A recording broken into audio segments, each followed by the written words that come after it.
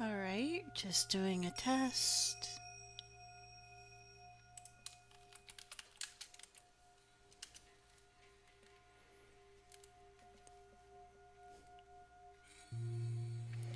Testing, testing, if I can be heard. Okay.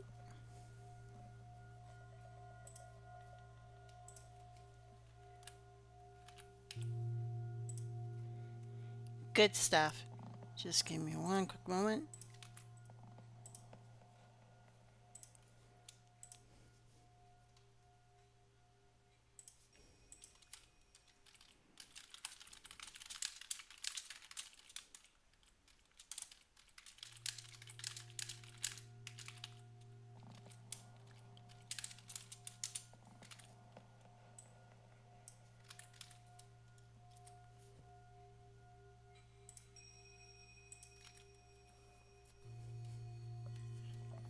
Alrighty.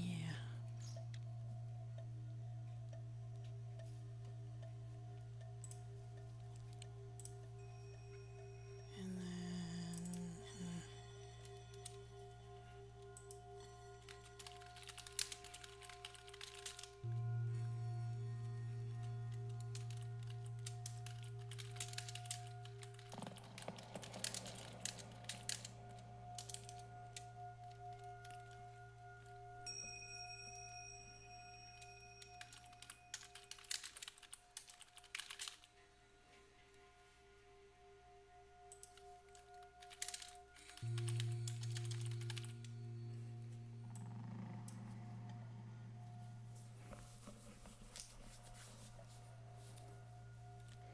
okay, we have done our advertisement. We are now fully live. Now we're just going to see how many are going to be joining us tonight. Let's find out here. I have to open this up. And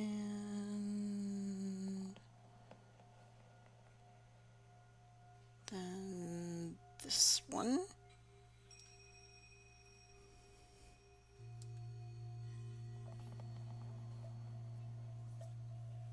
Okay. That should be right. And let's get a few people in here.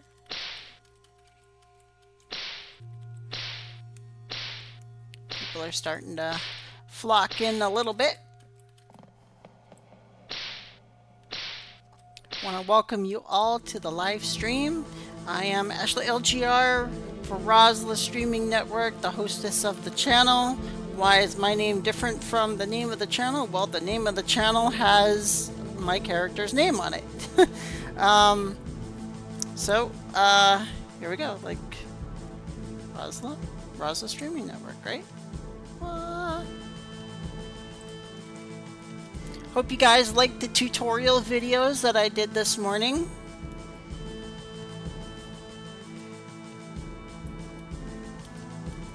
Now I know like one of the videos is unnecessarily long, I guess you could say.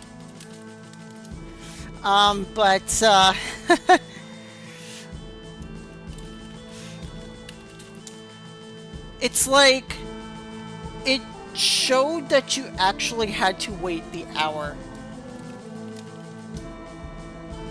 Because look, if I'm doing a tutorial, I gotta do it right?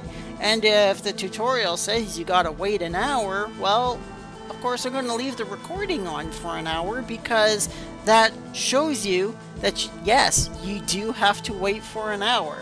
So, like if I were to just push the pause button and just continue as it is, you might get the wrong idea and think that you don't have to wait, and then you might botch the quest up, and then I'll get requests but from people in whispers like, this didn't work because you only waited for 30 seconds. It's like, no.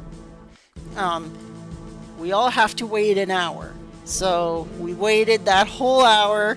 I went and got a coffee. I went and checked my mailbox. I did a bunch of things while waiting, and then we got back and we finished the quest together. That's just how I roll with my tutorials. It's like, look, if it says you gotta wait, then we're all waiting together.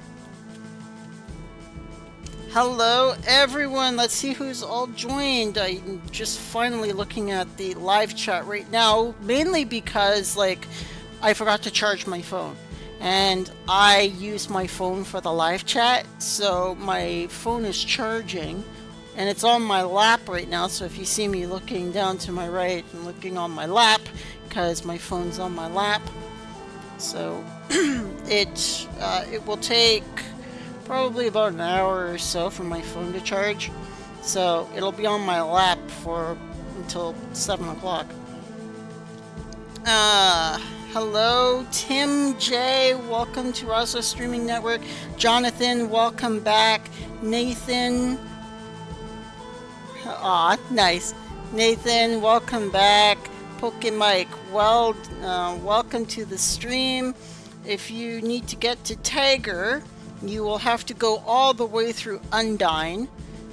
So go from Suomi to Undyne, and then you have to walk all the way around Undyne, leave Undyne out the main side, take the boat to Abel, then take the boat again from Abel to Ruxession, then take the boat from Ruxession to Lurez, not Lurez Castle, but Lurez, and then from Lurez to Tager, and then you'll end up in Tager.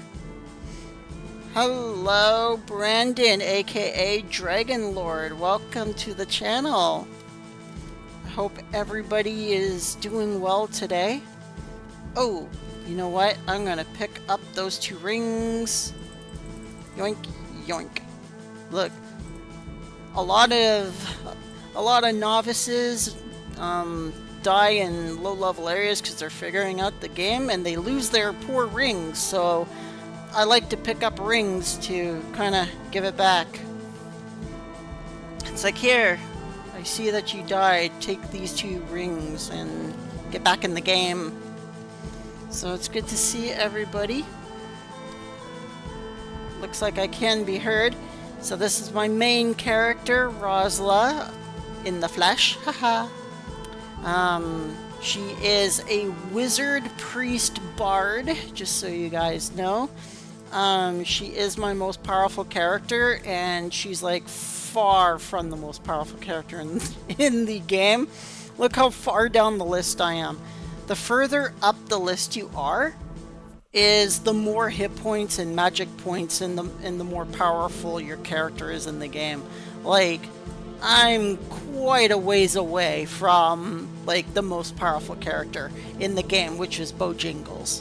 Bojingles is presently the most powerful character in the game right now because he's right at the top of the list, whereas we're like way the bloody hell down here. Like, I'm not even a factor on the map right now. So if you're wondering, like, how does this game position all these names? It positions them in terms of character power. So the name you see at the top isn't because of title, it's because they are just the most powerful character in the game.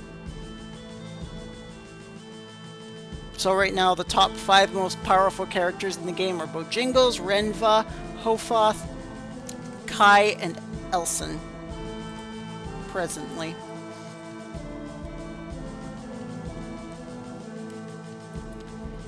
So, I hope everybody is doing good today. The more you know, right? I always teach you guys some cool new stuff in every live stream. I do my best to keep my information fresh.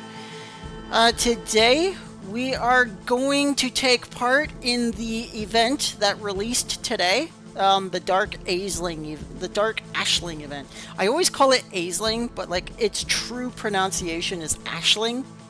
So,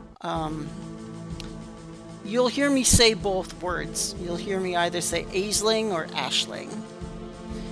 So we are going to do the Law Quest. So the Law Quest, aka the Dark Aisling Quest, things like that. That's right. Most vitality. Yep, that's right. That's right, Mooming. Nice to have everybody on the stream again. Look at you guys. We have 19 people watching now. Congratulations. Oh, there's Aisha.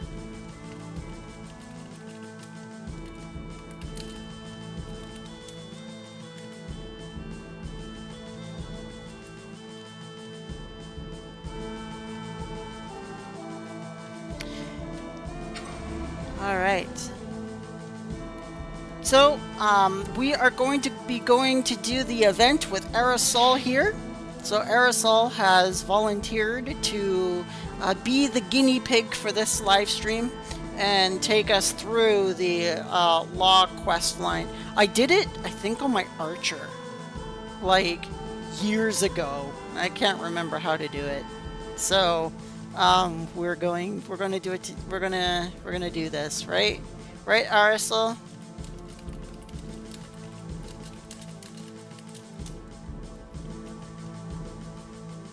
So we're just gonna message her and be like, hey, let's go. Hopefully she's not AFK. It's like, hopefully she didn't forget. Ah, you didn't forget. You didn't forget. Let's go.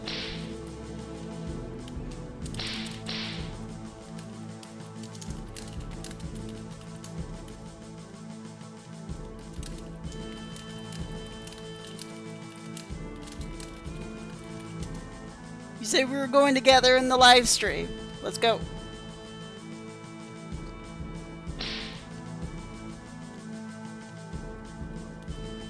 Just gotta get her off her butt. We gotta be like, come on, gotta go. Let's do it. Do it.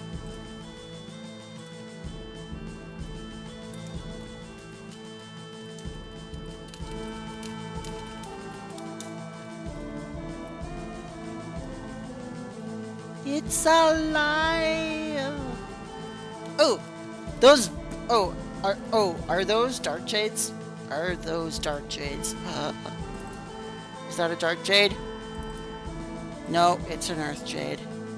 Is that a dark jade? Nah, it's an earth jade. Last but not least, oh, it's a fire jade. Boo!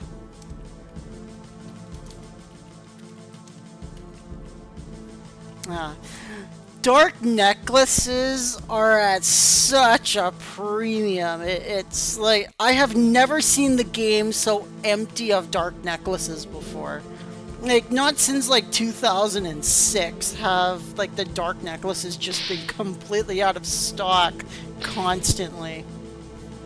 I don't even have one on Rosyla anymore. I have the earth necklace, which is not very good.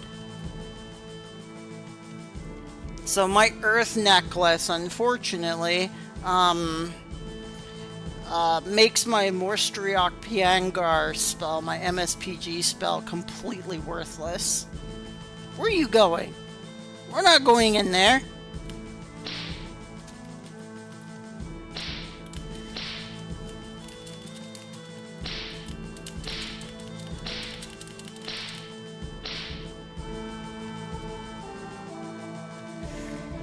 Alrighty, so ready when you are ready to go. You placed 30 dark necklaces on the ground and they poofed in like 30 minutes. I believe it. Like, I have to go dark necklace hunting because I promised I promised our live stream chat a goodie bag for this weekend. So that's hello Jam, welcome back to the stream. So I promised a little goodie bag for all my viewers for tomorrow. What was that? Press A? What? Huh? What? What's up? What about A?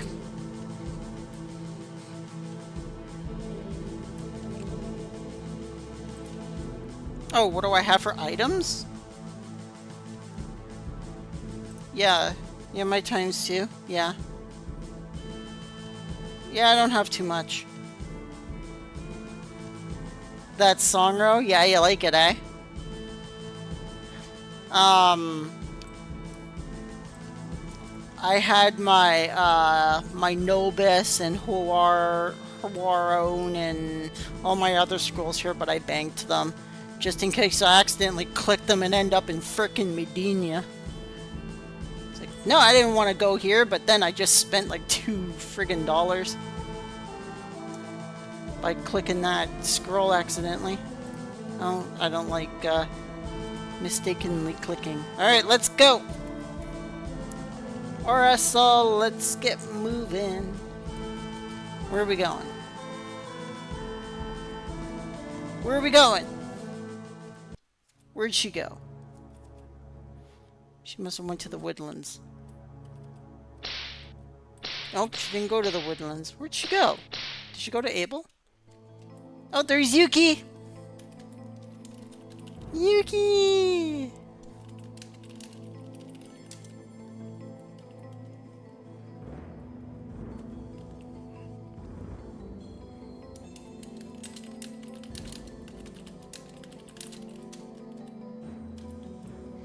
Yuki made a cameo after all. She said she was going to. She said to me first thing when I logged in this morning, she says, I'm going to make a cameo in your live stream. And look at that. Sure enough, I just pop into Abel and there she is. She's like total full photobomb in here.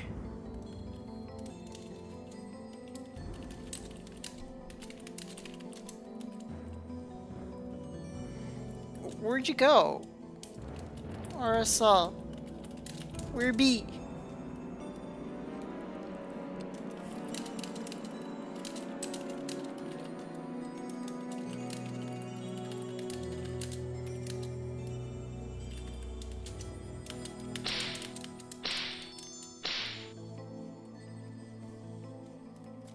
Oh, she's in the grass fields. How'd she get there from that entrance? How'd that happen?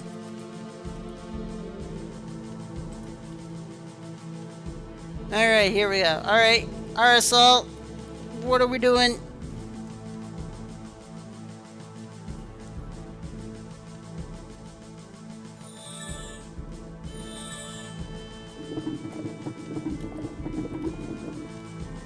Why are you leaving?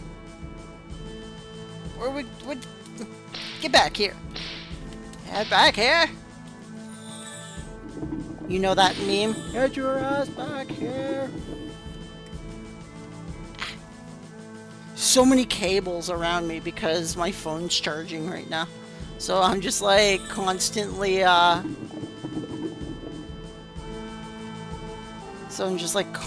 just entangled here.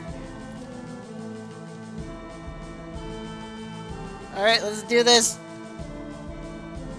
You're about to enter a hostile area. Do you wish to proceed? Yes, let's go.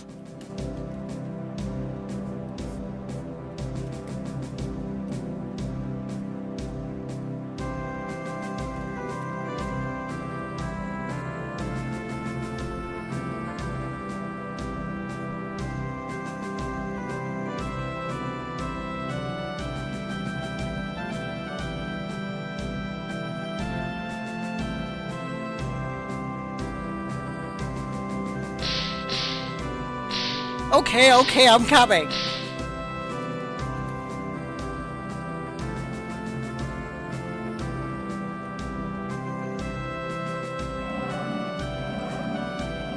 It's jam-packed in there, is it?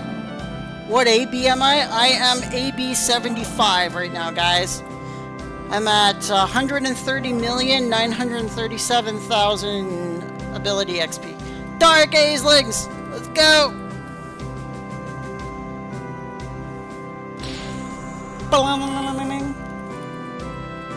Get wrecked.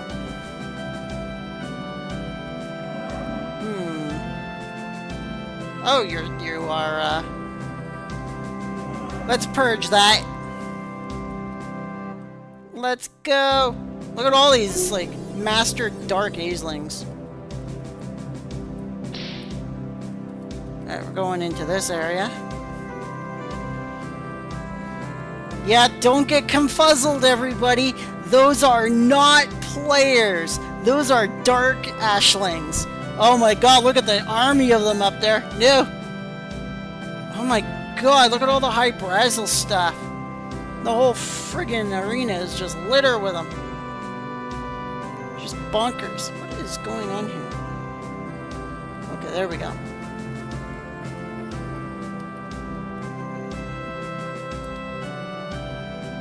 Yes, I was doing the whole salute parade walk thing going here.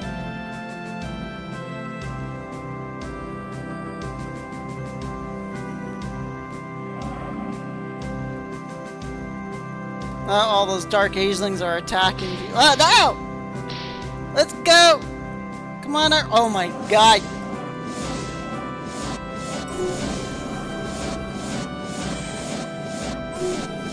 Who are they attacking? Where is he? Where is he? Port when you're ready. Where are we porting to? I think we're already in the room.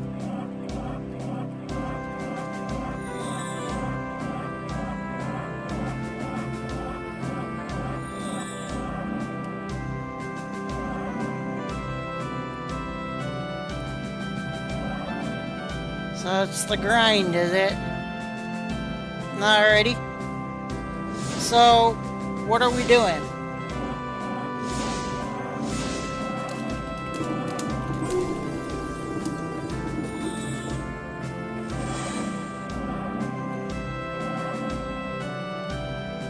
So he spawns every 15 minutes. Alrighty. So I guess we're waiting. Oh, this is a chance to get a Lumen necklace. Yeah, I got one on my Archer during the last time we did this event. It was like 4 years ago, though.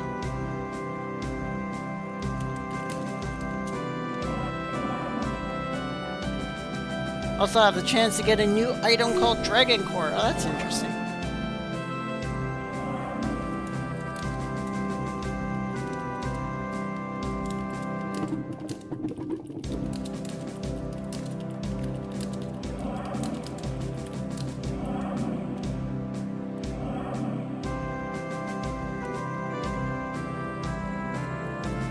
Yep. Let's see. Let's take a look. Who's all here? Look at all these guys.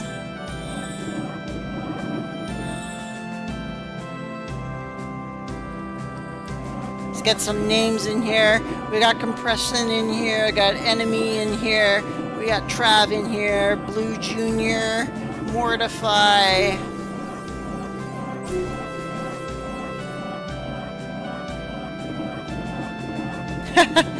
I like that name. Hilarious. Hilarious. That's great. Well done. Definitely a win in my book. There's Kai from Frostballs.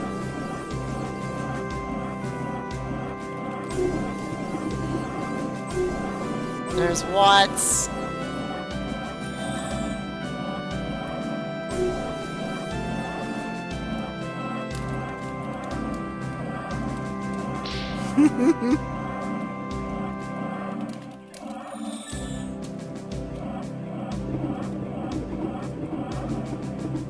That's all great. Alright. Here they come! Destroy them all! Oh, they killed them all before I could hit them.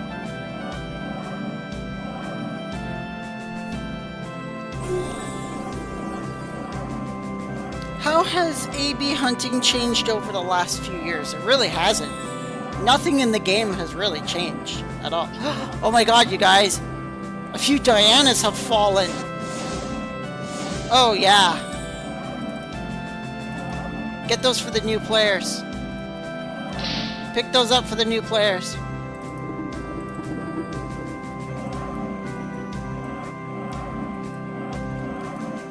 Hit the fuzz! Yuki, let's kill Dang.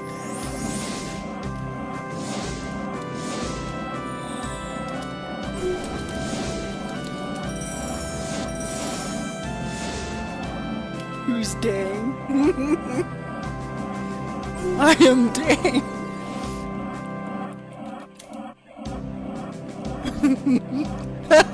I am the definition of Dang. That's great. He logs in as Dang. That's great. Let's kill shit. Alright, Yuki. Let's do it. Oh no! Okay, we got Yo, Yuki filter skipping. That's great. But yeah,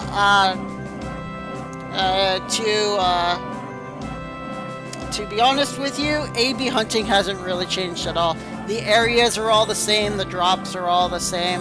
The only thing that's changed is the experience has increased a little bit. So it's a little bit more easier to get AB experience. Just the same as it's just as easy. Get wrecked!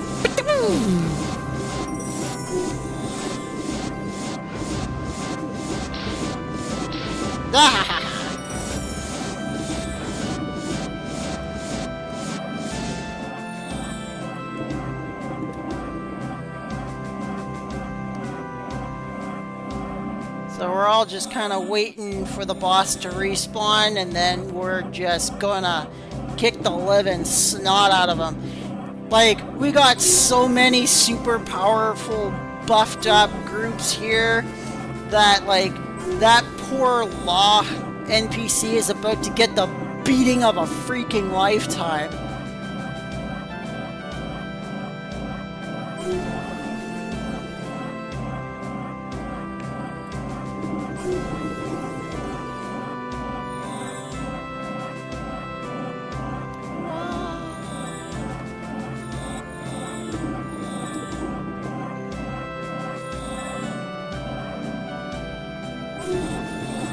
Each boss spawn is around 35 minutes. Well, you know, we got time. Whenever he appears, we are going to go full throttle.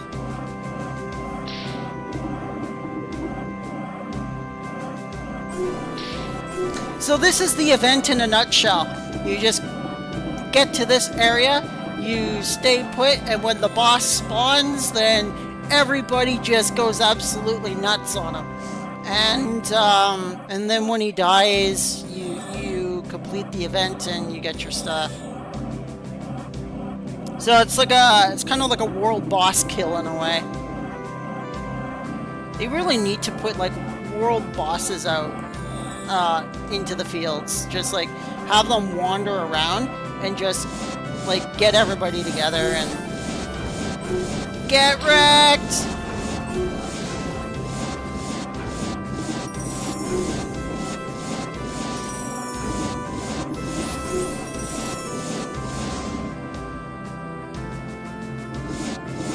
Woo! We've been teleported!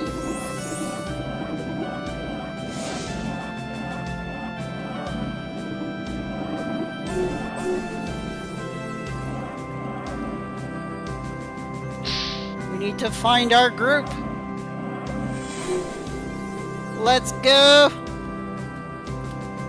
Ah! So many layers!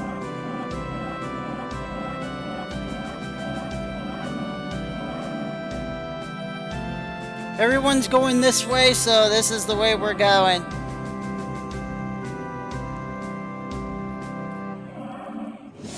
No! Never! We will be here to film your fail.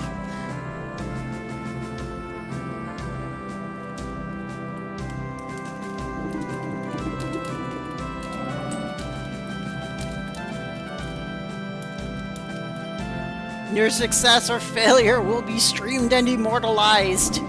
We will destroy them all. Or die trying. Get moving. Charge!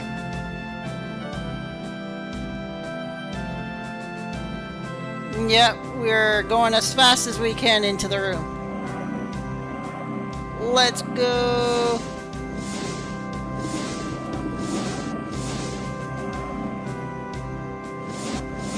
Pew pew! Oof! Come on, let's go! Get moving!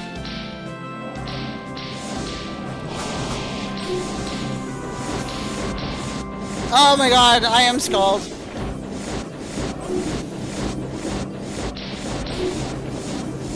Let's go! Let's go! Let go! Get through there! We gotta go! Woo! We were dying! I better heal myself. Oh, we're not fuzzed right now. We need to fuzz ourselves. I have no idea what happened to Rosyla. She just like disappeared and I haven't found her yet. Oh, there she is!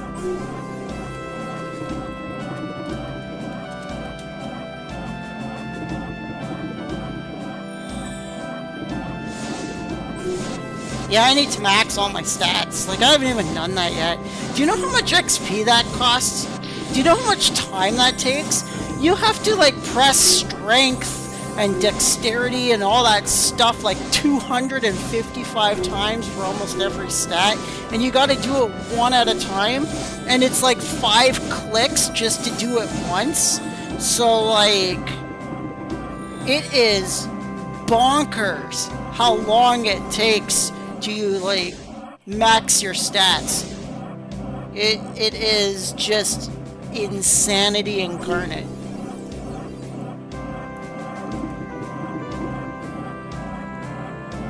Yeah, exactly, right? So, like, you go to the... So, when you're maxing your stats, right, guys? You go to the Temple of Choosing, and you click Master Stats.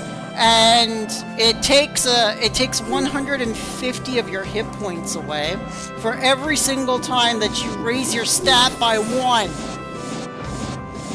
So what you need to do is you need to go to the death area. Like, you need to throw in the succubus hair. You gotta go meet Shanladir in the death temple.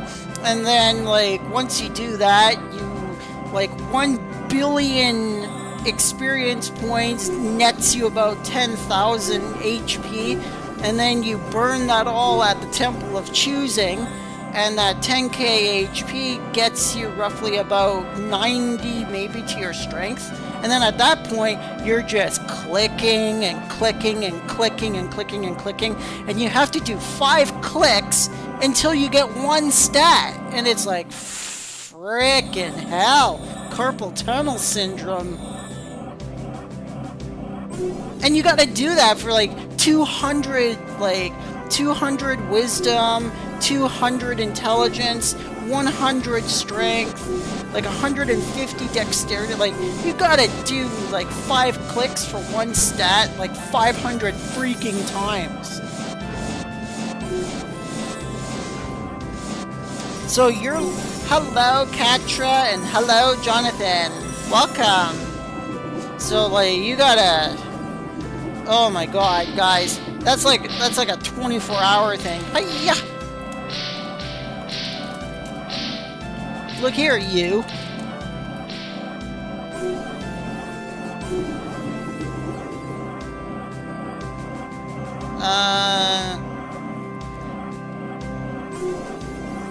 It's so difficult to see which one's a Dark Aisling and which one is like a player, because not everyone has a player name. Only the ones that are in your guild have player tags on top of them. Everyone else is just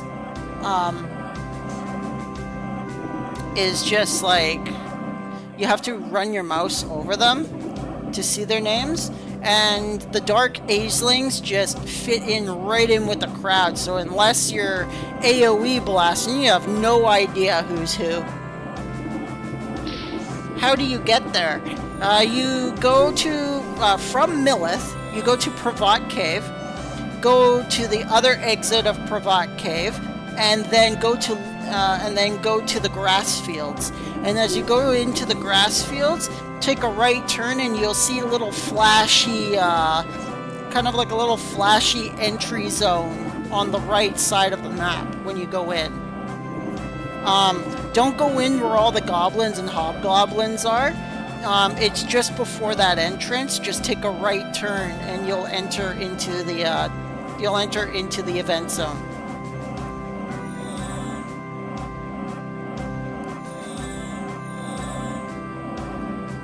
Yeah, that's the beauty about being a bard.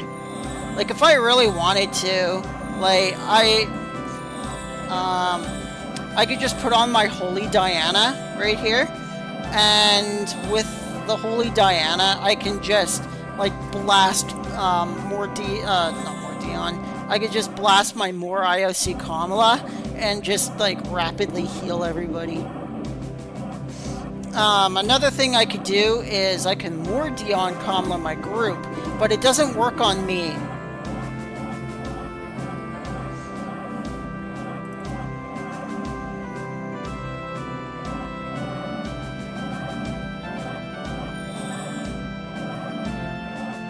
And it doesn't work all the time, even though it's like at maximum. Like, it says I casted it, but like, it's not working in here. Maybe it doesn't work in the event. Maybe that's the reason why. Ah! Die, everybody! Hell yeah, look at that.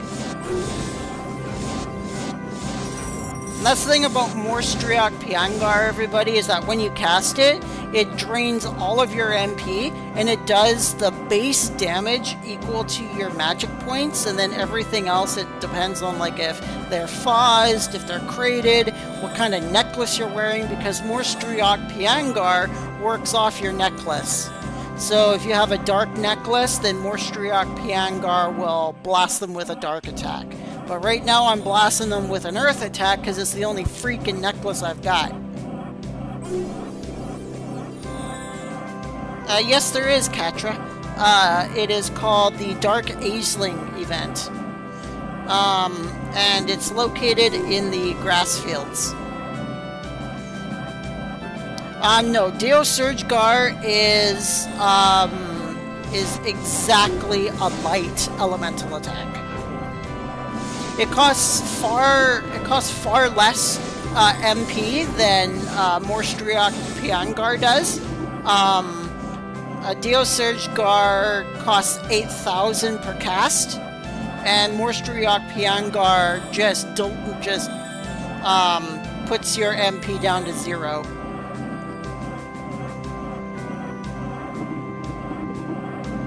Yeah, exactly. Like, light AoE damage. It can miss. It's not foolproof.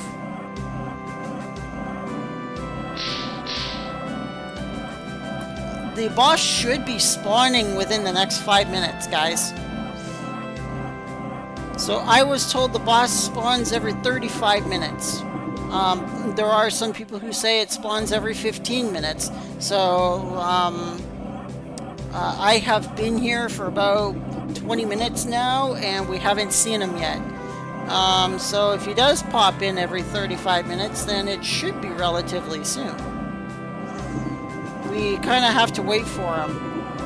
And then once he arrives, then we're we're probably gonna get really pelted here. I only have 2 red potions left. So, like, if we, like, die multiple times, I'm not gonna be able to, I'm not gonna be able to res too many people. I only have 2 more left.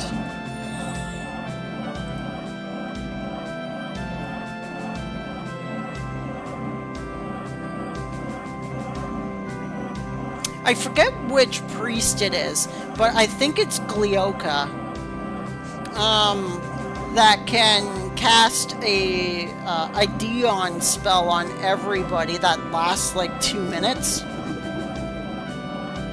I can't remember if that's Glioka or if that's another god. I think it's Glioka though.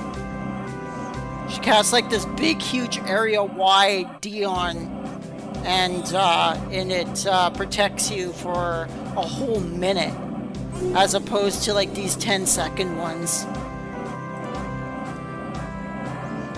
Yeah, I know, right? Frickin' Glioka. It's like heresy incarnate, because I serve Gramail, the Lord of Law. See? Gramail Priest. Hell yeah. I'm apparently a legendary Ashling as well, guys. I am old. Not as old as some people, though. Like, I became an Ashling in Deok 158, so my character's only 60 years old. Look here, you.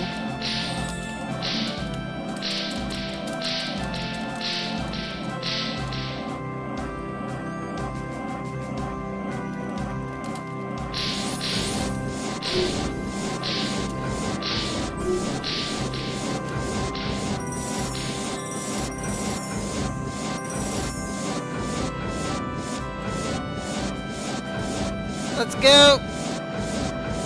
Oh. Where is he? Where are they? Oh, they're all dead. It's so hard for me to target them because, like, it's very difficult to distinguish them from a lot of others. Because, like, a lot of others are wearing, like, their actual master gear and everything, and they're not wearing their, like, their custom gear. So if they're not wearing their custom gear, they look exactly like the friggin' Dark Ashlings do. Oh, I joined the game originally in 2000, but like I don't have any of those characters left. They did a name purge back in 2012 or something. And, like, my original count just got wiped right out. So, all my oldies but goldies are completely gone now. The earliest one that I've got, I think, is Deok 118 now. Yeah. Yeah, they did like a server-wide name purge, I think, back in 2012. And when they did that, they wiped out a lot of the originals.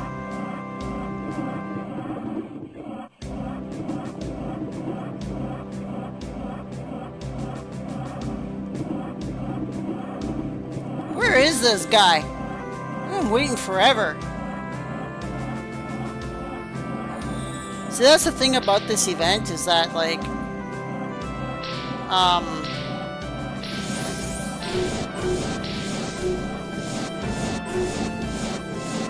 go get him!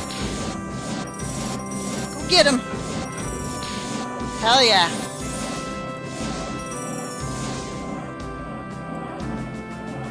Okay, they're all dead.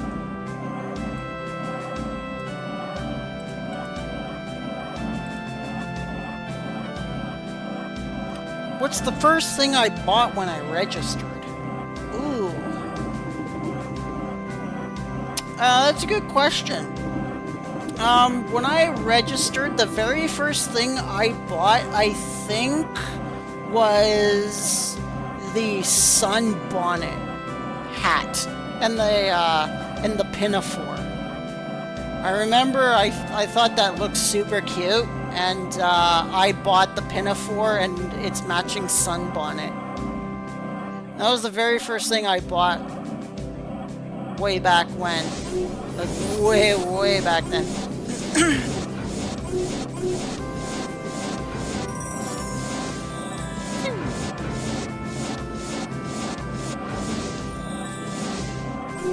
I should probably stick to curing. My spells are not gonna reach these guys just yet.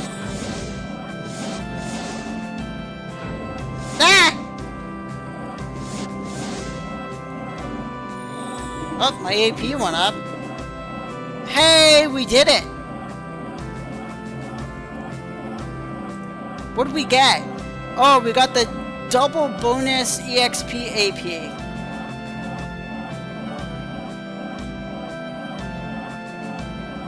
So we received 2 double bonus EXP-AP. We received, that looks like 5 million experience, and we received 100,000 AP.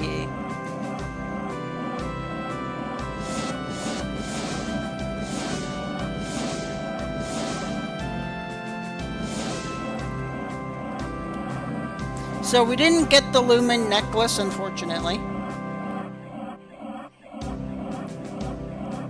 Aw, thank you. That's so sweet of you. Thank you very much. Though, I do wish we, got the Lumen necklace, but we did not. That's too bad. There's an emerald ring on the ground, though. Yoink, I'll take that. That's 2 emerald rings now. Huh? Where are you?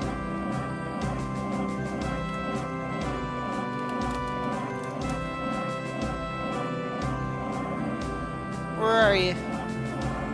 Where's here?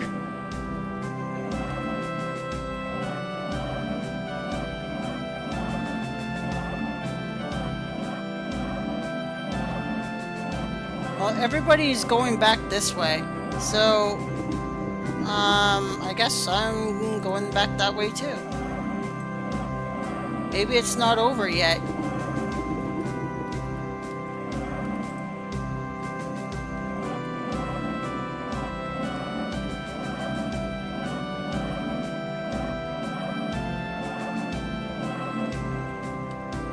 Look at all this junk.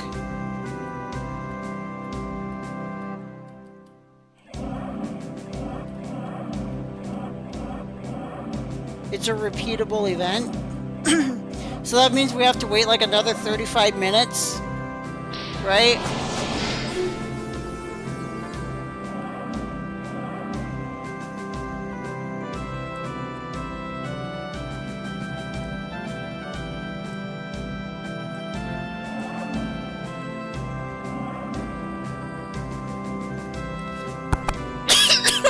$15 minutes? That can't be right. Because, like, I, like, popped in here at, like, 6... I don't know. Maybe. Maybe it's 15. Yeah. I guess so.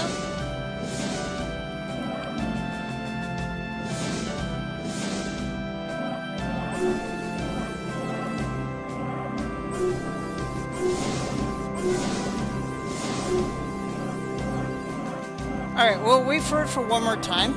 Because I don't want to, like, just stand here waiting during a live stream every single freaking time, you know?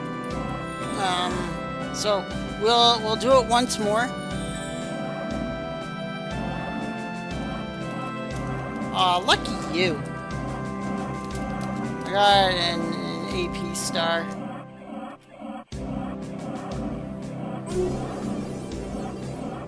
I've got 17 Lumen necklaces.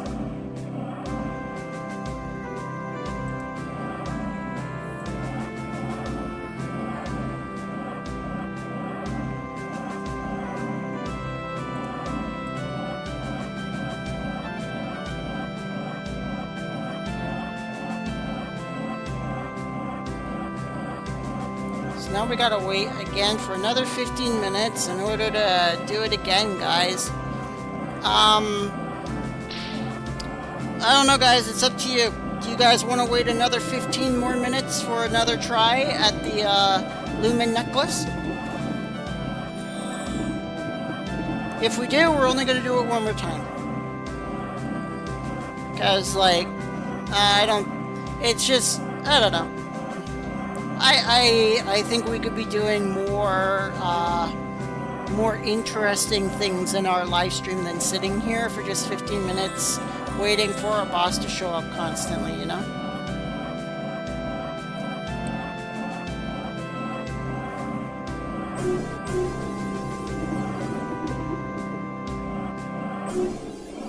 So, what do you guys think? Do we go one more time, or do we,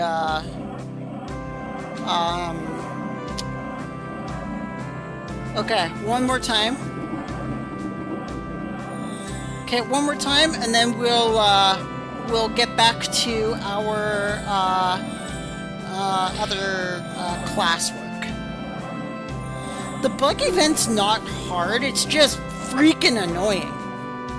Like, you have to catch it, you have to collect it, and you have to make sure that your net swings at the right time, because those damn things are fast.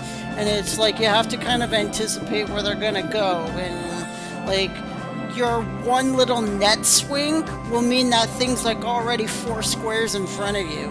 So like it's just, oh my god.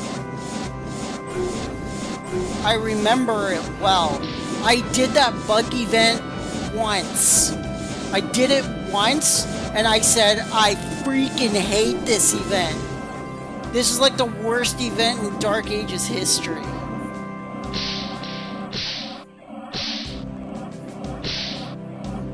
And I did it. Like, I did it. And it took, like, I didn't have it, I didn't have the channel back then. Like, this was like back in like 2015 when I did not have the channel yet.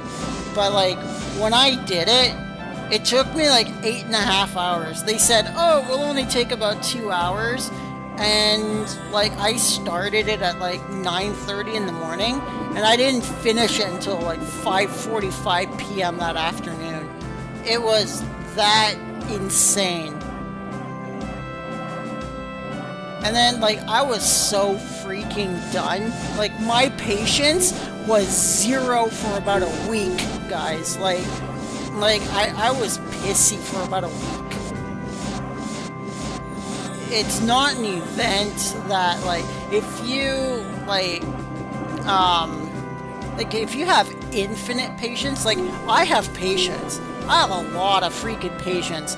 But, like, after 5 hours of constantly slowly trying to catch a bug, and it's constantly, like, just running away from you, it is the most monotonous frickin' event you can ever imagine. Yeah, exactly.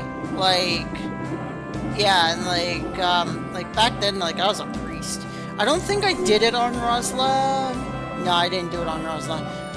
I think I did it on Sasami.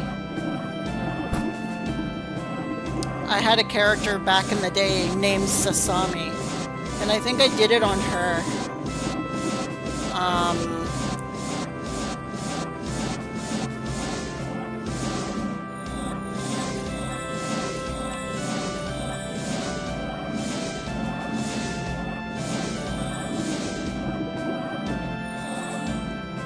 Someone, yeah, the Dark Ashlings, Katra.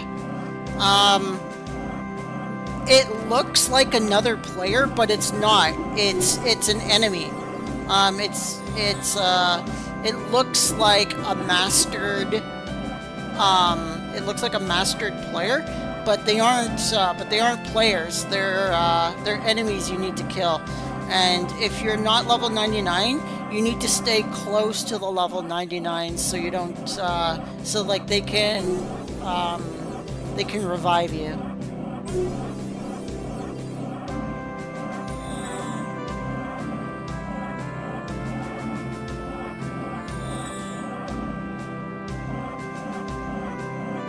I haven't seen it, but like, my favorite Netflix video right now, like my favorite Netflix show is is Pirate Kingdom. I really loved that kind of docu-series. And also the one about Nobunaga in Japan. I forget what it's called. I think it's called like something Blood or something like that. But like those two docu-series were just epic. They were really, really, really good. I binge watched both of them.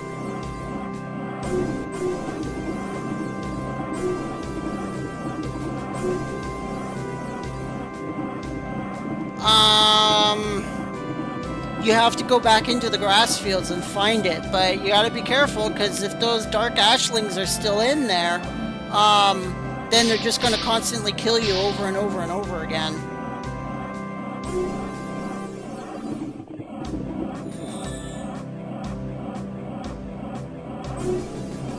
I don't like that newer Castlevania animated series that they've made. I forget what it's called, but I do love like the one that they originally made with Belmont and Death and Sypha. I thought that series was incredibly well done. But then its follow-up series, I really disliked it. I thought its animation quality was garbage. I thought the story was bad, and it just wasn't for me. And for some reason, Netflix only has season 1 of the Pokemon series, and it like stops like just before the Oh. I got banished.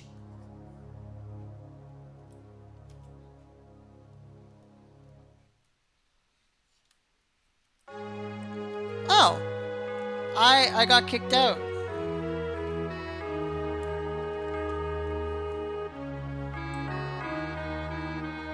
Watts banishes you from Millith for 8 Tamaran days. I have no idea. But I am not able to get into Millith now. You've been banished from Millith by Watts.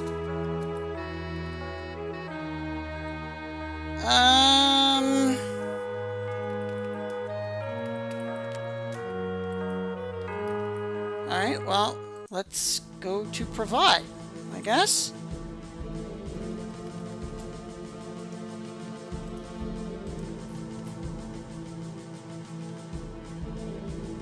Huh.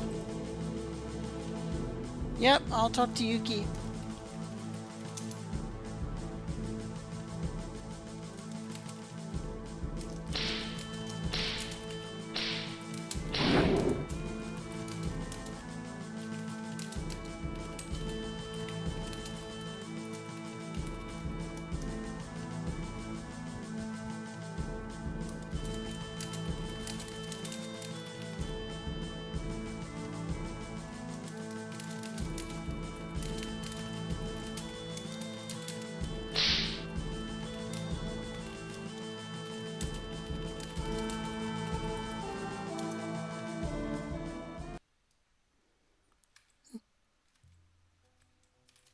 Yuki unbanished me, everybody.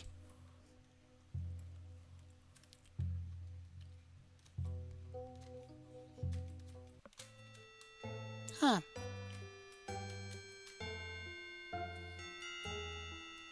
I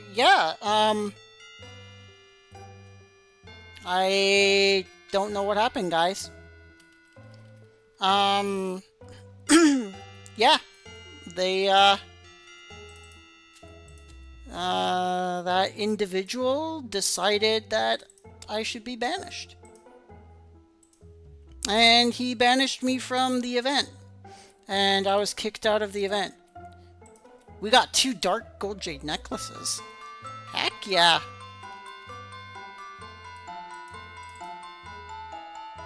What one's this one?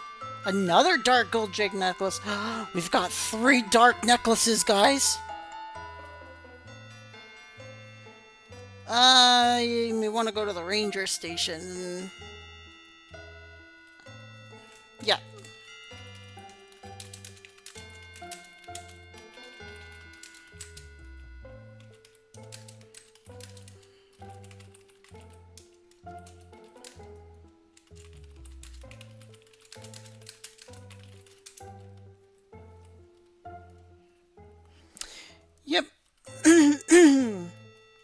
But yep, it did say, yeah,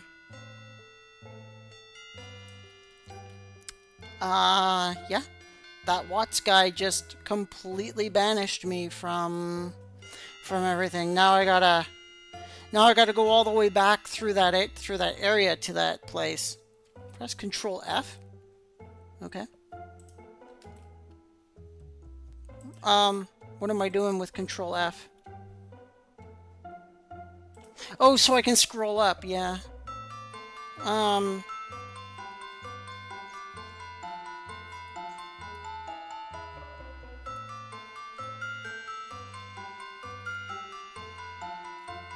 Yeah, it doesn't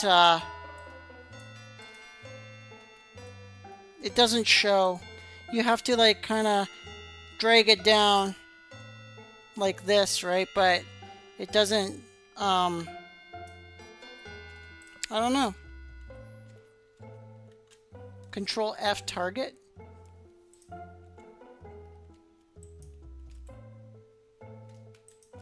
No, it's not doing anything.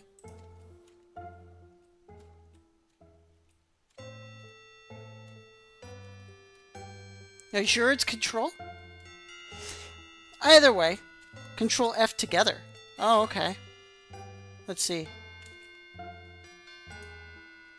Hopefully I'm not pressing anything that's going to cause my stream to just go. Shift F. There we go. Yeah, there we go. I was wondering there. I was like, I don't think it's that one. Yeah, Watts banishes you from Millith for 8 Tamarin days. So this Watts guy just decided, you know what, Rosyla? Get fucked. And he booted me all the way out of the gate. And then Yuki saved me.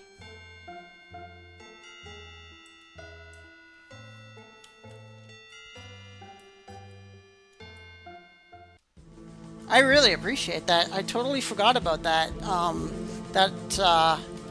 that option. So yeah, if you click Shift F on the message screen, it will show the system messages.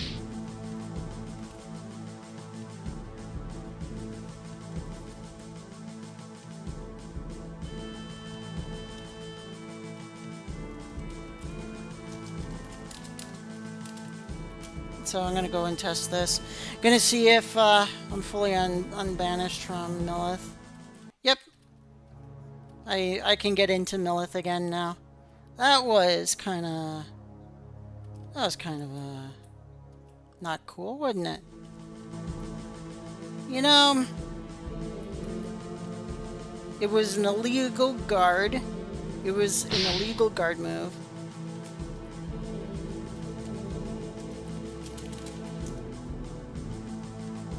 So yeah.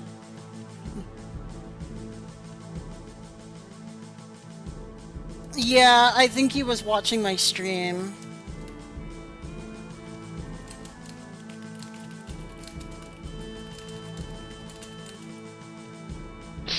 Yeah, either he was watching my stream and just did it, or he just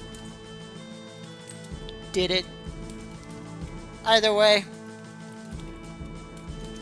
You undid it, so thank you very much.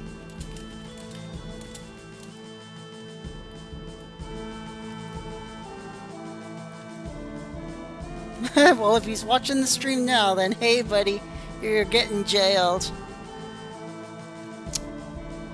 That's that Millith guard is in trouble, guys. That Watts character. Yuki's going after you.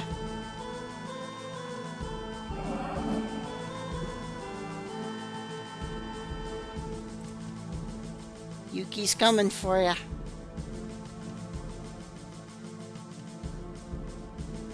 Yeah, I know, right? Gotta mess with the streamers. Unfortunately, Yuki's a little unhappy about that. Me, it was just kind of funny. I've never been like streamer kind of booted from something before. That like usually happens to like streamers that have like 500,000 subscribers and stuff like that. So I don't know.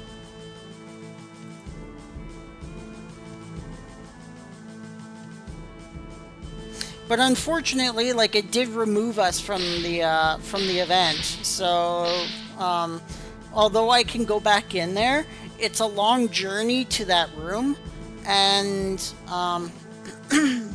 yeah. So Ophianis just said you're not allowed to banish someone for no reason. So yeah, unfortunately, it's it happened. So kind of ruined our event stream, but nonetheless.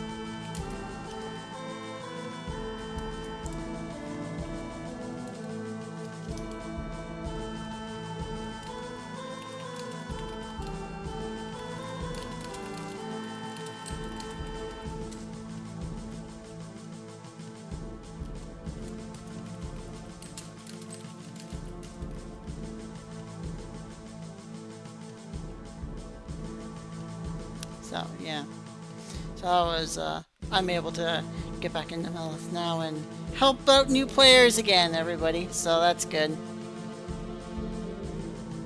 I don't know. Whatever happened just kind of happened. So now we're gonna have to think about what we're gonna do next. Let's see.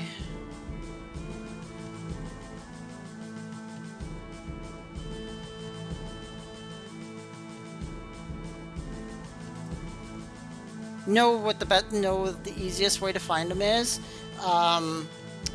If you like click on friends and like put him in the friend list, he'll appear in green when he logs in.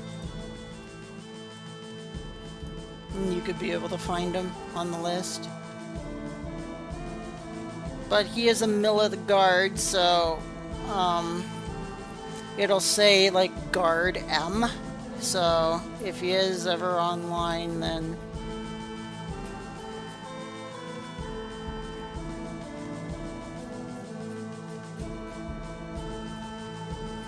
yeah, it happens, guys. It's yeah,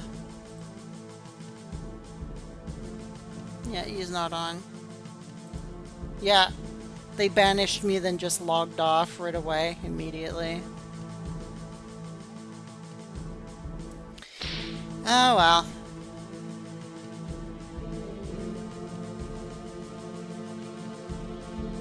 Alright, so let's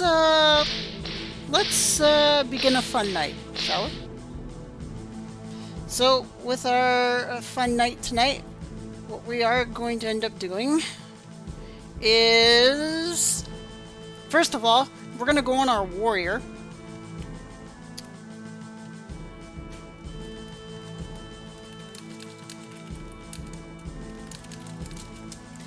So we're gonna go on my warrior. This is the warrior that just did the tutorials earlier today.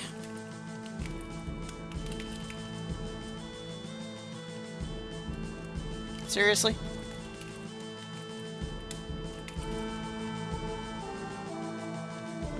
That's what I thought. That's what I thought. Alright. So as you can see, because I did the two tutorials,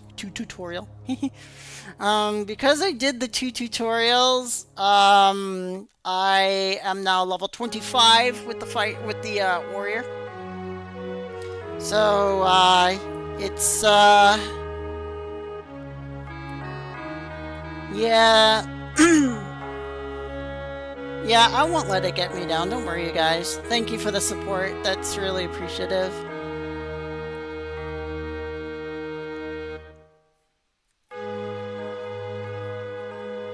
If you found an ability and experience gift, then it's to gain experience and ability points, yeah.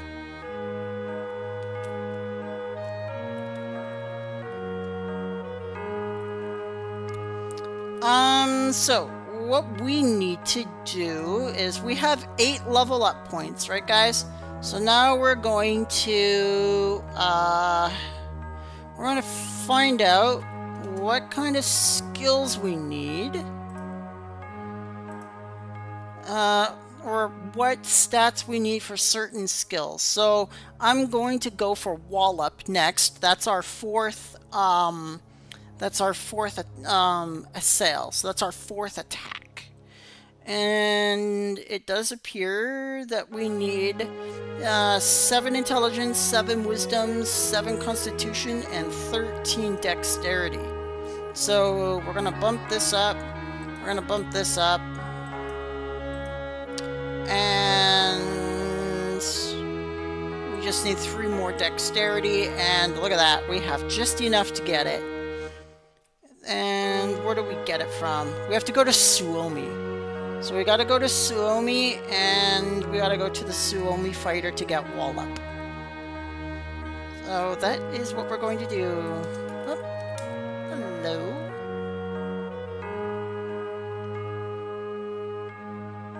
So this is Savara. What's your insight? 25. I am off to get a warrior skill.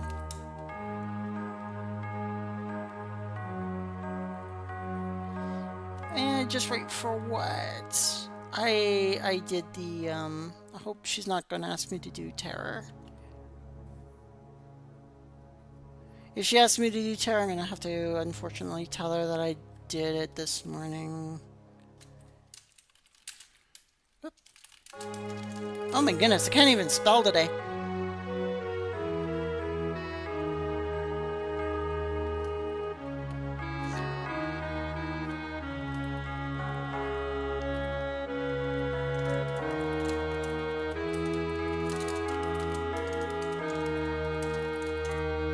Before I do that, Sanja is trying to get our attention, so we're going to ask her if she needs any assistance.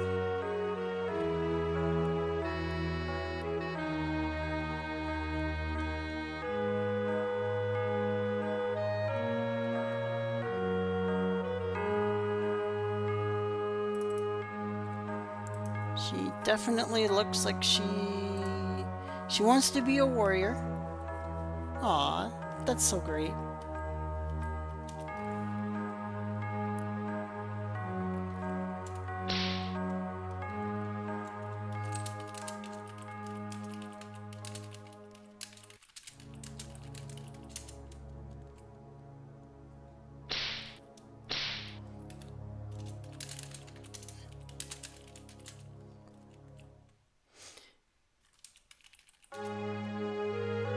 You got this, apricots?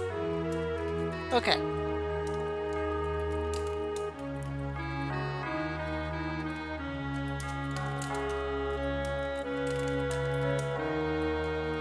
Alright, so I'm gonna do it, you guys. We're gonna help this individual. So we're gonna help this brand new player become a warrior. Isn't this fun? So everything that I taught you guys over the few days, I'm going to teach her a couple of things. And then we're going to go and get our Wallop.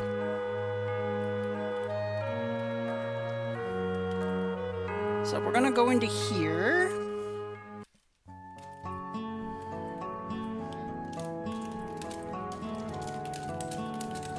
Click the girl in pink, and you're going to click class reception. I think it's class reception.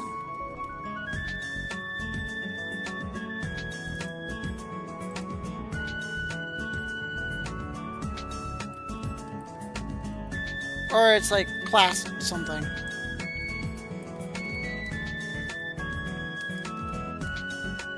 It's class something. I forget what it is. It's been a couple of days.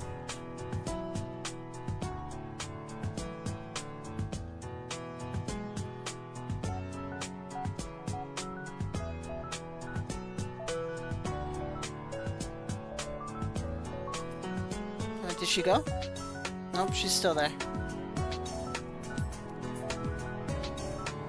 Is it like class dedication or something?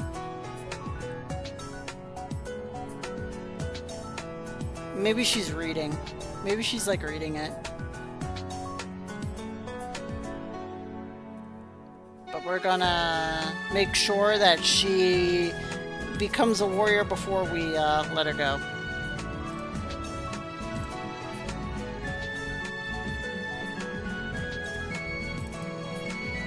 She's got her rings at least, so that's a good sign.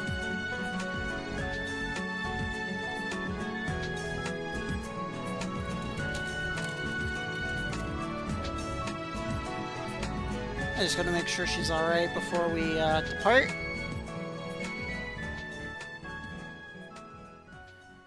And she's not responding now. I guess she's busy reading. But yeah, she's just gotta go there and make sure she gets warrior. I don't know. Maybe she AFK'd. But, okay. I don't know. She wasn't responding. So maybe she DC'd or maybe she was reading the text.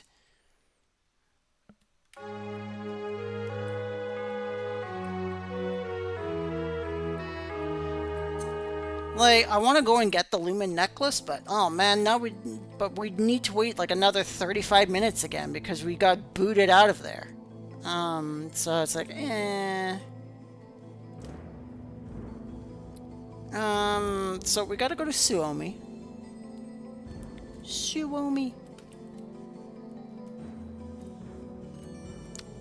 I need to find a bank first. Let's go to the Able Bank. We're closest to the Able Bank, so in order to get wall up, not only did we need the stats that I said we needed, but we also need the Stilla and the Battle Sword. So I bought a Stilla early this. What do you mean you can't return it to me? What do you mean it's too heavy? Well, deposit the hatchet and withdraw the Battle Sword. It's still too heavy? Like, I don't even have anything. Alright, let's deposit the small emerald ring. Let's deposit the other one. And let's see if that works. Because now we have, like... Okay. Just barely enough weight to, like, hold these two damn swords.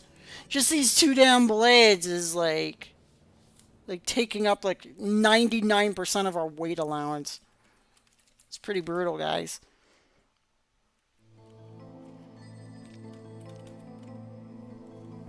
Yeah, there's a lot of there's a lot of really good items in that event, but like because we're live streaming, I just don't want to like sit in there all event long and that's all you guys see tonight, you know.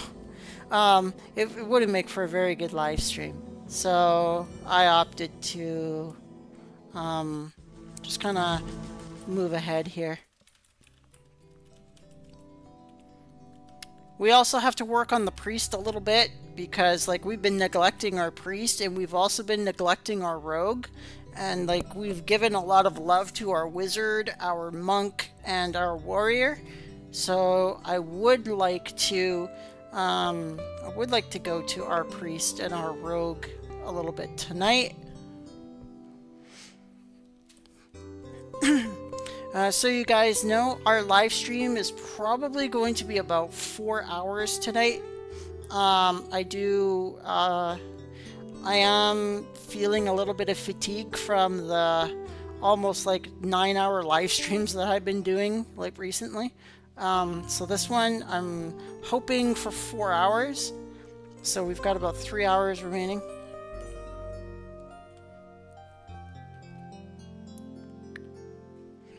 So for that event, all you're doing is following the masters over to the final area, and then you just kind of stand there and let the masters kill the boss when he spawns, and then once the boss spawns and is killed, then you get experience and you get an item.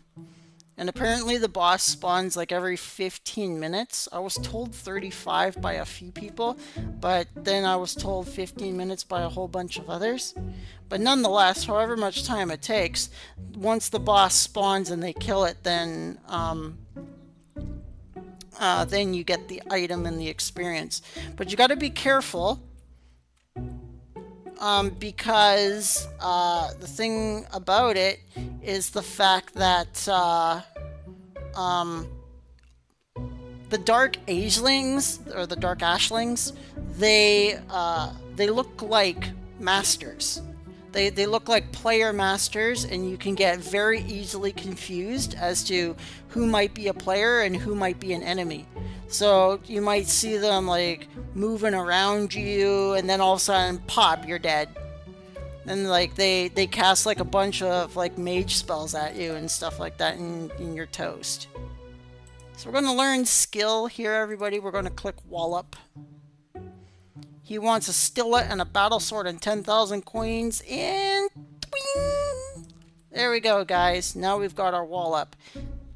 So now we've got our assail at level 100, we've got our assault at level 100, we've got our clobber at level 100, and now we're just beginning Wallop. And what's this one again? Ooh, that one's not till way later. Strength 70, Constitution 18, Dexterity 25. Yep, that's like level 70-ish. And Crasher, 50 Strength, 28 Constitution, and 20 Dexterity. So that's going to be around level 65, 70 as well. So we're not coming back here for a little while.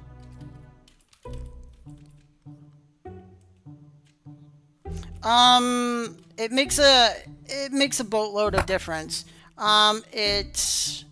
It means that your skills are less likely to miss your target. And when they actually hit your target, they do base damage plus, I think, level. I don't know the exact mathematics behind the leveling of the attacks and how much extra damage it does. But once they're at maximum, none of the attacks will miss.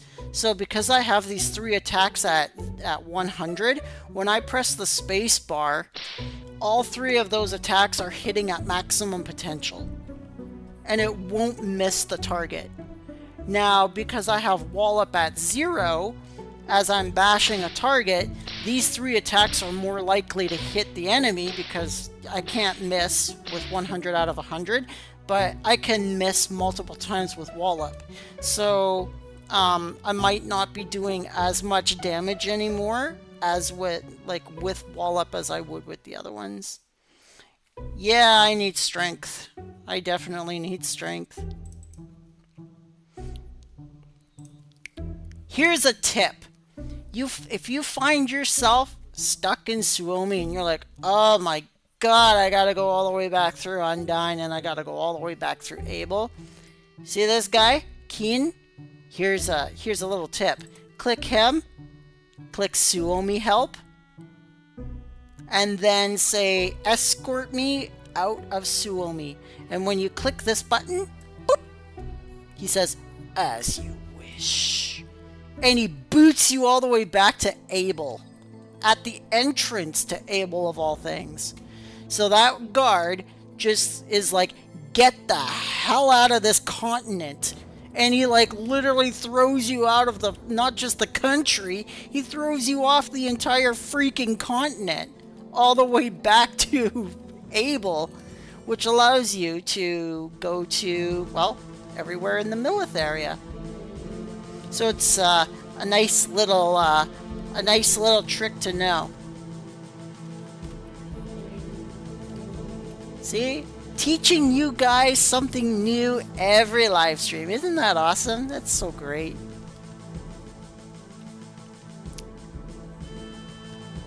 So, yeah. These little tips and tricks. Little tidbits. I call them tidbits. Not to be confused with a Timbit. If you're Canadian, you'll know what a Timbit is. But if you don't, it's like a little ball of a donut.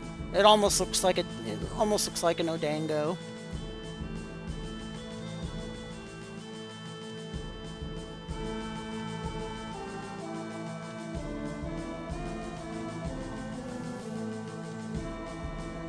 But it's actually like an actual donut. They're very good. If you ever come to Canada, I do recommend the birthday cake ones. The birthday cake ones are like pretty damn good. Here's another tip for you guys. This is mainly for those with like magic. Some of these green leaves here, it looks like, well, it's got like a leaf stem and it's got like a bunch of green leaves on it, but it almost looks kind of like a millipede in a way, so it's got like little tiny leaves all along the outside, and I forget what it's called, but it drops in the East Woods in the last area where all the goblins and hobgoblins and the mushrooms are. And if you kill them and pick one up and you eat one of them, it restores 2,500 of your magic points. I think it's 2,500.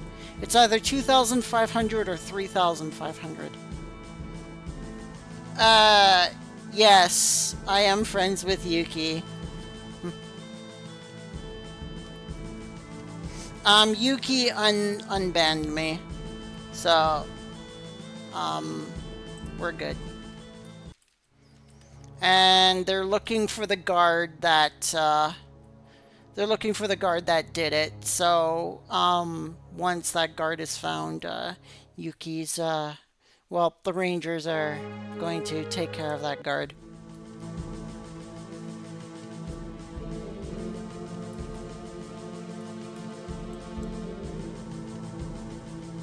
Oh yeah, like I've known Yuki for quite a while, honestly. Like in terms of like personally, I've known her for a few weeks, but like in terms of like the fact that she's a ranger, I've known for many, many years that Yuki and Vivina and Ishikawa were rangers. Ishikawa was a ranger at like in like 2006. Like when I was like in the game for 5 to 6 years, Ishikawa was already a ranger. Like she was one of the primary rangers along with like Ukyo and I forget who the other one was. So this is like the ranger station right here.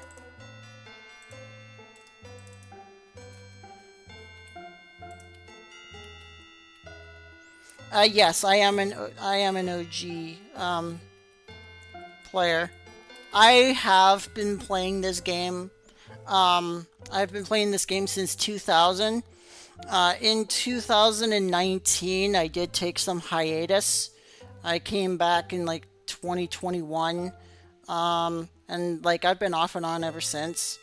Like this character is a tutorial character, so like I just built it not too long ago. But yeah.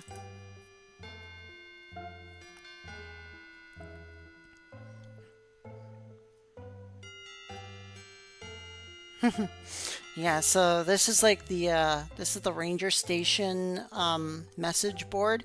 This is like when they jail somebody and when they like warn somebody, they will post their information up here on this board for everyone to see, so everyone can see their shame.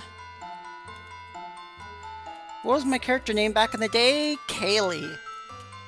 Kaylee was my very, very first character. She was a priest, and she became a wizard. So her name was spelled Kaeli,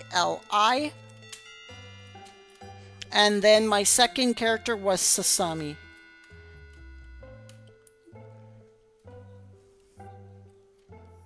No, Kaeli. I was trained and I was taught the game by a priestess by the name of Kimeth. Kimeth. Yeah, Kimeth was the one who taught me how to play this game. She was a Glioka priestess of all things. And she taught me all the ins and outs of the game. And I've been part of the game ever since. Even when like Ragnarok Online became popular, I was still a fan favorite for Dark Ages.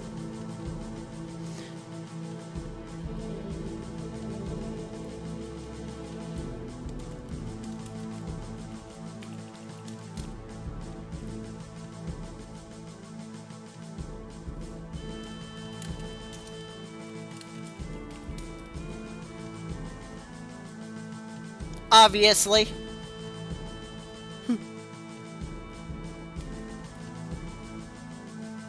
One of my mini ults.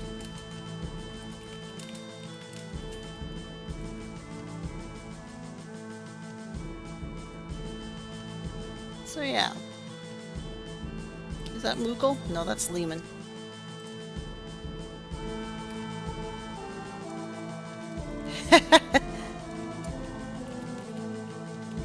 Niceness.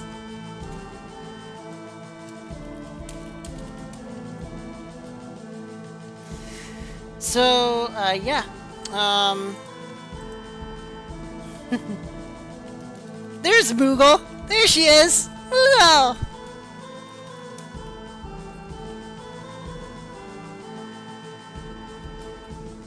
There she is.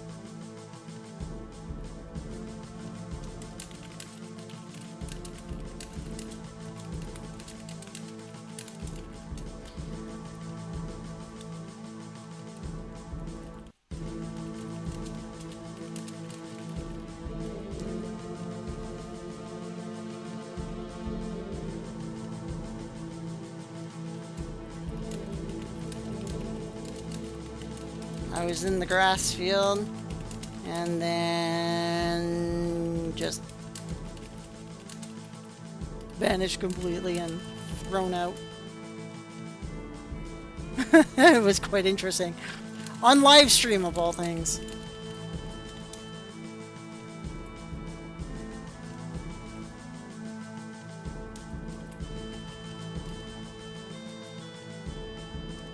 Yep. So when you got banned, how did that make you feel? And how did Yuki unban you so fast? I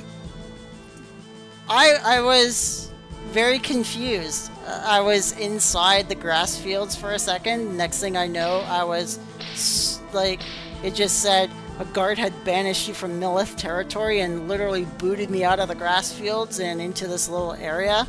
And I messaged up Yuki. I like pulled the thing down here, and it said Watts was the one who banished me, and now the Rangers are looking for that guard.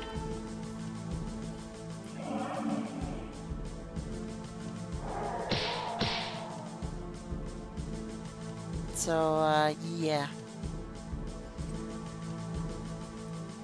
So the guy just logged in, he banished me, then like logged out like right away. It was within like 5 seconds almost.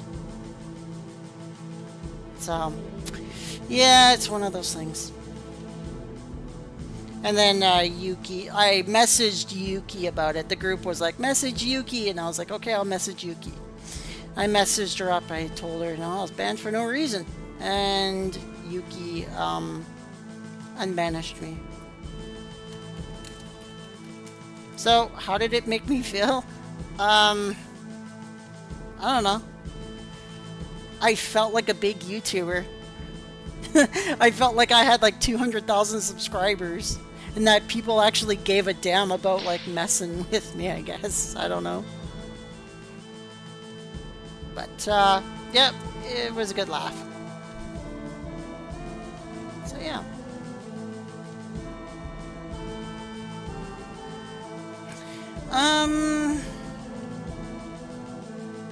So now that we've got the skill,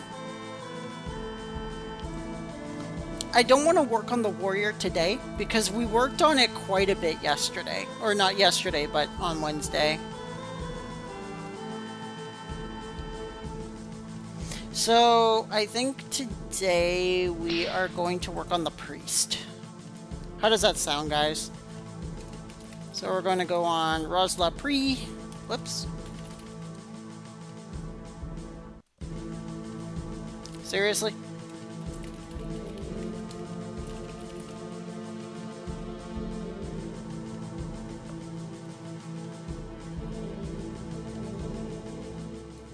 There we go.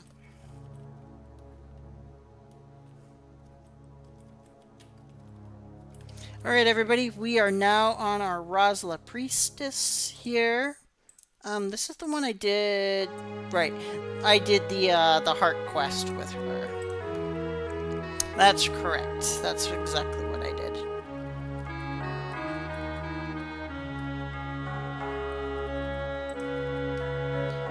So, now that, like, we're at level 12, and we've got Bead Crate, we can now begin to,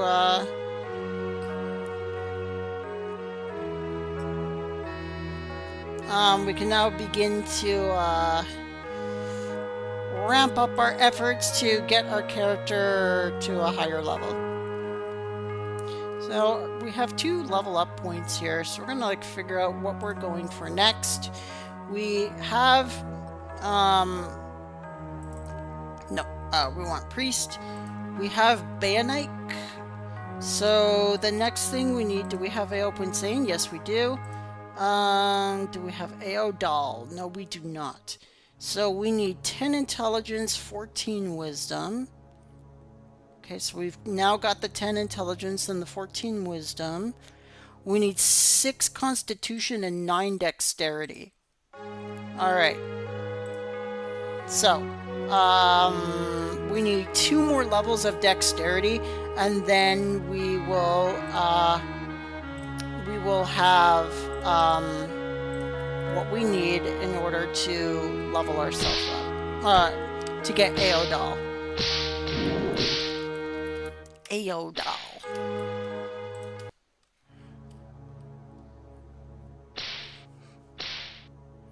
Let's see if we can find ourselves a low-level hunter of sorts.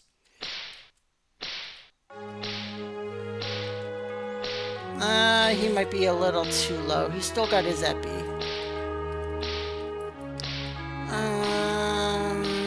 He looks like he might be in his level 20s.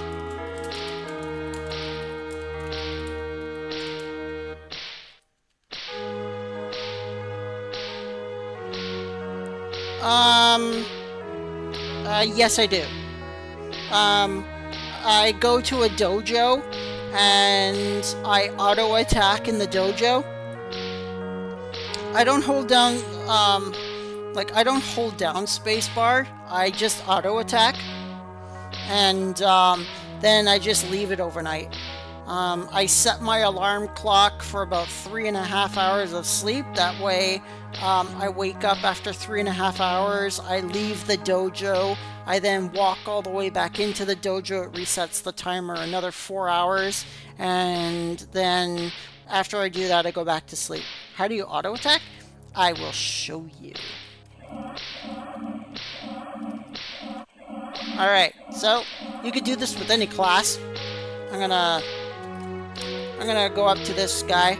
Alright, so there's a pet underneath this tree right here. You can see with the red square.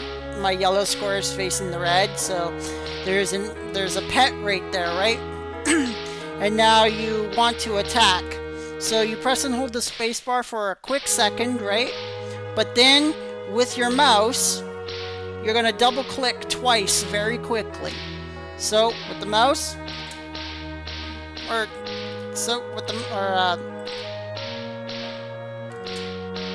and there you go. And now you see, no hands. It takes a couple of tries, so I'll teach you again.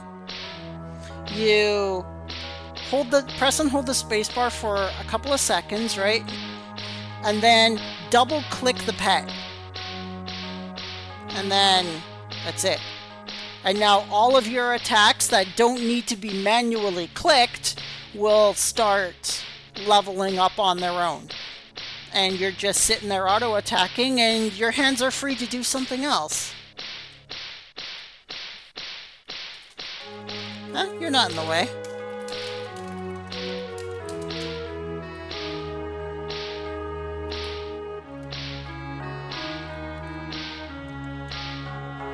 Yeah, get back in your spot. You're cool. The dojo is in Mahadi Swamp. So, for example, we're going to leave East Woods here. We are going to go to Pravat Cave. And we're going to leave Pravat Cave. We're going to go to Mahadi Swamp. It's right here. So you're going to click this little square here. And you're going to talk to this guy, Neomope. And Neomope is going to take you into the training dojo. So enter the training dojo, say yes, I want to train, and he puts you into one of these rooms. Now there are 9 rooms in here, so if one room is full of people, then just switch to another training dojo and park yourself in front of an enemy, and you could bash away, or if you need to work on your magic, then just work on your magic in here. And you can just park your character in here and go to bed. So you stay in the dojo for a maximum of 4 hours. So what I end up doing is, once I go into the dojo, I set my alarm clock for 3.5 hours. And after 3.5 hours, I wake up because my alarm clock's waking me up, and then I leave the dojo. I would click the wizard here, and I would click leave dojo, and he takes you back to your. He takes you out of the dojo, and then you walk all the way back into the dojo. Say yes, I would like to train, and it resets the clock, and you can stay in there for another 4 hours. And again, to know how to auto-attack, press and hold the spacebar for a couple of seconds, double right-click on the enemy, or like the pet, or the training thing, the training dummy, whatever. See? So, once more, press and hold the spacebar, quickly double right-click. Now, it takes a couple of tries sometimes, but there you go, guys. So you press and hold the spacebar for a couple of seconds, double right quickly on the training dummy or the pet, and your auto attacks will start working at the same time. Correct. Like if you leave Nilith, just click Pravat Cave, walk down to the other path, and then Mahadi Swamp's right there. And that's how you do it. And interestingly enough, the dojo automatically increases your attack and your spell speed. Like in terms of the time it takes to level your attack. See, I was only in here for like a couple of minutes. My assail is already 1. So like it usually takes roughly about, what did it take my warrior? Like 10 minutes to level up a sail by 1. So like, it's very quick in the dojo. And then if you have skill quadruple times 4, then like, your assail and everything is going to level up like every 60 seconds.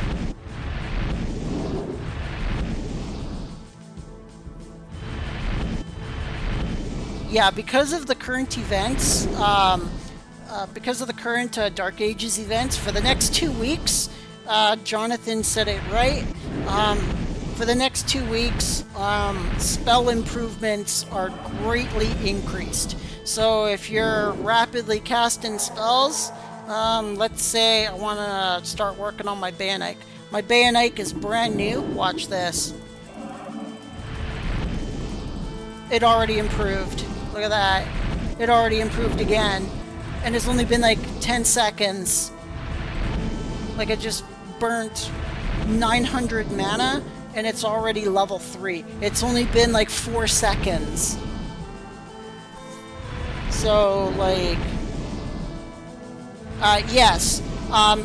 When you're bashing a training dummy or a pet, remove your necklace and remove your weapon. Because they'll start suffering durability damage. So that's another thing you should do. As anybody, a rogue, warrior, monk, remove your necklace and remove your weapon, if any.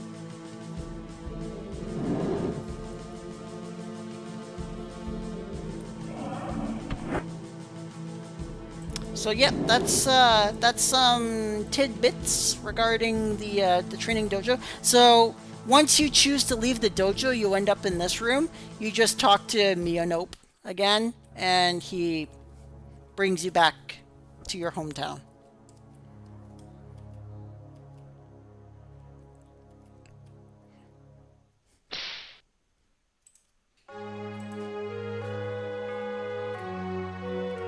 You're leveling a warrior, you want to become a monk. Also considering rogue. Any advice? I was only going to pick one. Also, does the dojo cost money? Yes, it does. We can go back to the dojo. I'll answer your second question first. We can go back to the dojo and, well, it used to cost money.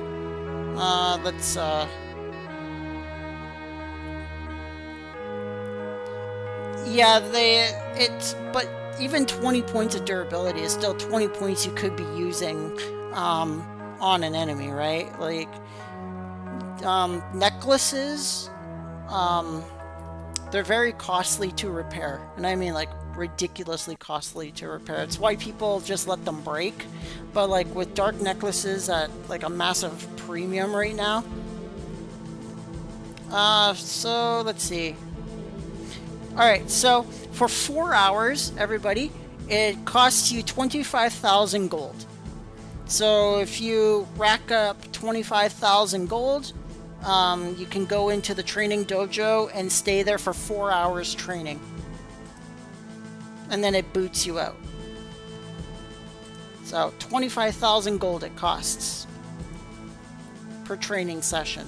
And to make money, you know, I taught you guys already how to make money in this game. You could just pick up like the spider eyes, the mantis eyes, the centipede glands, the viper glands, the bee stingers. Sell them all to the 2 wizards in Millith. Sell them to the potion maker, and also sell them to the main wizard that you get your wizard spells from. And like, you could just rack up a lot of money that way. So making money is very easy in this game. Or of course you could just, I don't know, ask for like 100k, and I'm pretty sure anybody will just give you 100k if they've been in the game a while. I give people around 500k all the time when I walk past them and just see them. It's like, here, this will get you started. I just hand out like 500k like it's candy. So yeah. So we're gonna see if we can find a, let's see if we can find someone our low level to go with us. If anybody else has any questions they would like to ask, don't hesitate. I will do my best to answer your questions inside the live chat.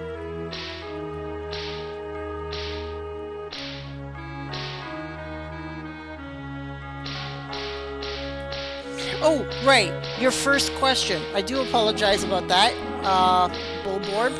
I just... Alright, so answer to your first question, I would highly recommend Well, it all depends on what you want your character to do, right? Rogues are ranged, mostly ranged classes. They don't go into melee much, but they do have melee like backstab and nightmare slash abilities. So like once you've like set down like a freeze trap or a paralyze or like a sleep trap or something, then you can go behind the enemy and you can like assassin strike and nightmare slash them for heavy damage.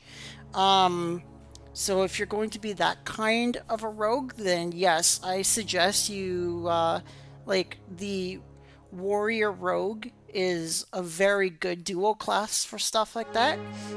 If you're going to be a ranged rogue, then there's really like no point of you having a bunch of melee abilities for a ranged rogue. And then of course, like if you really want to go full beat down, then of course go the warrior monk way, because then you'll get your 6th attack because you'll get your double punch, and that's your 6th assail. That's your 6th attack, and you're just a 6 attack beatdown monk, and it just gets ridiculous at that point. So if you're going PvP, then I would recommend going the rogue route. Rogue sniping in PvP is really, really good.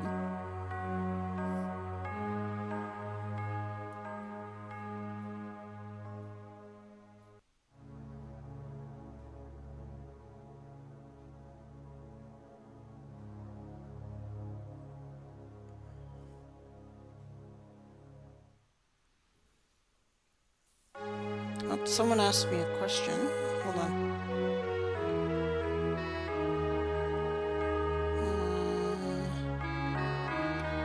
Just got to answer the question right quick.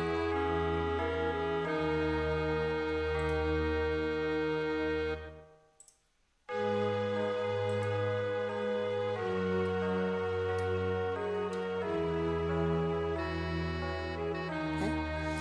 Someone on my channel just asked me like a question in one of my videos, so I'm to answer them.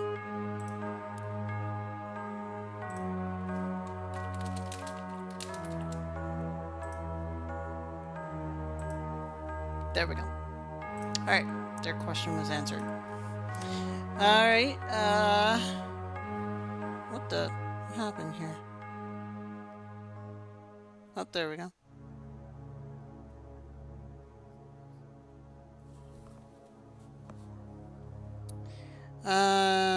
Do your stats reset when you subclass? Yes, they do. They all go back down to 3.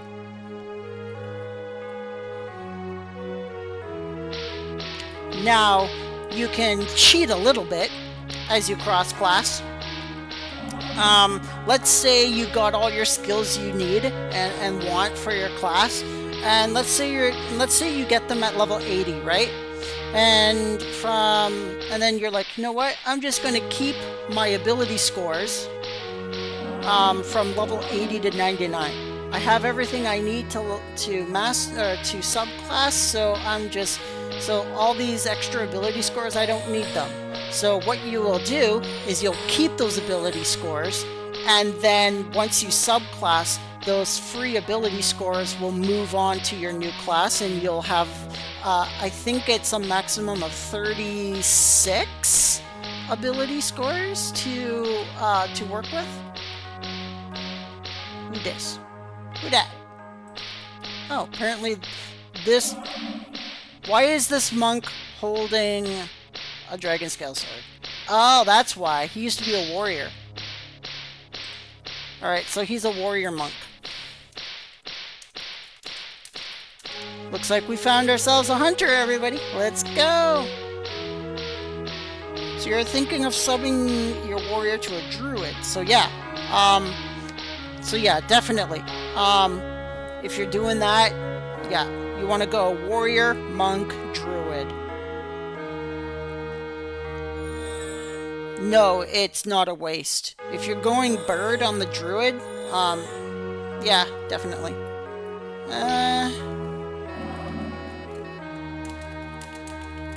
Probably, but we can try.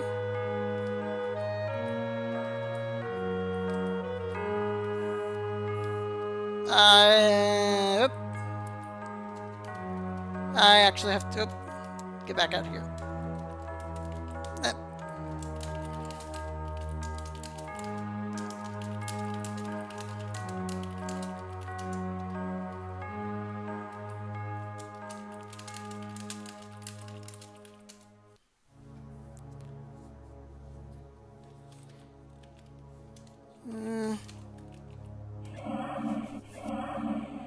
Yeah, about 71k.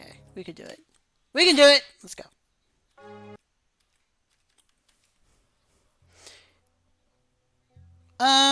So the difference... well, let's try.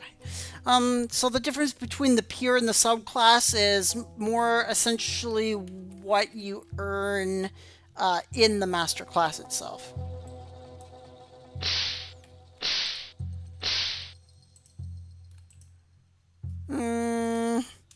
Yeah. Whoops. That's not what I wanted to do. Yeah, I'm only getting 924 by being with him in here. With a mantis. It would require quite a few kills.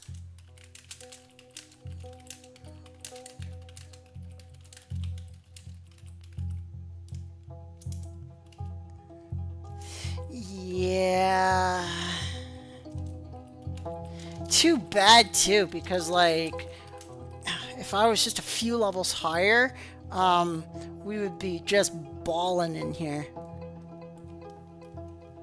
Too bad.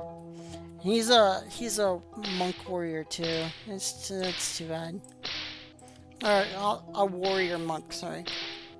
And that's the thing with the priest, right? You gotta find the right level, you gotta find the right group. You gotta find the right warrior who knows like how to put their stats in, and gotta find a monk who knows how to put their stats in and how you can be useful.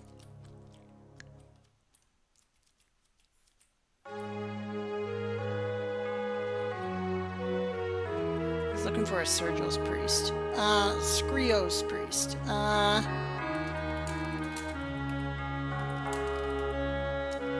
Is it Yuki or Vivina? Let me,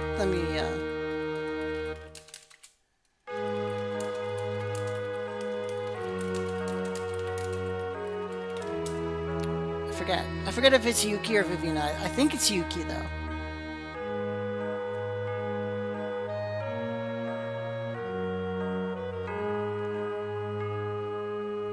Yeah, that's what I thought.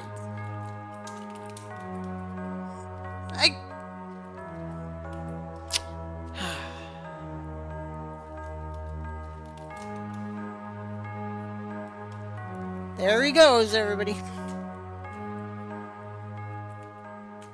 The Skrios items are a lot better durability than the others. So Skrios items will have like massively higher amounts of durability than the rest of the gear. It doesn't give you any stats or anything. It just makes the gear much harder to destroy.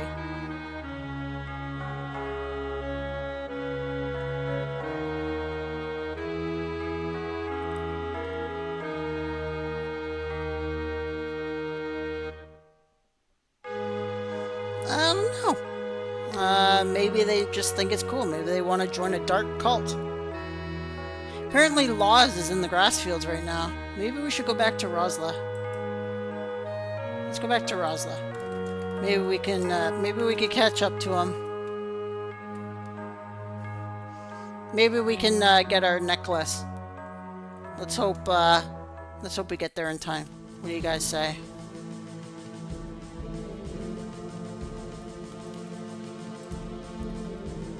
Nope, not Mahadi Swamp. We're going to the grass field. Let's go.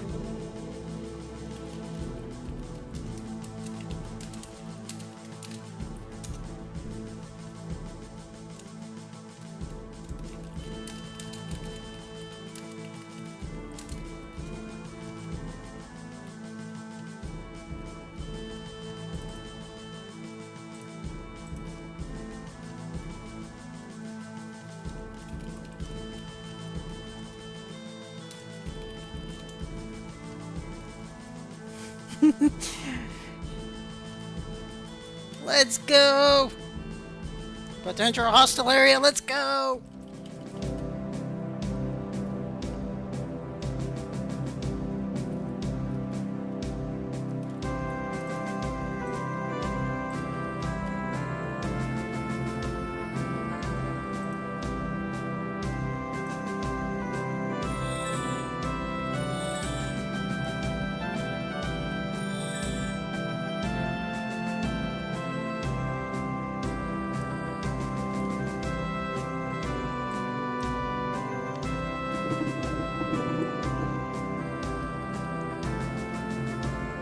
Oh my god!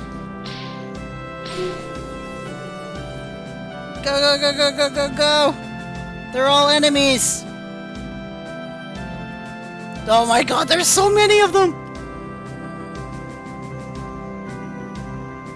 Oh my god! No!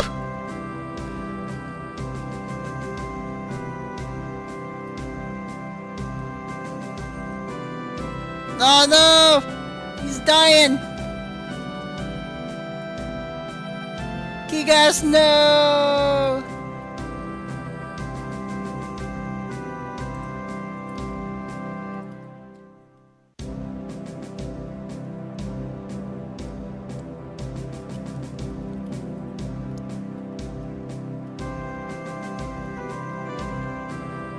Ah, they already killed him.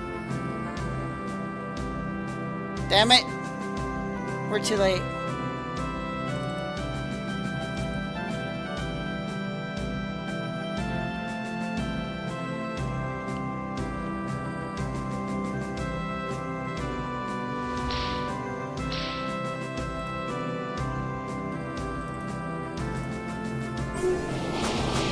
Go, go, go, go, go, go, go. Don't stop. Stopping is very, very, very bad.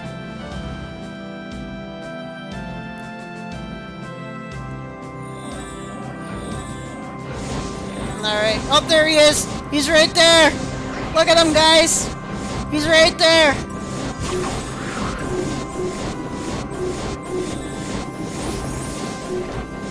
Get him!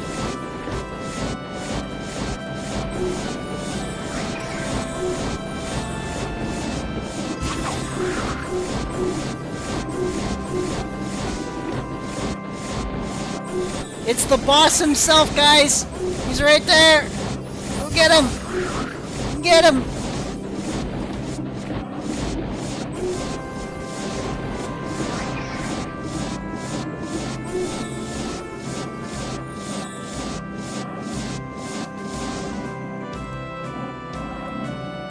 Ah! We got teleported! No!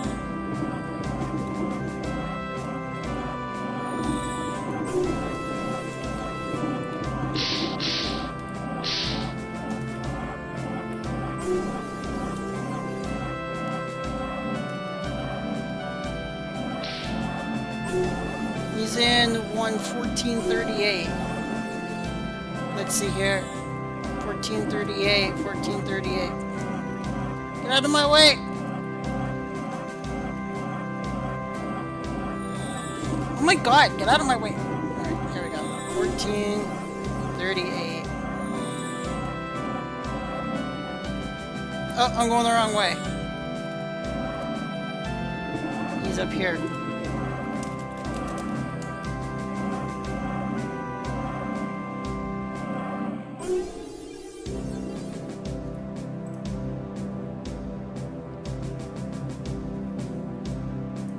Hopefully this is a, Yep, this is one of my last revives. He better be in 1438, so he better appear right here.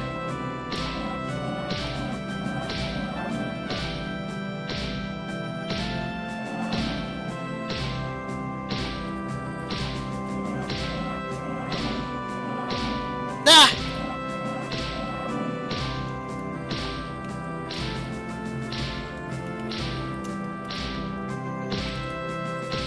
Get in here. Oh, what? It says 1438. 1438's right there. What are you talking about?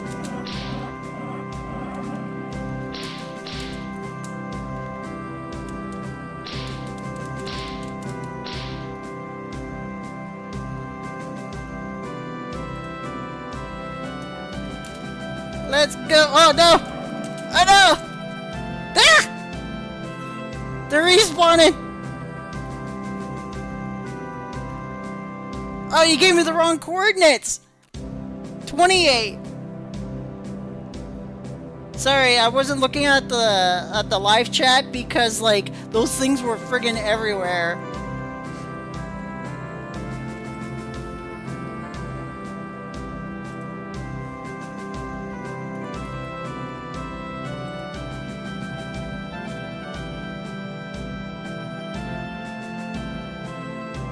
Yoink. I'll take that.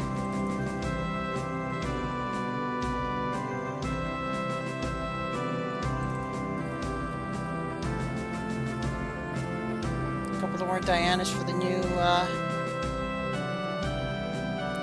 players. Sure. Look at all this junk on the ground. Come on, let's go, guys. Want to get back into the action.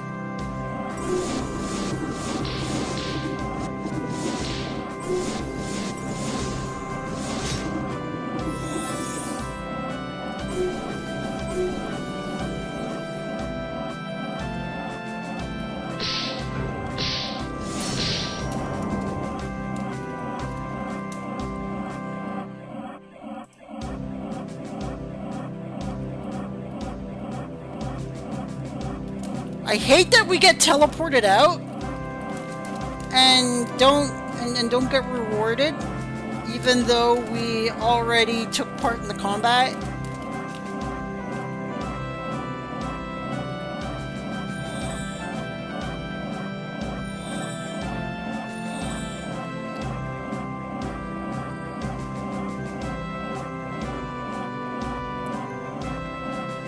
So we missed them because we got teleported out of the room. Alright, that is one thing I am not liking about this event, guys. Because it means that, like,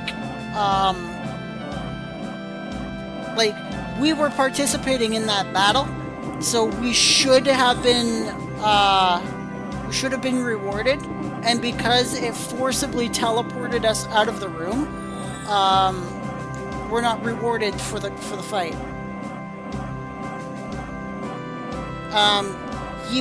Hello, Trinity.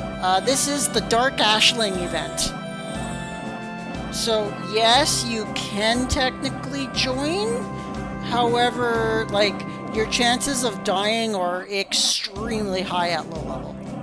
So, like, you would have to stay around the masters at all times, and you have to be very, very careful because the Dark Ashlings look exactly like master players. So, and because of that, it's very easy to lose track of who's an ally and who's an enemy.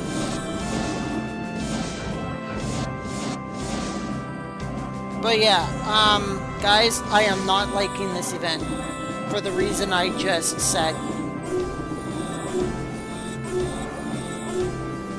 I think that's a boatload of bullcrap. Like, we saw him on the live stream. We were taking part in the fight when he appeared.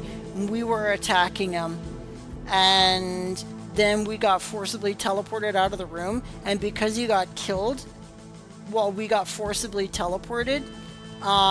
we didn't get rewarded, and I think that's very silly.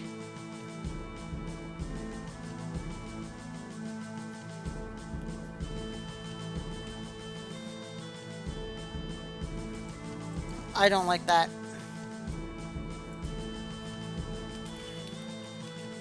So we're going back to our priest.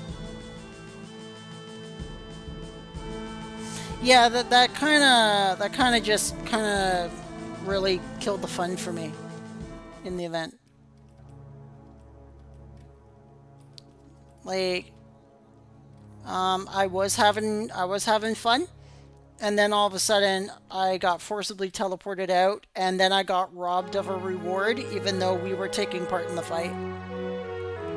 All because it, like, kicked us out of the room. And, like, I'm not the only one. There were, like, dozens upon dozens of us that got booted out of there, got teleported away, and that's dozens and dozens of us that didn't get an item just because we were teleported out. And, like, now we have to wait another 15 minutes just to hope we don't get teleported out of the room again.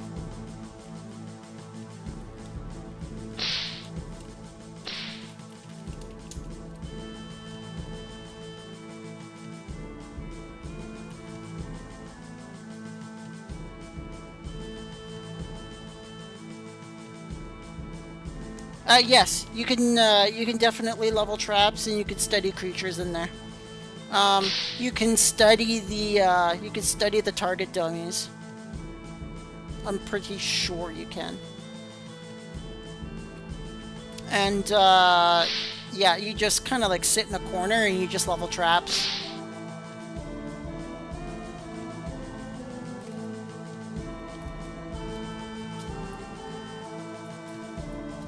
I'm just kind of calming down here for a second.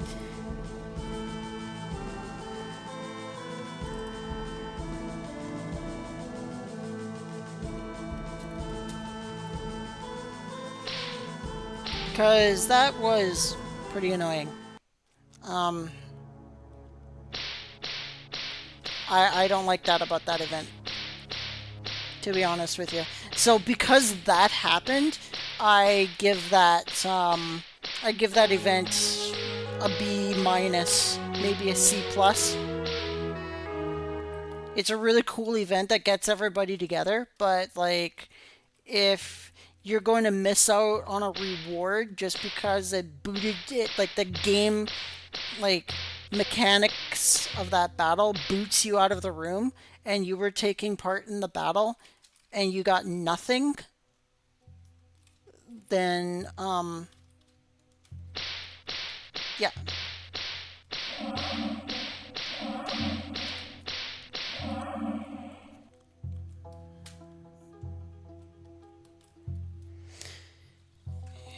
That's no good.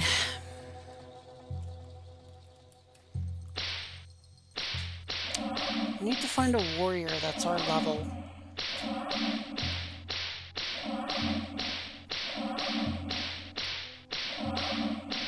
It's too bad.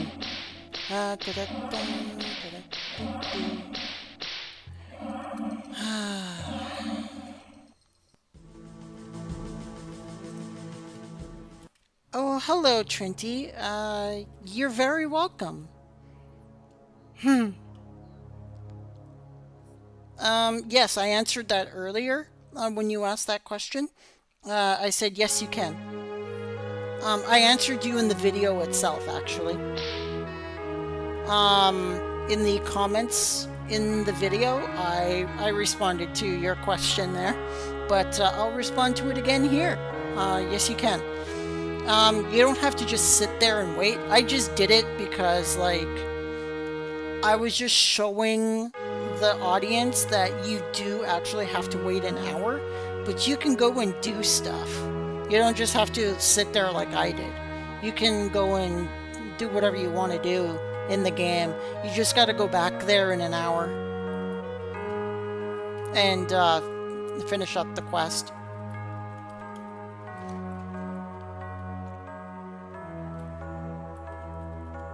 No problem. Aw. Well, I'm very glad that you were excited about me streaming. That's very nice of you. Thank you. I'm trying to find a warrior or a monk around my level, at least about, between level 11 to 15. Nope, he is way above level. He's got a light belt on, so he's way above level 30.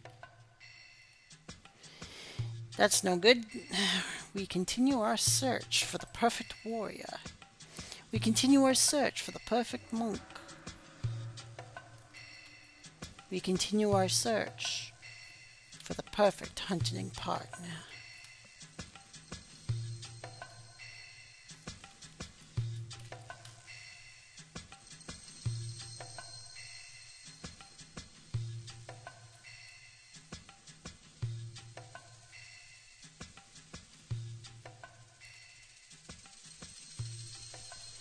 Of course, tomorrow morning, there's like no one here. There's no one down here right now, by the looks of it. By the looks of things also, oh, I think I saw somebody down there. I think I saw a blip. Yep, I saw a blip. Someone's down there. Maybe he might want to hunt with us. Could always go and ask. Oh, he's a rogue. Oh, they're just a bunch of rogues. Oh, nope, they're a rogue and a wizard. I understand. Bloop. And there we go.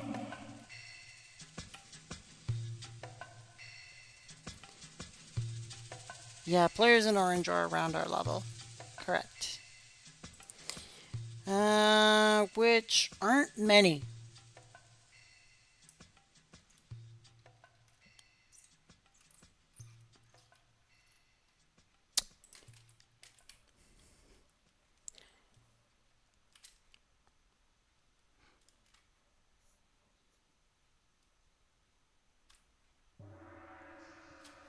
Yep, there are not many.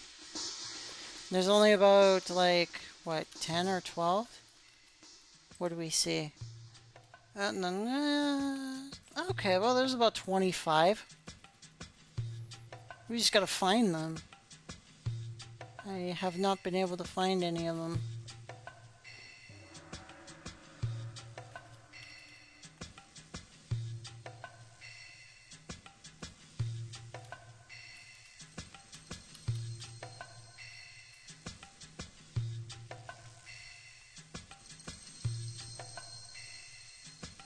Never mind the event drop rate increase.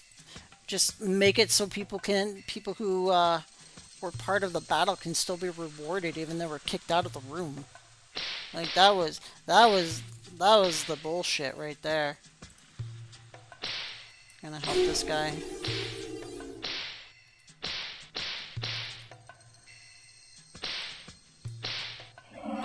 There we go.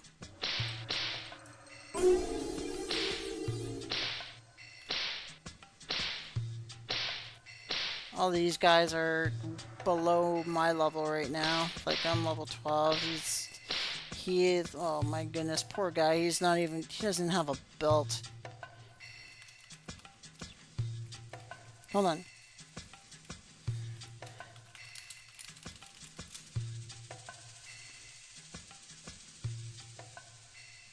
Alright, he's level 5. Okay. I'm gonna give him my 2 belts. Or I'm gonna give him my belt and my necklace. You can put on the necklace at level 6. The belt you can put on now.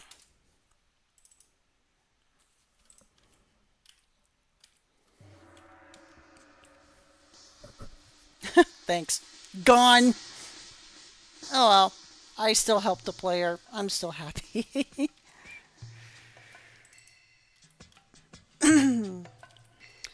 Now, I will share with you all another tip about the priests. Well, it's more of a tip for any class, actually. See how I have a magic leather greaves here? Now, normally, if a magical class puts these greaves on, they're going to lose a boat ton of magic. But when you have the magic designation for the greaves or for the gauntlets, and you put those on, it will not remove your magic.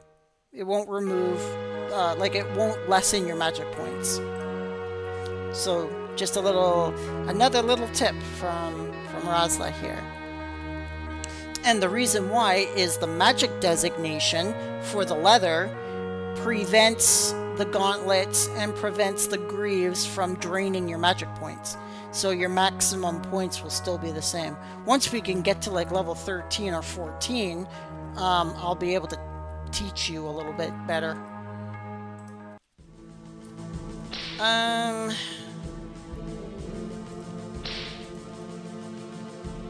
Let's see if we could find an ally here.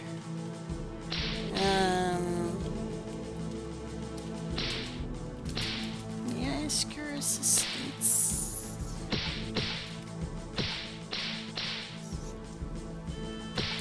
Not busy.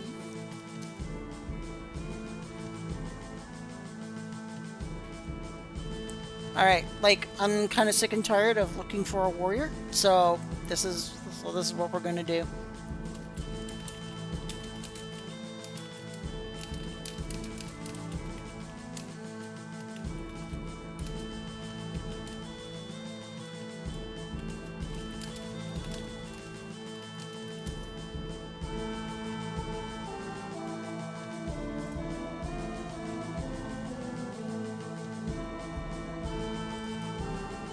Oh, there he is. Well, there someone is.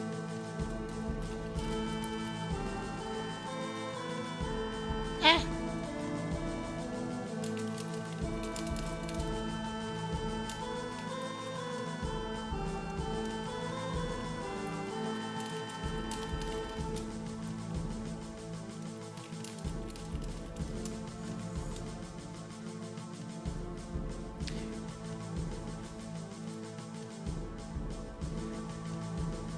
So, Tom Collins is only level 10.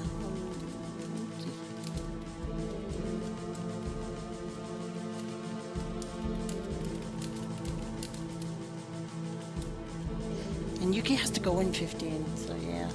Okay.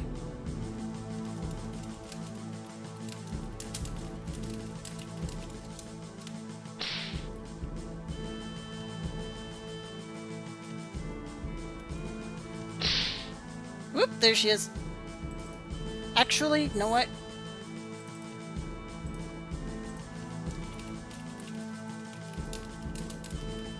Actually, come with us, Tom. Alright, we're gonna take Tom into the Mahadi Swamp.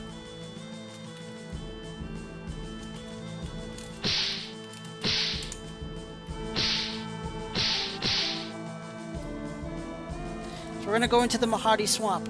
And what we are going to be doing, everybody, is we are going to be doing the White Blossom quest. In the tutorial video that I showed you guys yesterday, it is known as the Sevti Blossom. Otherwise known also as the White Blossom, otherwise known as the Sick Child quest. So you guys are going to get a second kind of, but this one's a live tutorial as to where we're going to go. So hold up, wait for Yuki. There we go. Okay, we are going to go northward. So we went through the swamp there. Now we're going northward.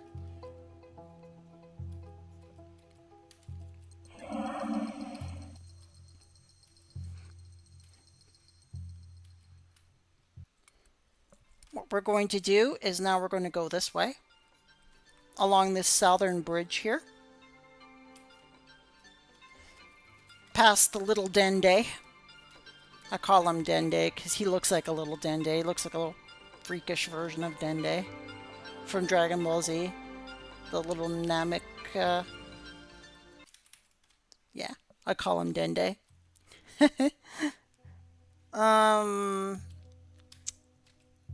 Next up, we are going to go through this door here.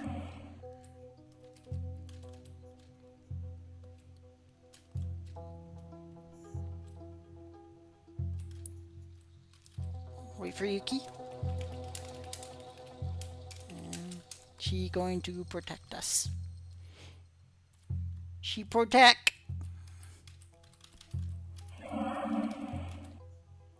And we're going through here. Yeah, there's quite a few enemies behind the walls. We're going this way. As soon as you get into the maze, into the official maze, we're going this way. Oh.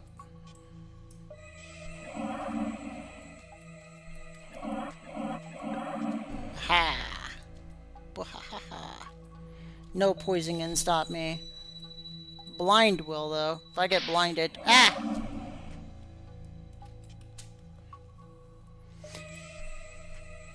Now, keep in mind the direction, everybody. Oop. I think Tom's blind.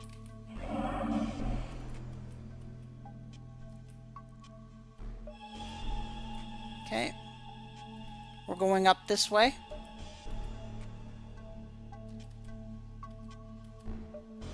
Uh-oh. And I don't have AO doll yet. Alright, so we're going up north.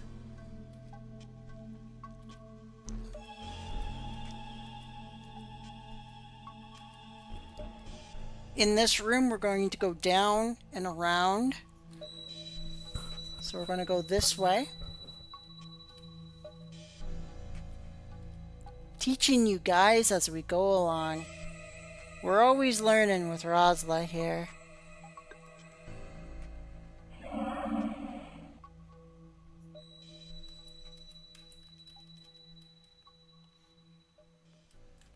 And now from here, we're going to go up and around this way. So we're not going through that exit, we are going this way.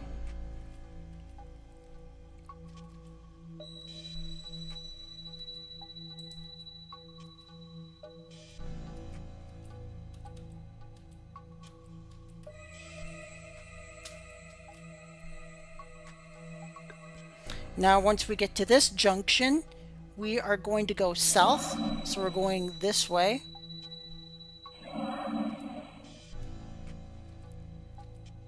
Oh, there's quite a few enemies here. Yuki's gonna clear the way for us.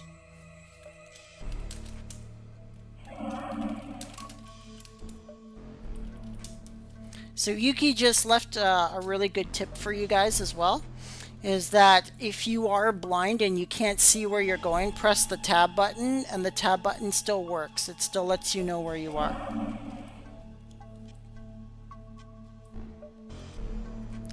And so once you get down to here, we are going to go south.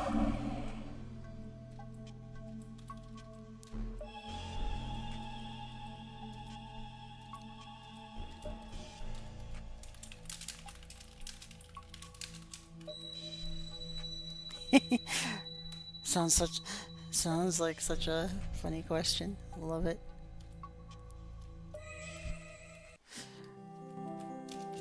Now in here, step into that white garden. It'll say, you see a flower, which smells like a lemon. Pick the flower. Okay, pick the flower.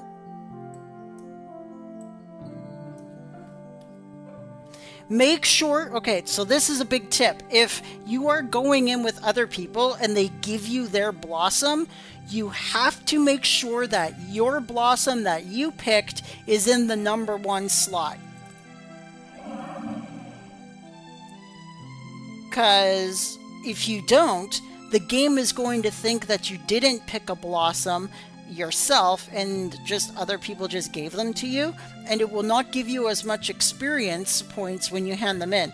So it's a really good tip to know that pick your blossom first, put it in the #1 slot. So if anybody else gives you their blossom on this quest, it goes in the subsequent slots, so the game understands that those blossoms are are also yours.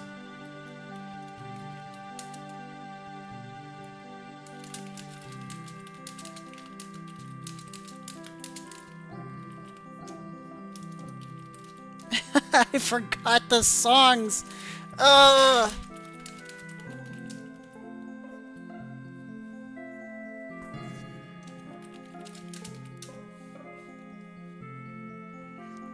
I knew I forgot something. I forgot all the songs on Rosyla. I forgot to switch them over.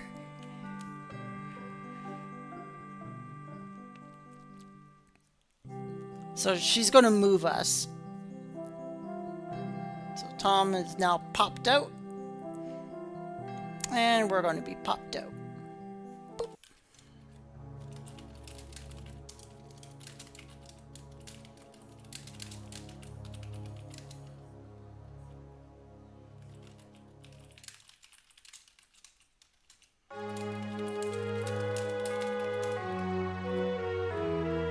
Okay.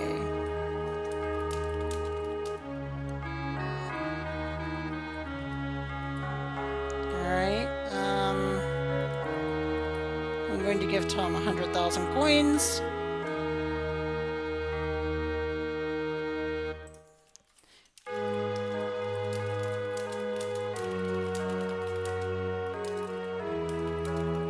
So we're going to get Tom his level 11 before handing in the Blossom.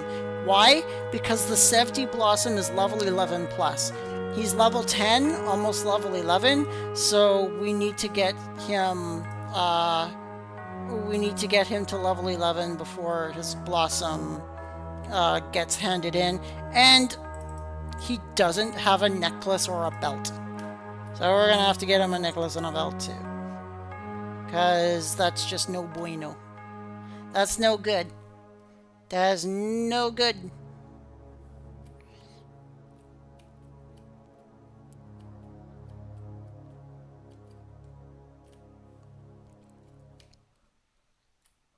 You have a light belt too? Okay. What's the question about light and dark belts? I think I missed something.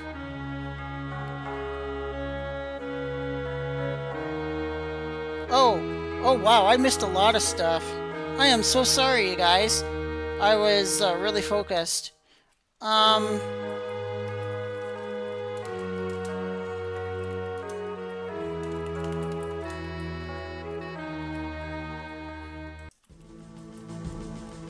We need to go to Laura's castle. Oh, no, wait.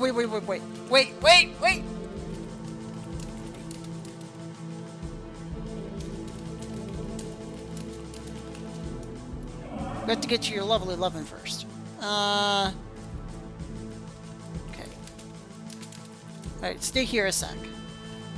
Stay right there. Whoa, wait a minute. Maybe we won't have to go out. There's a fire belt here, guys. Yoink. I don't think I put anything in there yet. Yeah, I didn't put anything in the bank on this character. So we got the fire belt. Now we just gotta get a necklace for him. We're gonna end up going to Rook Session anyway. It's not that far. It's not far.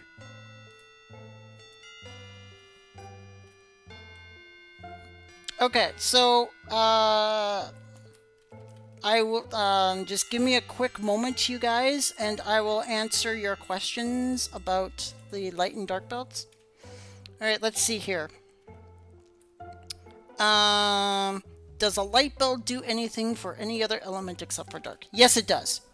The light belt works the same as the dark belt. So, if you're level 30 and you have a light belt, ask a wizard to morph Faz Nadur you, or Big Faz, whatever kind of Faz Nadur that they have, ask them to use it on you. The light belt works the exact same as the dark belt in terms of elemental defense,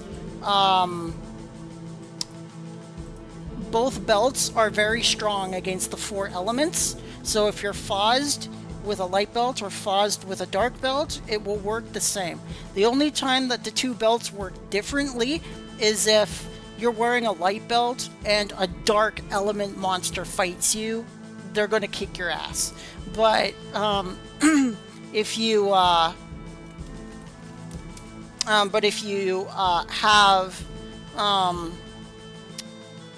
if you're fighting something that's elemental or light, the light belt's going to protect you. So you won't have to worry about dark and light elemental attack enemies up until like level 80 plus. Like, I do know that there are light elemental monsters. I do know that there are light elemental monsters in Orin sewers. So if you go into Orin sewers with a dark belt, they're going to beat the living snot out of you. Much the same if you go into, like, I think it's, where would be a good place? Dublin Castle? Yeah, it sounds like a good place. There are certain enemies out there that will have dark elements. So you'll want to wear a dark belt against a dark element attack enemy. But otherwise, both the dark belt and the light belt work the exact same against an elemental. Like elemental, like wind, fire, and all of that. So,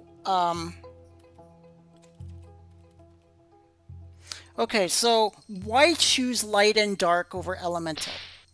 So the main reason is one enemy's defense is not necessarily another enemy's. Same with their attacks. One enemy's attack is not going to be the same as the enemy beside them. Let's say 2 enemies are charging after you and you are Fozzed, but you have an elemental belt on.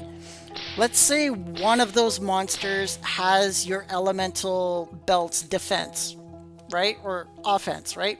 So your elemental belt will... oh. Yuki is still in this. One sec. I have to get Yuki out of here. Boop.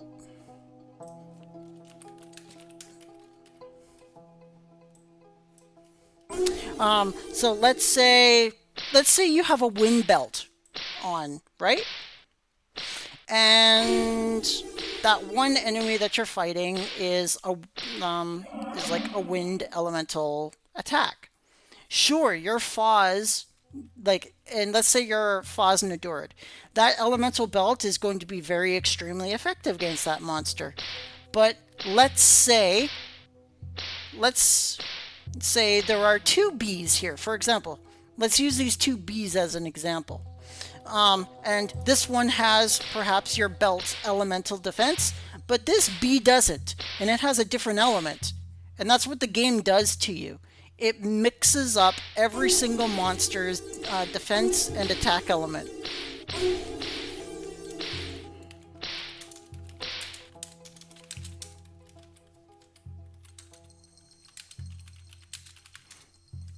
So what that'll mean is you're going to be heavily defensive against that one bee, but as soon as that second bee comes after you, he's going to kill you in 2 hits. Because that's what Fosnador does. It amplifies element. And if that bee has your element's weakness, then he's going to kick the living snot out of you. So one enemy's defense that might be good against you will not be another enemy's. So this means, or I should say, an enemy's attack. One enemy's attack might protect you if he is your element, but then his buddy's going to have a different element. And that's what this game teaches you about in these rooms. for example, in these rooms here, like for example, in the Enchanted Garden here and in the Wasteland, the enemies don't have any elemental attacks or defenses. So the game just lets you kind of bumble along as you are a very low level, right? But in this room, the room that we came in from, that's where and Millith Crypt level 3. That's where the game starts to teach you about the elemental properties of monsters. And it also teaches you about elemental belt swapping. So that's the reason why you go and get yourself a wind belt and a fire belt, or a wind belt and an earth belt, and then you get yourself like a wind necklace and a fire necklace, or a wind necklace and an earth necklace, or whatever you do, right? And that's what the game is trying to teach you on the third level of the crypt. It's teaching you about how to swap between those elements to do to maximize your damage and to mitigate how to mitigate damage against you. So that's what the third level is. That's the reason why the third levels only cast big spells on you. Like the bats and everything. They will only cast like Big Srad and Big Athar and things like that on you, so it won't do much damage to you. And even if it's like attacking your weakness, it might do like 200 or so damage against you. So the game kind of gives you a chance, right? But once you get to the fourth floor, let's say you go down to Millith level 4, or you go to the East Woods, that second pathway beside the one that we just came out of. And if you do that, that's the game thinking, okay, they have learned about elemental attacks and defenses. They've learned about elemental belt swapping, and now it's time to throw them into the furnace. And then the game starts shooting Krieg spells at you, and Srad spells and Cell spells, and then they start bead crating you and things like that. Like they go full ham on you, because that's the game thinking they have learned about elemental swapping on level 3. So now that they're on level 4, I don't have to hold back anymore. So that's what the game's thinking.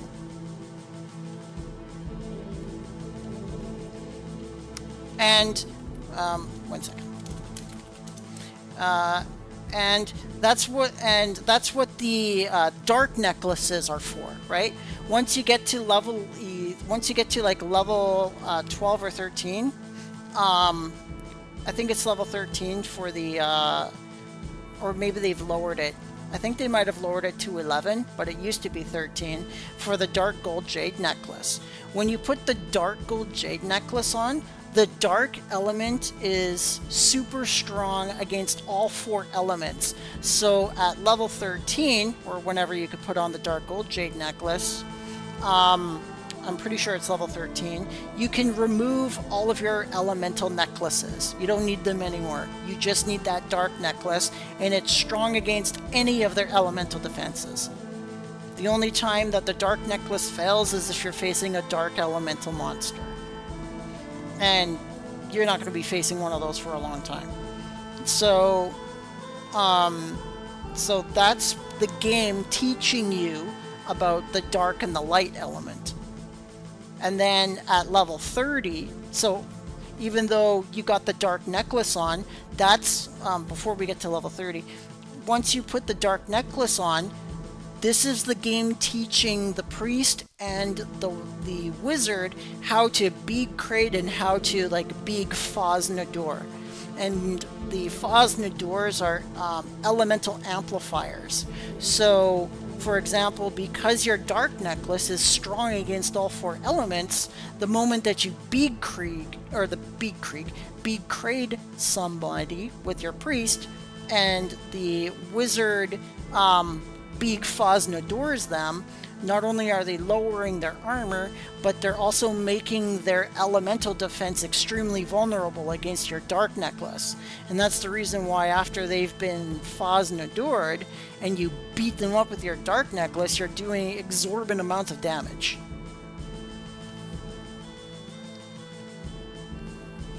And then at level 30, once you get the dark and the light belt, you will no longer need your 4 elemental belts. You can get rid of those finally, and then you just choose your either your light or your dark belt, whichever one you have, and both belts are strong against elemental attack, except for dark is weak against light and light is weak against dark. But against the 4 elements, they're both super strong against all 4 elements. So that's the reason why in East Woods, once you get to level 30 or the Millith Crypt or wherever you go, the dark and the light belts reign. And because Faz Nadur is an elemental amplifier, when you get Faz Nadured with your light or dark belt on, it amplifies your dark belt and it amplifies your light belt. So what that means is it increases their defense against the 4 elements because they're already super strong against the 4 elements. So the Faz Nadur amplifies that strength and makes them even stronger. I hope I explained that well. Did I explain that well enough to you guys?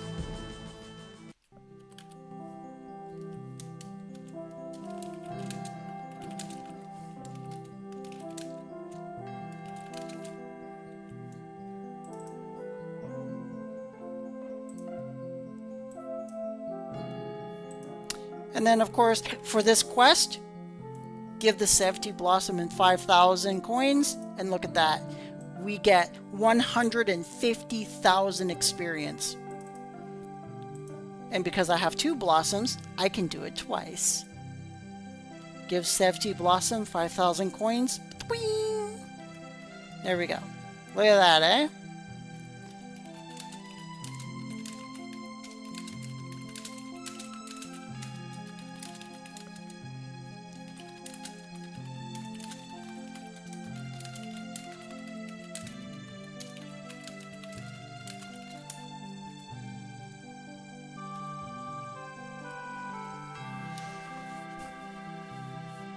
So I do hope I explained the that process between like the elements, the light belt and the dark belt for you guys.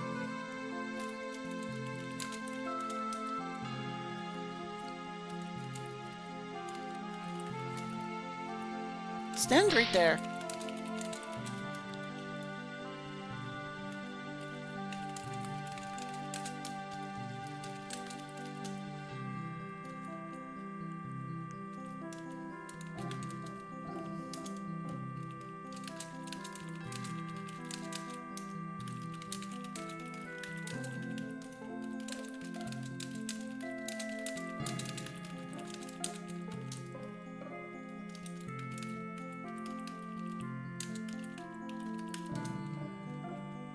Oh, for Pete's sake, I told him to stand right there.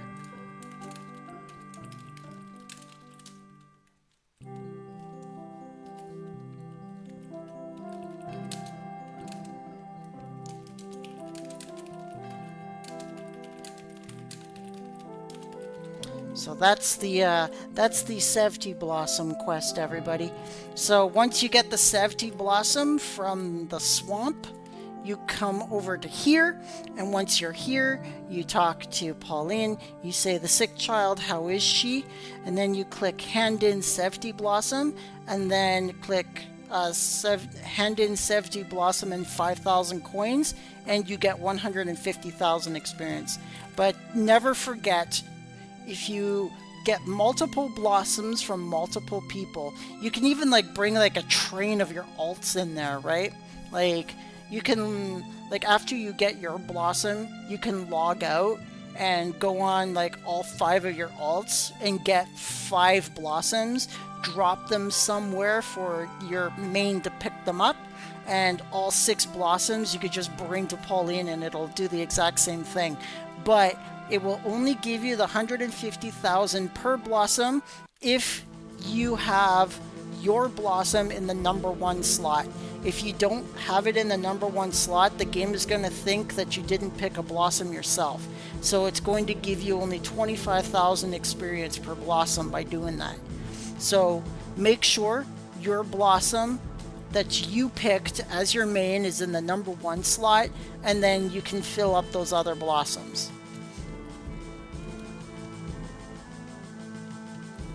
And then you take them into that room, and you could just hand them all in at once if you want to. And that's 900,000 experience, everyone. All you have to do is be level 11 or higher. So it's good to know. You've heard it from Rosyla.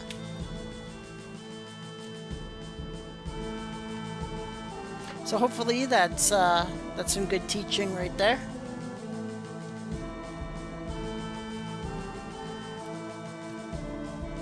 So Reva and Trinity, did I explain that well for you guys? Oh, hold on. My live chat stopped scrolling. Sorry about that, guys. My live chat stopped scrolling, so I lost, there were, oh, man. Holy moly, I missed a lot of freaking questions. Hold on, let me just, I reset my live chat, so now it's up to date. Let me just read through it. Okay, so I got that. Oh, that's crazy. Okay, for last night. Confusing. Yes. So you think light would be strong against dark? Yeah, you'd think that, right? But nope. Light is strong against light, and dark is strong against dark. And if you have opposites, then you are totally screwed. Yep, that was when we only got 1 experience. Oh, geez, this was a little while ago. I do apologize, everybody. Thanks for this big explanation. This was the thing I wanted to ask as well. Ah, you're very welcome, Steph. That's very sweet of you. Trinity, nice. Glad I wasn't the only one confused. Glad light is as good as dark, because light belts seem to be everywhere. Yeah, light belts are at an extreme, extremely common. Dark belts can only be found in the Lourdes maze when you're doing the From the Heart quest, which is the Heart of Fire and Moon quest that I did the tutorial for yesterday. Those videos are in my channel as well. Need to turn in 5 blossoms. Got to do it 4 more times. Yep. 5 at a time. You could do it separately. You can do it separately if you want. You could do it at the same time or separately, and you could do it on any day. The quest will just automatically update itself as you continuously hand it in, just normally. Like if you can only get 1 a day, then get 1 a day, and after the 6th day, then it'll give you your legend mark and 900k experience in total.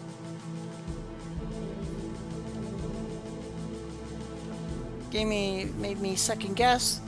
Showed turning in 2 blossoms and separately, so we think we're good. Yes, make sure that your blossom that you picked as your character goes in this number 1 slot, and then the game will know that yes, you picked the first blossom before people started giving you their blossoms, or your alts started dropping their blossoms for you if you go that route.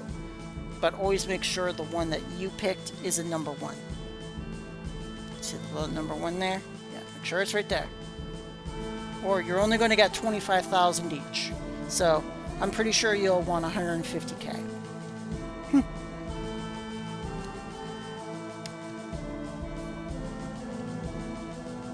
My phone is finally charged. Yay! I no longer have to hold it on my lap. I can put it right here. And now I can see your live chat right in front of me. Look at that, you guys. We are moving up in the technology world. Any other questions? I will be happy to answer your questions if you have any in the chat.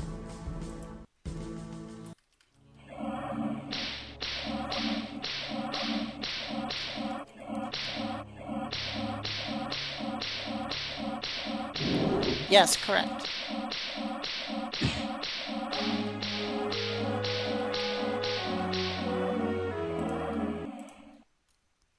And because I handed in 2 blossoms, I'm level 15 now.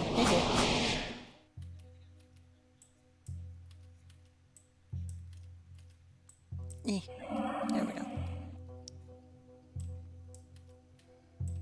go. Damn it, Tom. Stop moving. I'm trying to buff you. Keeps failing, though. Oh, there we go.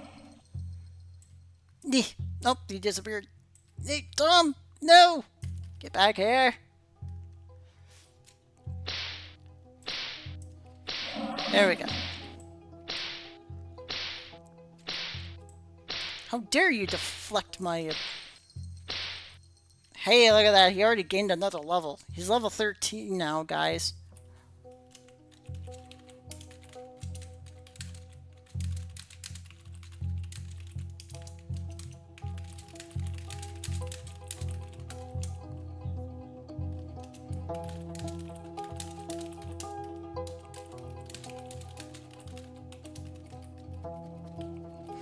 Alright, so he's level 13 now. So, I'm pretty sure it's level 13. Could be 14. But I think at level 13, he can wear a hatchet. Now, for warriors, everyone, for warriors, level 13, the hatchet is far better than the Cladeheim. So I highly recommend that you go and find yourself a hatchet for younger warriors from level 13 to level 20.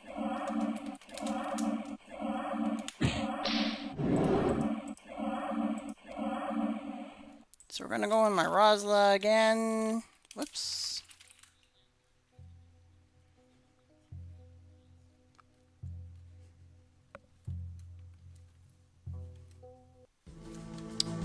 And I'm going to go and get the hatchet out of the bank. I'm also going to give our dear friend, Tom, a coveted dark gold jade necklace. Hell yeah. That guy is going to be frickin' ripping it now. Alright, so... I just gotta find the damn thing.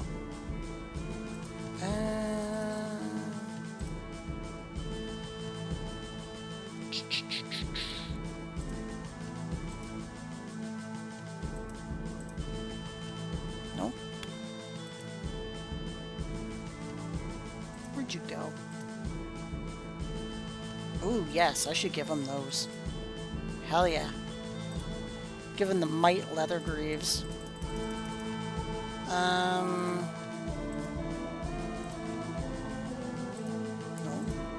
No. Definitely not female gear.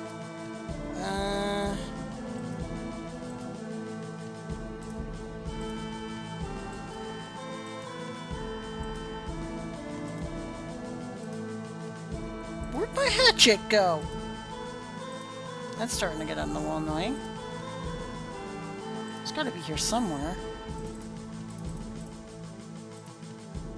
I know I deposited it.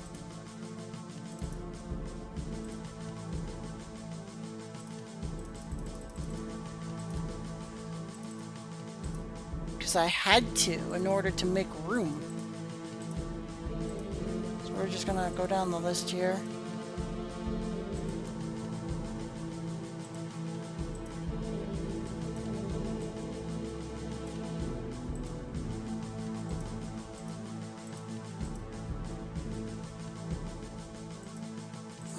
Tarnation's going on? Where'd my hatchet go? Oh, it's in my freaking inventory.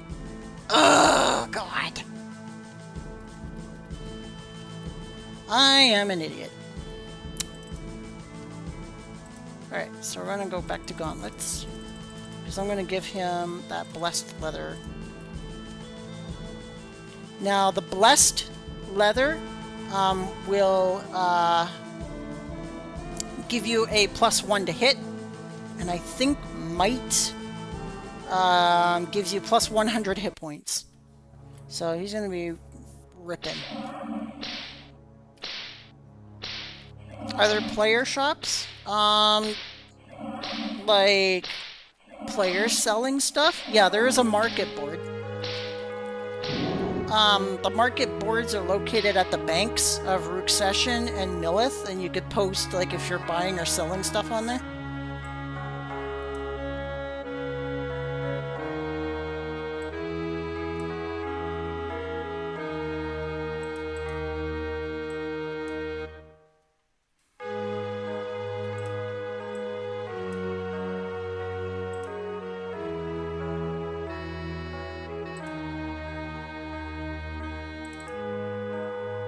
Let's put those on.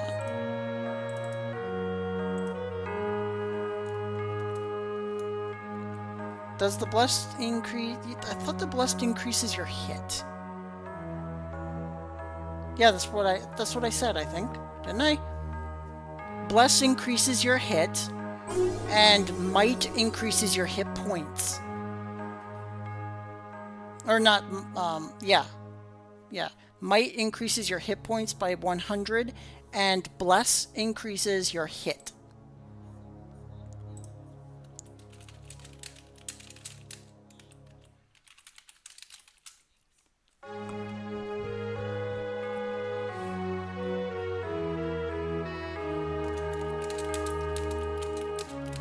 Okay, so it's level 14 for those greaves, no problem.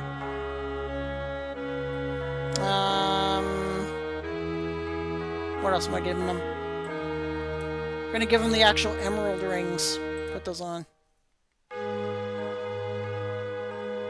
I think they might be 14 or 15 though. We'll see.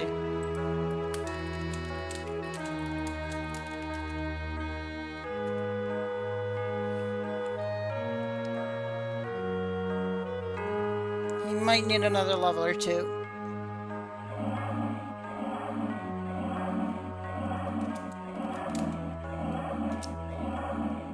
See what he's got.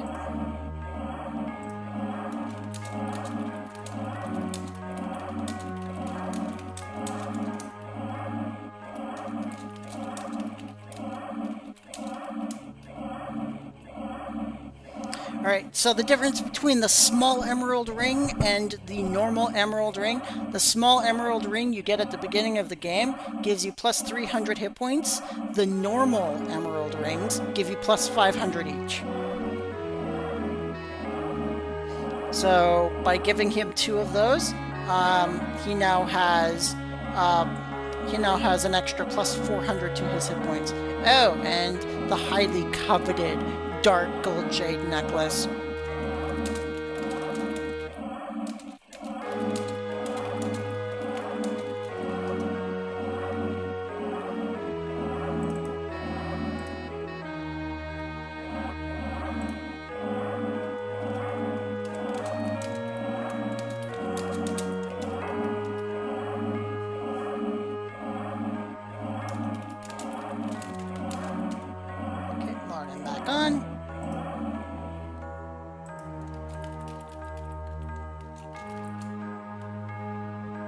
Oh, for Pete's sake, really? Game? Oh, whoops, wrong one.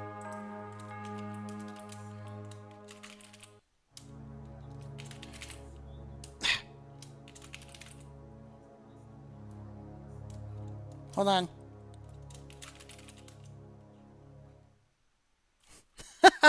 Freaking hell!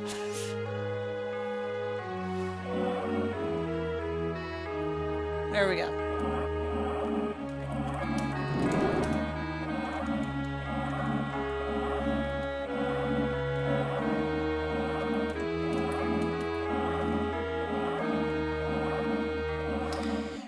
We are ready to roll and rock, everyone.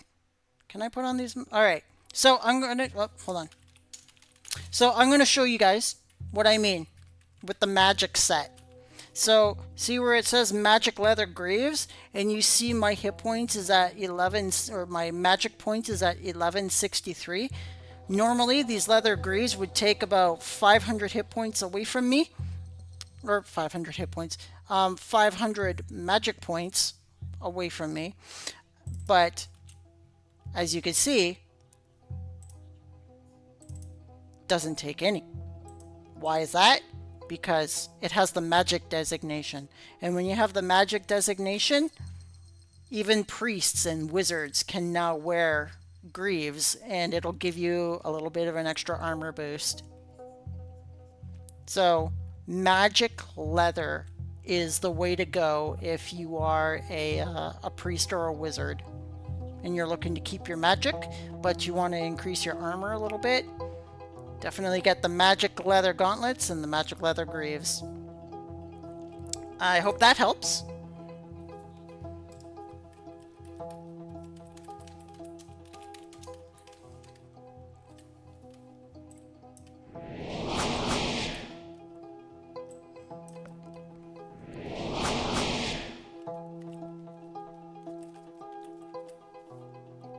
Watch him go to town on this thing.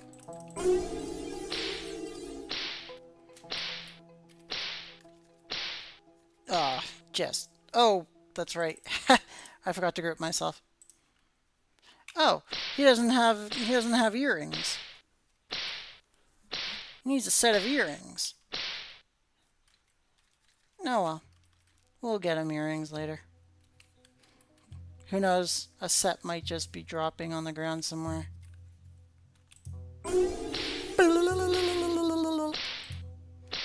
Look at him just go to town on that bee. Heck yeah. We are in business now, everybody. In business now. And now... oh, we need 9 dexterity. Look at that. I didn't even friggin' need me anymore.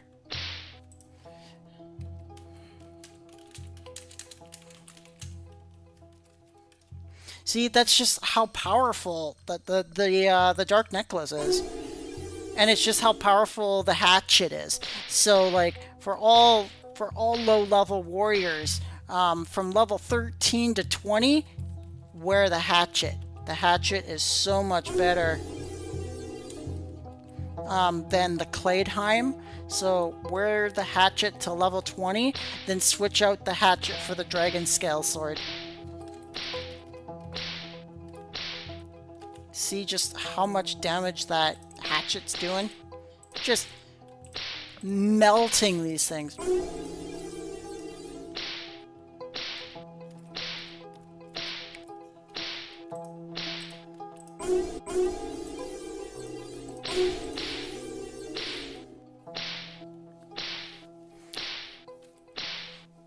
And finally, our priest is rocking it.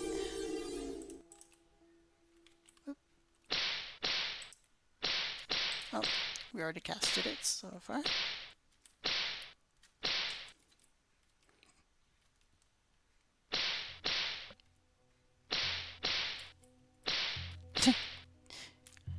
My axe is my body. Sorry, I just had another Insane Clown Posse moment there. I don't know if you heard of the band, but it was like really big in the 90s and early 2000s.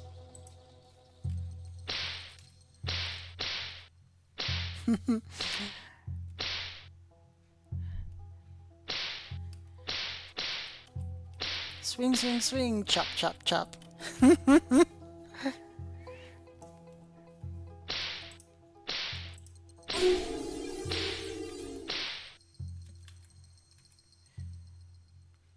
Only know the song about miracles. Yeah. No problem.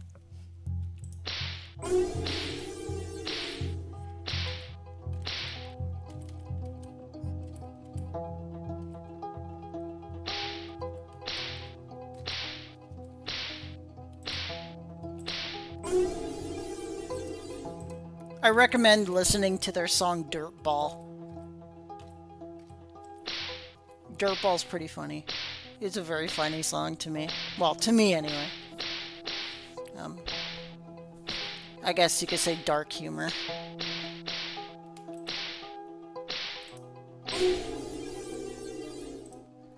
But yeah, Dirtball is my favorite song by that band.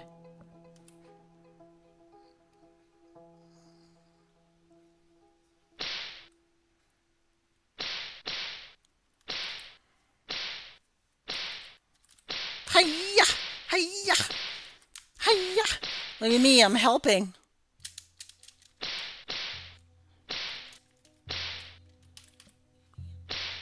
It's like, no, you're being a detriment. Stand back, citizen! And he just freaking goes to town on the damn thing. I am going to steal one of these leather belts, because these leather belts are actually very helpful for priests and wizards. Now these leather belts, as you can see, they're identified. So you might think, oh, those don't have elemental defenses at all. But however, if you press Shift G, right now the element that I'm wearing is a wind belt, but the way to tell an unidentified belt by its element is by simply putting it on. So we put it on, right? And our element didn't change. It's still wind, which indicates this leather belt is a wind leather belt. So that's how you can tell if a belt is, that's how you can tell an unidentified belt's element. Just by wearing it, and then push Shift G. So Shift G, and your little shield here will tell you the element of the belt you're wearing, as you can see. We took the belt off, now we have no element. Put the belt on, even though it's unidentified, it says wind. So that's how you know that leather belt is a wind leather belt. And what does the leather belt do for us? It increases our wisdom score. So if you put a leather belt on, it increases your wisdom score by +1. So yeah, there you go.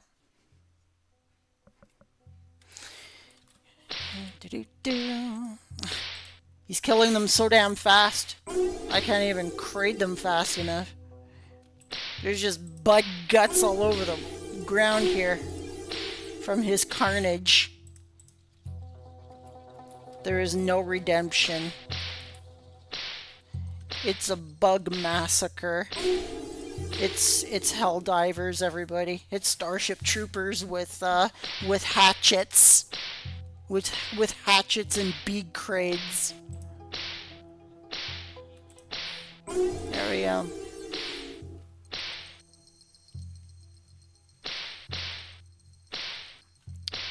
Oh. Oh, of course my will is too weak. Why wouldn't it be? Get down here!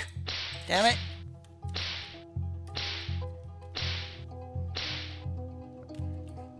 We could go to the next level. He's killing them so dang fast in here.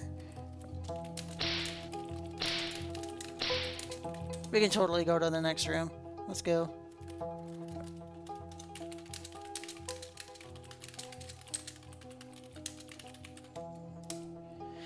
These guys are no match for your murderous rampage.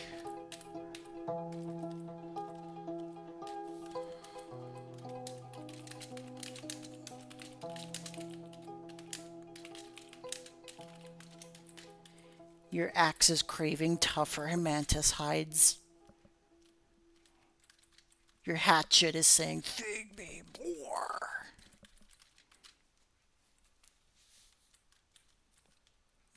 That delicious, wonderful, tasty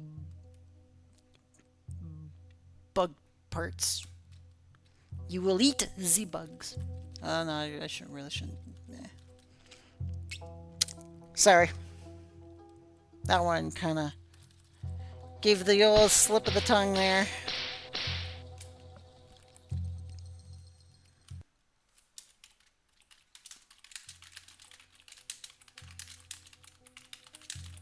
You could probably wear the greaves now.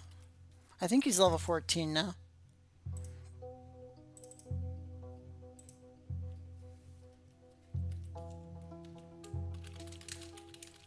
Did you level up? Oh, yep, he can. Look at that. Boing! He has leveled up. He is now taking ass and kicking names.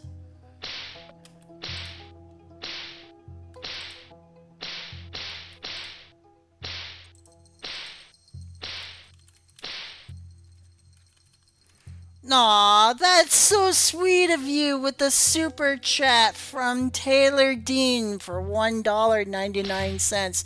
You're so sweet. Thank you so much. That's such a sweet thing. Thank you so much. No. No, no, no, no, no. Why is this thing doing that? Hold on. No, what are you doing? Click this. My damn live chat's messing up again, guys. Sorry about that.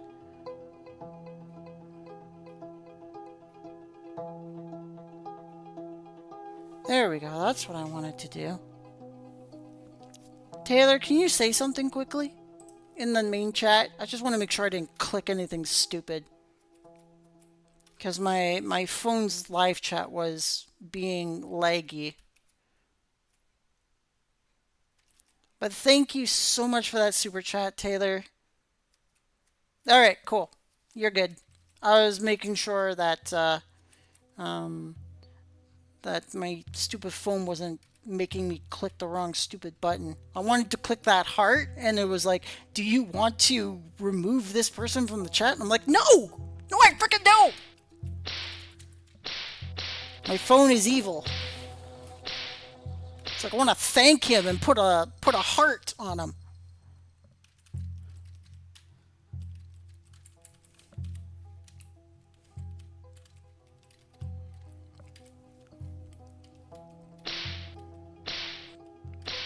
All right, so I have another really cool tidbit of information for you guys.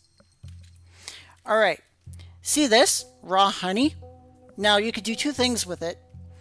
You could take it to the priestess in Millith, the one you get your Millith priest spells from, and she will give you 5,000 experience for it if she's looking for that item for the day, because it's a daily quest, right? Or you can eat it. The raw honeys are a potion. You can collect up to 10 of them before it tells you you already have 10 and you can't gather anymore. But these things are healing potions. And every time you eat a raw honey, it restores 200 hit points.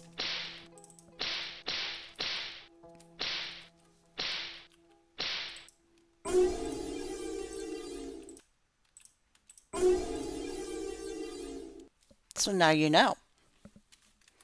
Raw honeys, definitely a winner in my book. How many times they saved my bacon yesterday?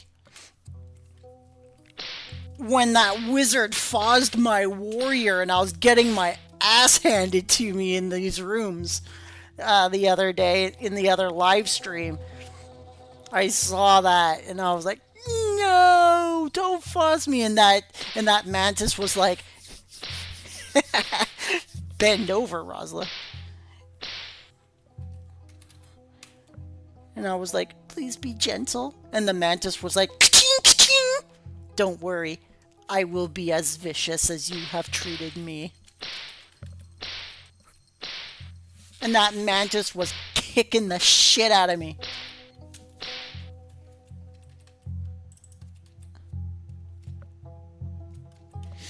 So yeah, definitely pick up those raw honeys. And once you get 10 of them, then you could start using them as healing potions. But of course, look how friggin' quickly he's killing these things. He doesn't need those, but they're good to have. Oh, another thing also, especially for priests and even wizards, if you're in this room, collect the royal waxes. Because you never know when you're going to need them. They might be a component for one of your upcoming spells. And if they are, this one and the room before this one are the only room where you can actually get raw honey and or royal wax from. Sorry, not raw honey. This is the only room you can get raw honey from. So, collect and at least keep some royal wax and some royal honey and some raw honey. Like put a few in the bank of each, just so you have them. And the reason why is once you reach a specific level, I think it's level 50, it could be level 41.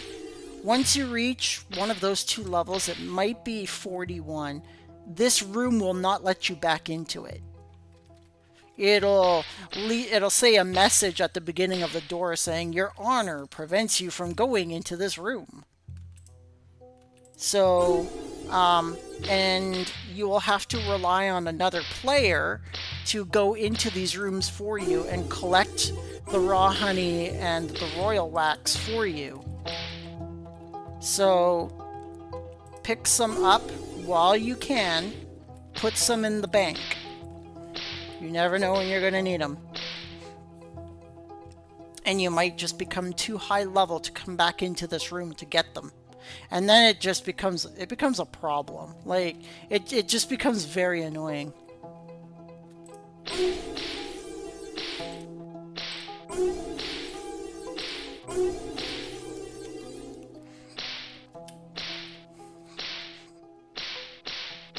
Yes, I am, Taylor. I'm going to, like, you could kind of treat these characters like as if I'm sharing the experience with all of you. And we're going through the journey together.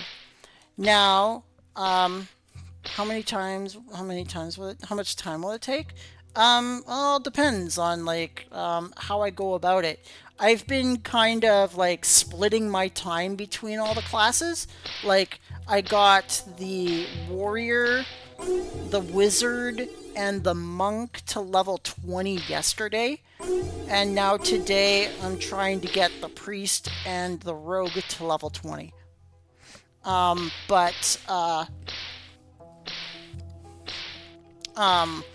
Part of me does sort of want to pick up the pace, but I also don't want to do it to where like it becomes like a detriment, right?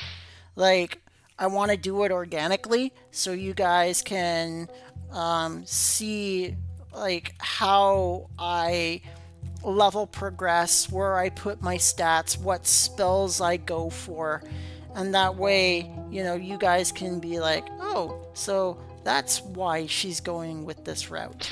And like I can teach you why I chose the spells that I did, why I selected the weapons that I did, things like that.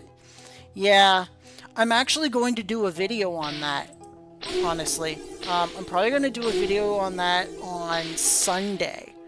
I might actually do it in tomorrow's live stream. Oh, maybe not tomorrow's. Probably most likely Sunday's live stream. Tomorrow I'm taking you guys into all like the master areas of the game. I'm going to show you like all the master, like where to hunt as a master and stuff like that. So I'm going to be teaching you guys that tomorrow.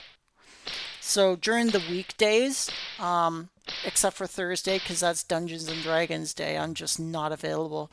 So I'm only going to be releasing like a couple of tutorial videos in the morning on Thursday mornings. But from like Monday, Tuesday, Wednesday, and Friday, I plan to do at least a 3-hour live stream. I've been really pushing it.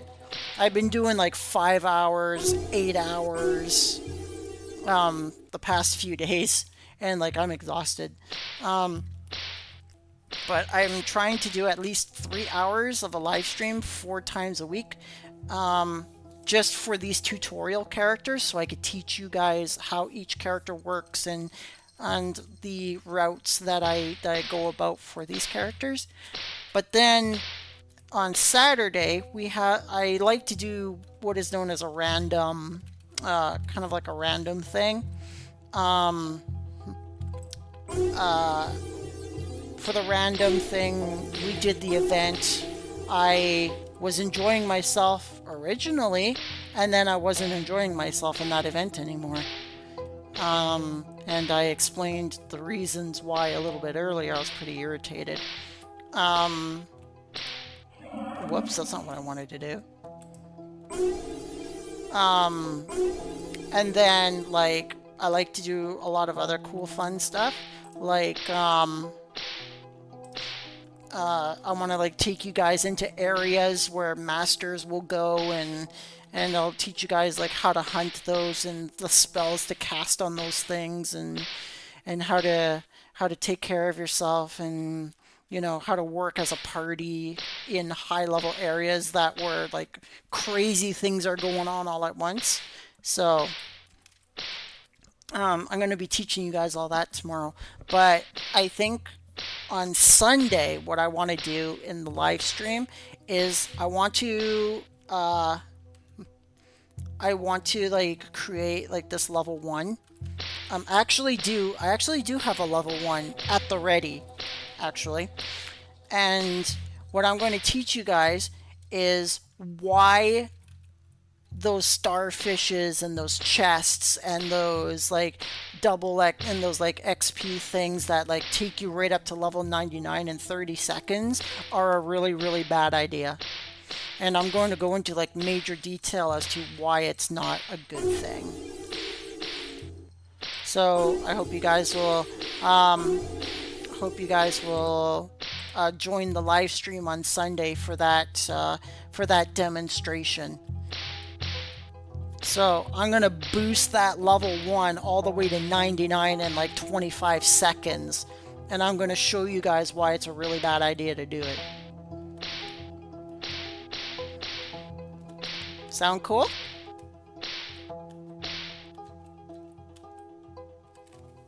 So like I was thinking about doing that as a like normal tutorial video, like I do my quest tutorials. But I'm like, you know what? No, I want to show it to them live so they can actually like see just how much of a detriment this is. And it's like, especially for new players, I don't understand the game at all. I'm wearing a stick. And then you see them at level 99 and you ask them, why aren't you wearing a dark belt or a light belt? And they say, what's a dark belt and a light belt? And then you're just staring at them like, oh no.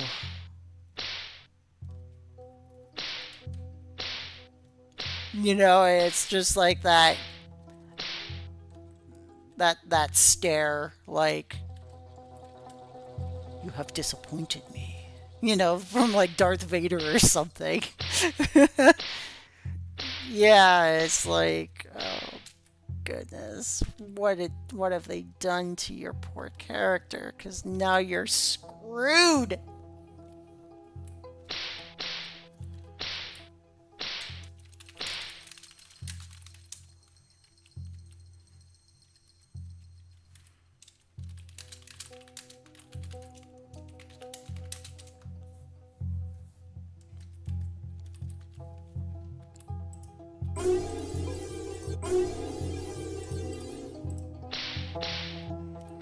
Look at that, he's moving up in the world. He was like, yep, we've got a Lura's saber. Oh look, I've got a hatchet. Oh look, I've got a dark necklace. Oh look, I've got a leather shield now. He needs his level 11 gear now too.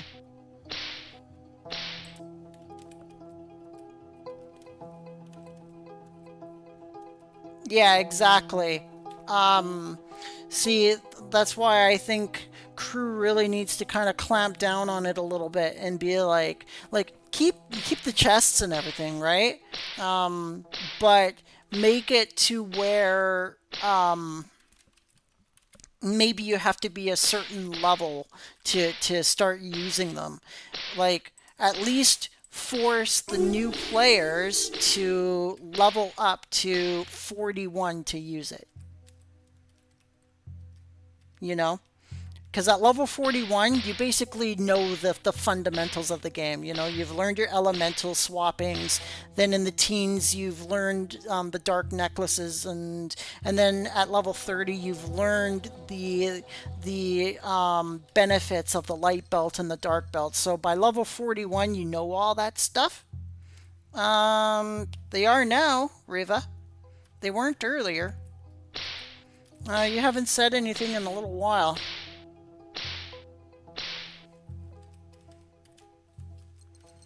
Welcome back, Riva.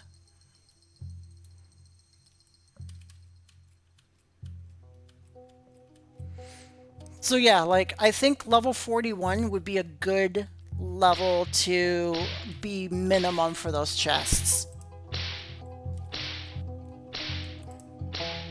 Like sure you can keep the double XP, whatever, like the double XP mushrooms and stuff like that. Um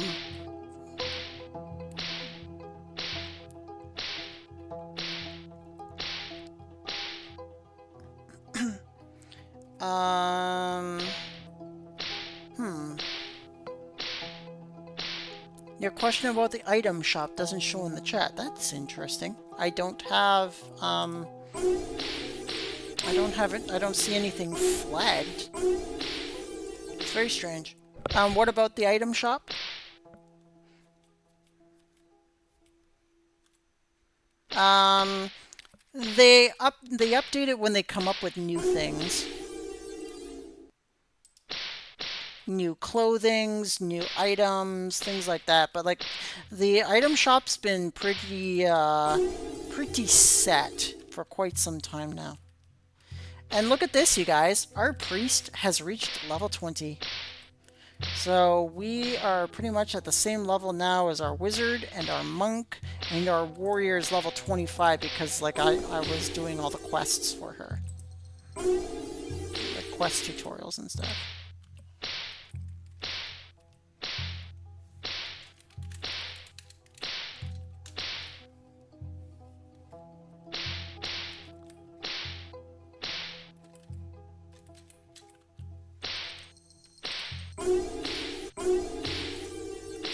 Once he gets to level 20, I'm going to give him his dragon scale sword. My Rosyla has a spare, so I'll give it to him.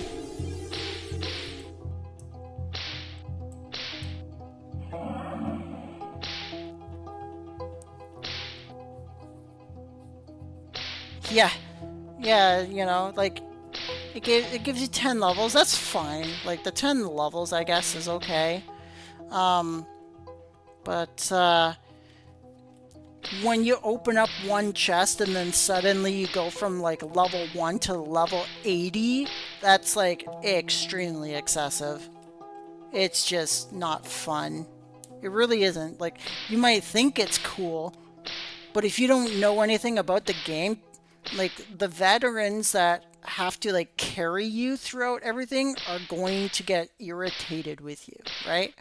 That's the reason why I don't it's the reason why I don't agree with those chests allowing to be opened at like right off the bat when you like build your character. You should have a new minimum level requirement of 41.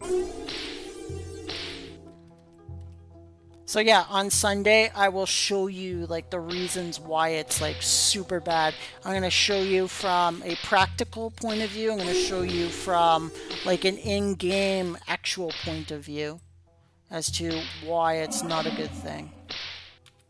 So look forward to that. We'll do it on Sunday. As when you saw me on Rosyla earlier, you saw me with all those chests and bags in my inventory on my main. That's my preparation for Sunday's that's my preparation for Sunday's demonstration. The event is called the Dark Ashling event, or Dark Aisling event, however you want to say it. You go to the grass fields and you have to kind of survive as you go across the field to the boss area, and the masters are killing the boss constantly, and it's dropping valuable loot for all levels if you make it there and if you survive. So all levels can go there, but like good luck surviving against the Dark Ashlings. The Dark Ashlings are literal, like, masters. Like, they're master class enemies. And, they chase you and they spell cast and they use every spell in the game that they would get for their class. So yeah, it's very dangerous in there.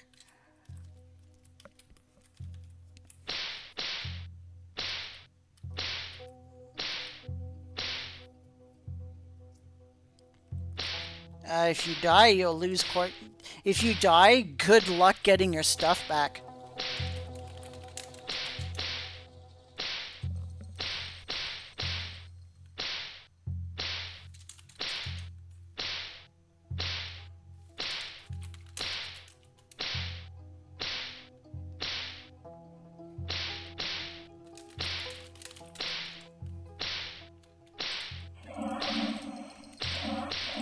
See what happened with Tom there? This is another cool lesson to teach you guys. Tom was swinging at nothing for about half a minute there. He thought the mantis was right there when the mantis was actually right there.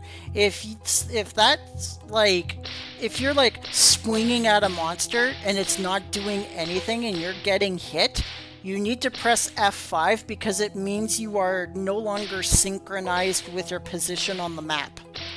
So F5 resynchronizes your position with the map and it puts you in the spot you're supposed to be in. And it also puts the monsters in the spots they're supposed to be in.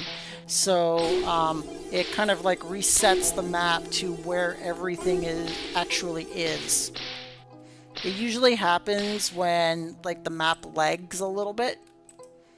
So every so often you'll need to push F5 to kind of reposition everything. What is my keyboard? It's just your standard US keyboard, I guess. Nothing really special about it. In fact, I hate this keyboard, honestly.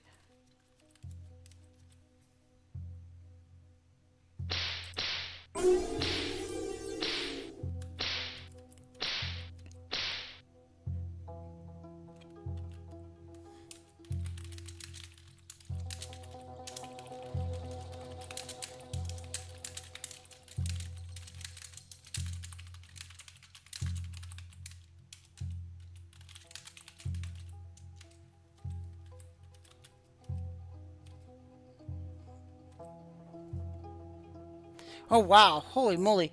We haven't leveled up in 15 points. I've been talking to you guys for so long, I've been neglecting my stats. Oh no. Well, yeah, we can get stuff now. Let's go 16 intelligence, 23 wisdom.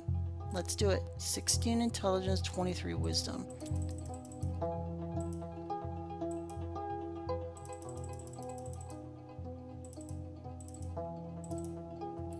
Look at that, just barely enough. Hell yeah!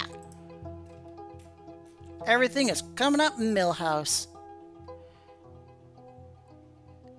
And now we got to get our strength, constitution, and dexterity to 10. Once we could do that, we can get the Kraid spell, which is the next level of Big Kraid. Oh, we need 25 intelligence. Okay. Alright, so it's a little bit longer. So that'll be 3 levels, 2 levels, so that's 5. 1 level, that's 6. And then we need 25. Yeah. And then another 5. That'll be 4. So 10 levels. So at level 31, we can get the Kraid spell.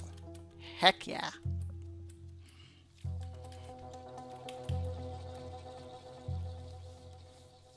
Yeah, my wisdom is like real bad. But like that's just like the price you pay to get your good spells, you know.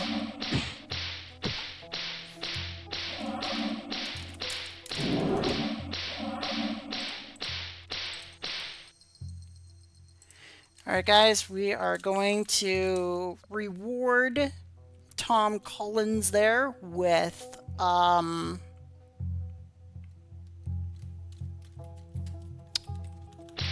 a dragon scale sword. What do you guys think? I think he's earned it. I'm gonna tell him to give me my hatchet back, though.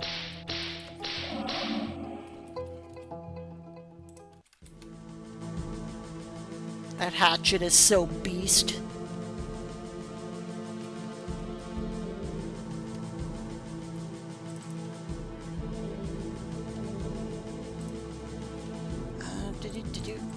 Hold on.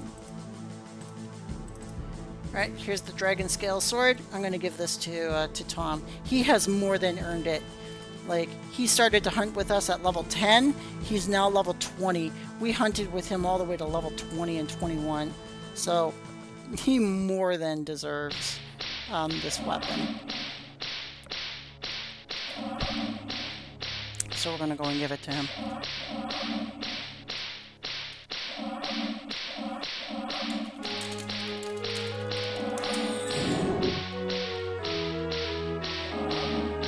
Thank you. I appreciate that.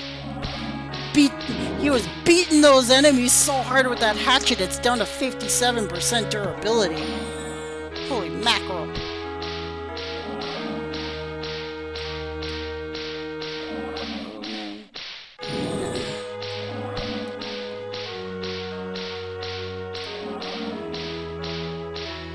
Do you know how much wisdom per... wisdom MP per level?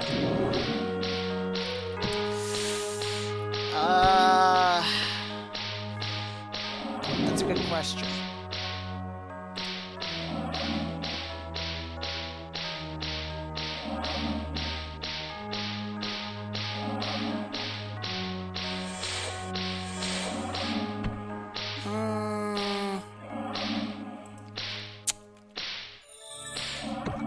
Let me see here.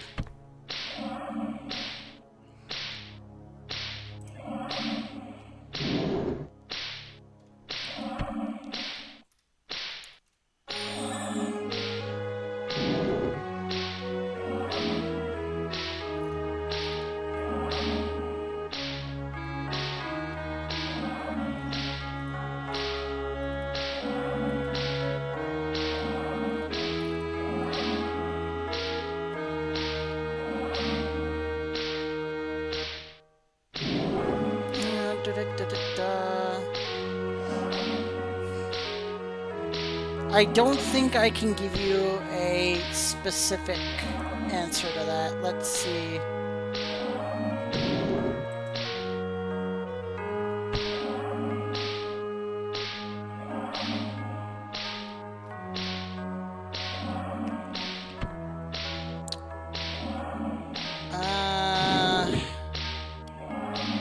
Yeah, unfortunately, I don't quite know the mathematical formula per magic point in terms of wisdom score. Maybe Yuki might know.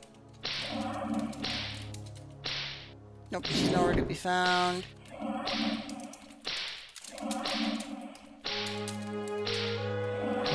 Vivina's here. I'll ask Vivina. No, Vorloff does not have the actual calculator either. I just looked.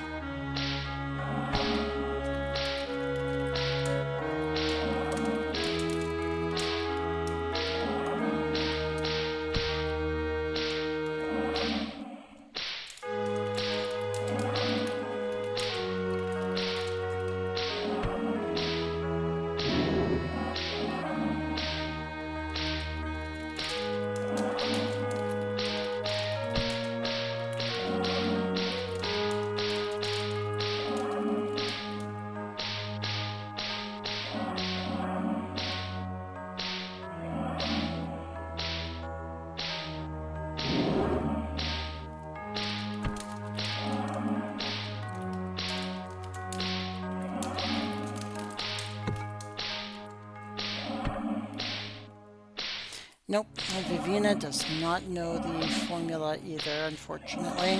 So, that is one question I unfortunately cannot answer.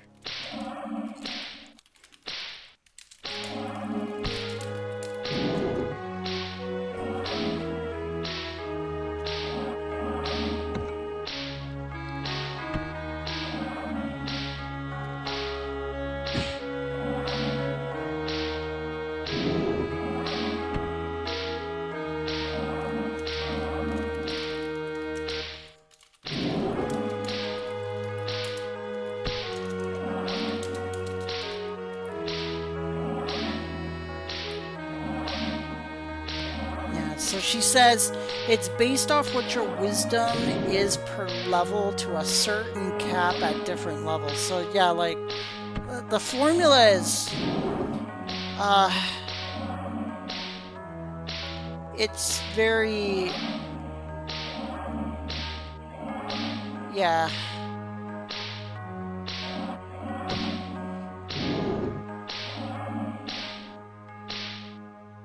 So early on, you'll see a greater return for having a wisdom 9 plus your level. Yeah, so like it's a very, very complicated, but yeah, like after the level 30s, it depreciates a noticeable amount. So like it starts off really good, and then it just kind of bottoms out, which is why it constantly forces you to put more and more points into it. So right. So she says, like, after the 30s, it depreciates some noticeable amount and is no longer so relevant to boost wisdom above your level by large amounts. So, what she's saying is, respective to your level, after level 30, if you put too many points into your wisdom that it scales above your level, it depreciates the value.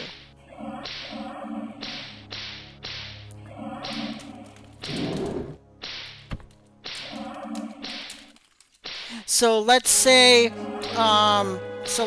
as you are leveling up, right? So let's say you're like level 10 and you're pushing your wisdom to like 20. That's fine at level 10 because the game caps out at level 30. So the mathematical equation will stay the same for each level until it reaches a certain level. But then after level 30, it really starts dropping out. So so that's the reason why, like, you might think you're getting a lot of magic to start with, and then all of a sudden you're not getting hardly any magic points at all, even though you're pumping your wisdom pretty good, right?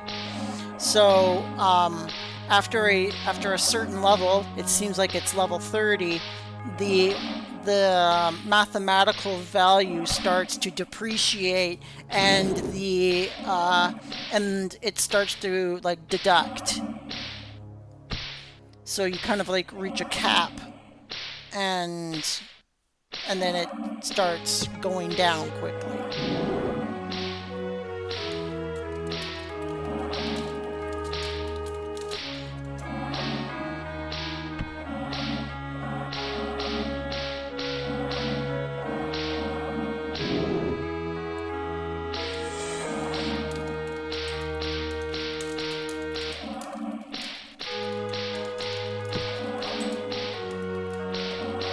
Yes, I do know intelligence is your spell damage output.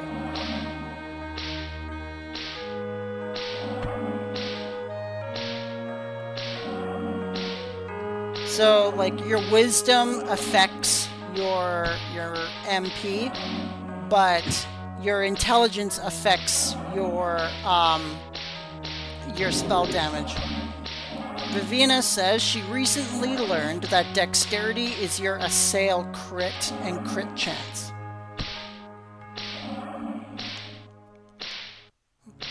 And this is the reason why I tell you guys to, for every like 3 points of strength, put 1 point into dexterity. For that exact reason. Because dexterity is not just your hit, it's also your critical hits. Constitution is HP and regen amount. Yeah. Whoops. Whoops.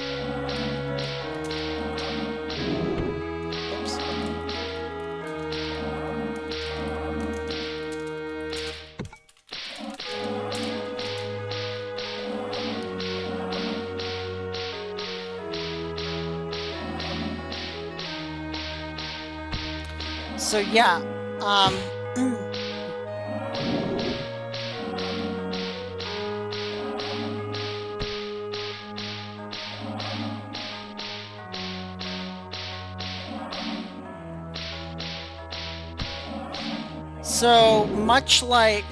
unlike wisdom, which depreciates as you push it over your level, which starts at level 30 for depreciation, your constitution score does the opposite.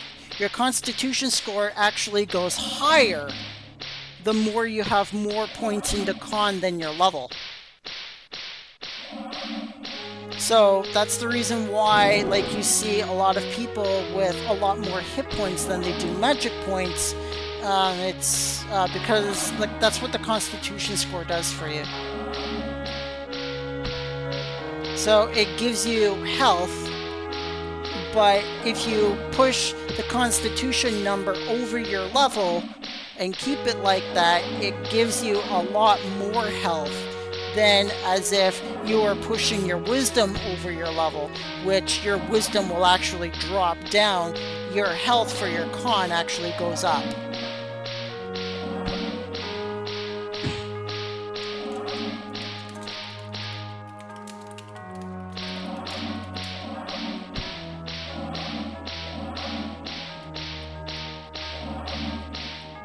So for example, like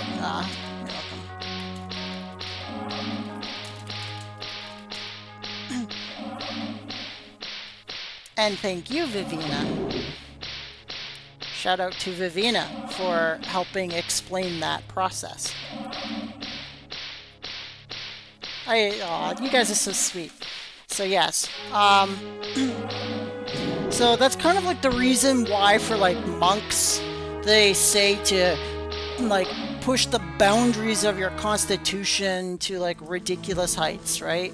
Like you'll see like level 40 monks sometimes with 70 constitution. And that's the reason why like the monks have almost like 10,000 hit points by the time they reach level 50. Like their HP is through the freaking roof. But you'll notice that the drop off for that is the fact that their damage is pathetic. So like while pumping your constitution might be a good thing for longevity because it means enemies will have a ridiculous amount of time killing you, you're going to have an equally ridiculous amount of time killing the enemies. And now the dexterity score helps your kicks and your punches with critical hits, but the problem with kicks, right? I'm going to do a little example for you from monks. So, let's say you're a monk, right? And you're doing your punches, you're doing your assail and double punches, right? Your assail and your double punches work off of your space bar.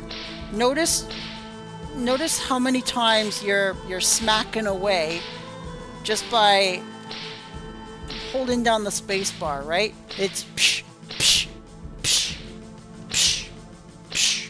It's endless, right? There's no cooldown. It's just bang, bang, bang, bang, and bang.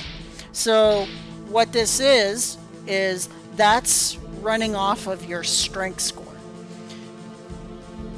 So your two assails, your assail and your double punch, are running off your strength score because that's your global attack. Like that's your primary attack. Now your kicks are running off of your constitution, and they rely on your dexterity for critical hits. When they hit, they fail a crap ton if you don't have them at level 100. Even at level 99, your kicks can fail like 3 times in a row. It's bonkers how often kick fails, and high kick, and all those other damn kicks. And the second problem with kicks are the fact that they have an insane amount of cooldown time. Like the normal kick ability has a 5-second cooldown. The high kick has an 8-second cooldown, I do believe. And like it just your kicks take a long time to get off cooldown. In the meantime, you have to rely on your punches for all of that downtime. And if you just pumped all of your stats... No, you're so sweet.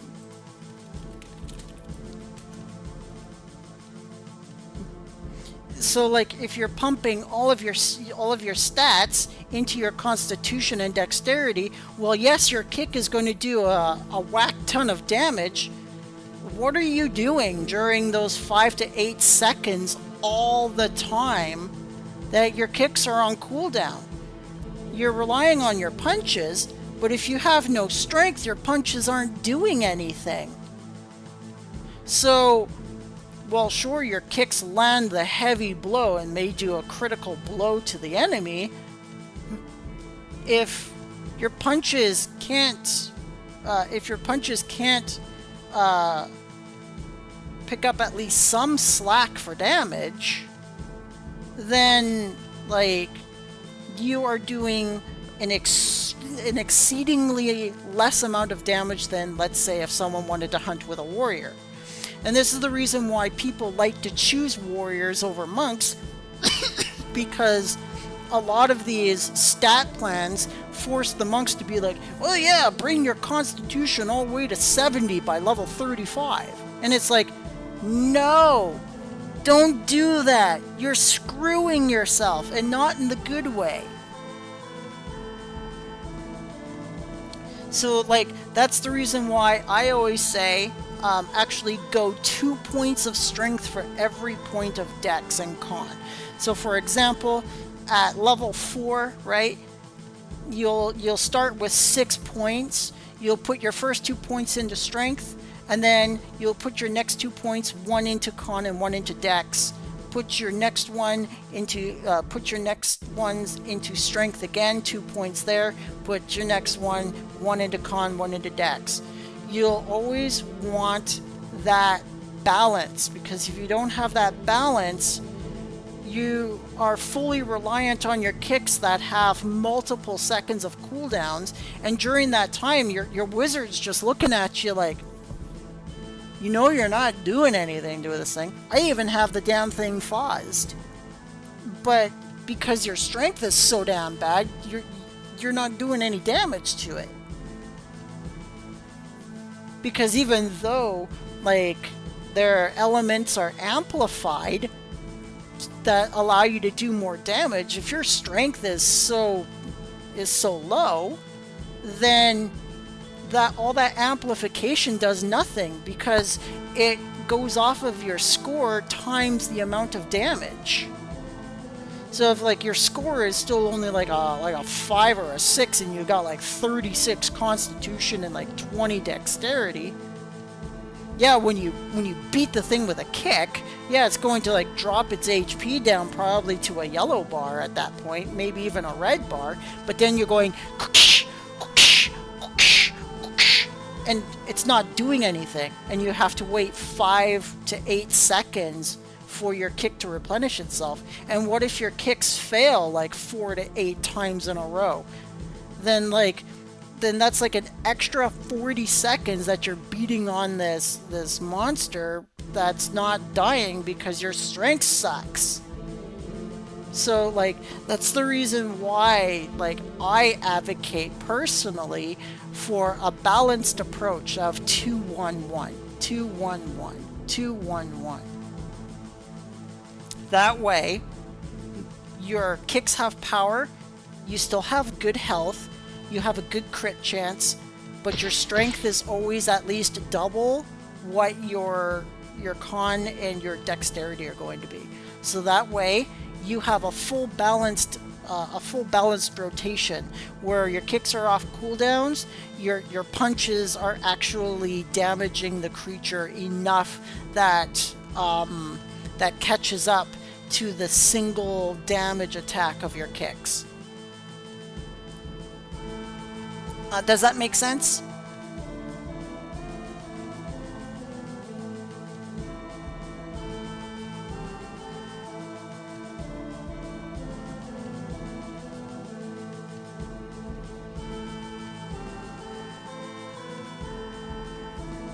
That's what I thought.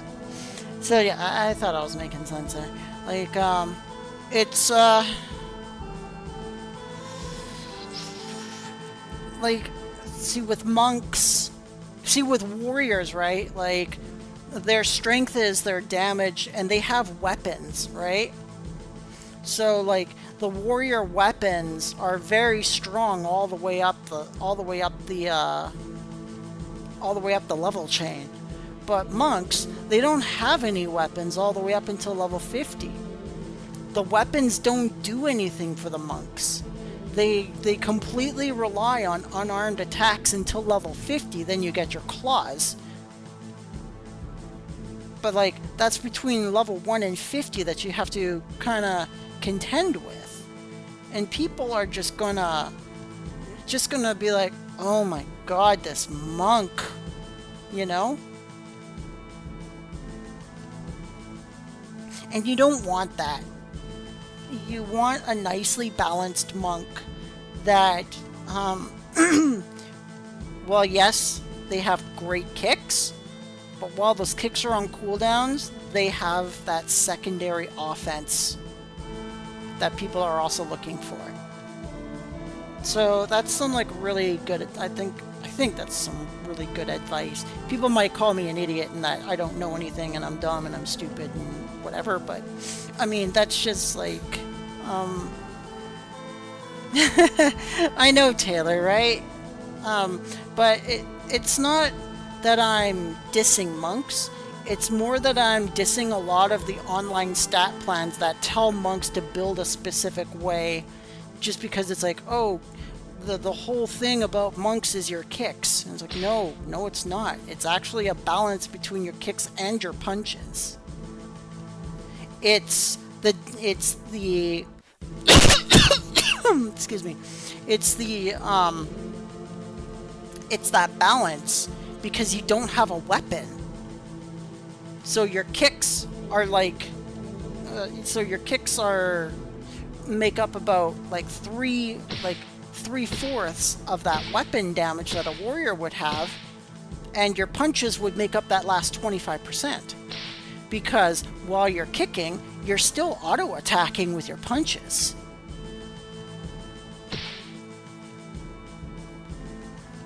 And you want that continual balance, right? You want that rhythm. It's like kick, kick, kick,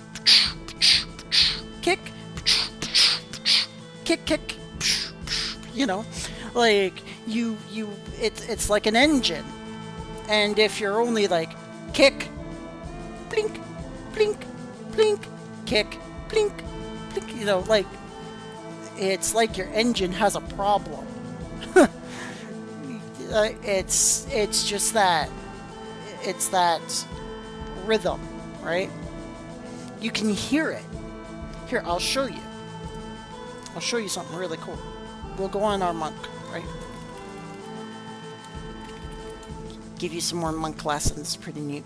I'll give you like a really fine example. So we're gonna go on our monk here. I have double punch, right? Do I have double punch? Yes, I do. So I have a sail and double punch, and I've got the 3 kicks right now. So I'm gonna teach you what I mean. We're gonna dump this wooden shield into this altar here. Once it decides it wants to do it. Oh, I had to refresh. All right.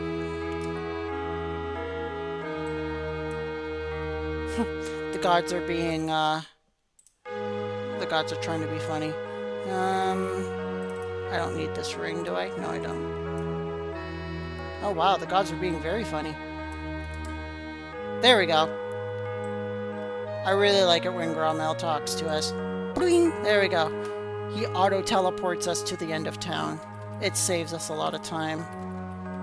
So we don't have to walk to the end of town. So just keep throwing stuff in that pool. And then after a little... Hello.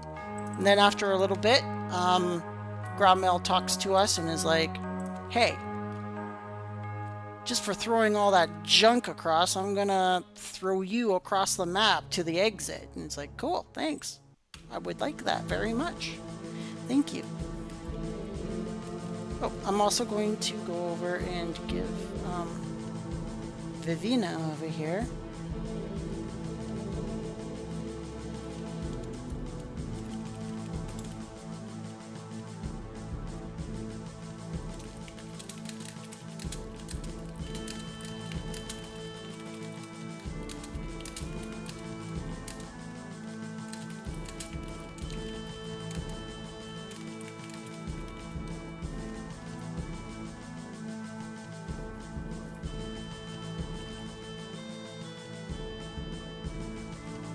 She might be away from her keyboard.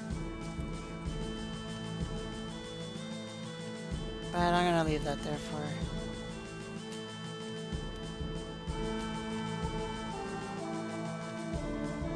So this is what I mean, right? What?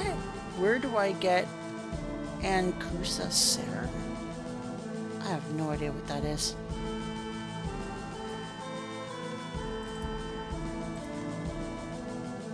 Oof.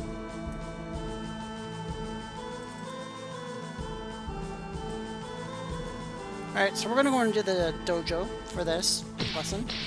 I have no idea what that person is asking me about.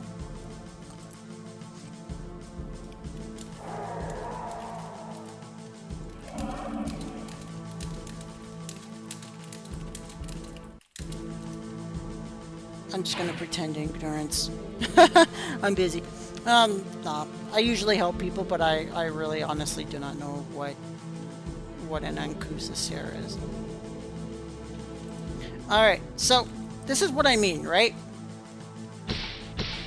See, hear those sounds? And see, like, how we're hitting this guy? And you kind of feel the rhythm about it, right? It's like, bonk, bonk, bonk. Now watch this. So here's our kick. Look how long we have to punch before our kick comes off of cooldown.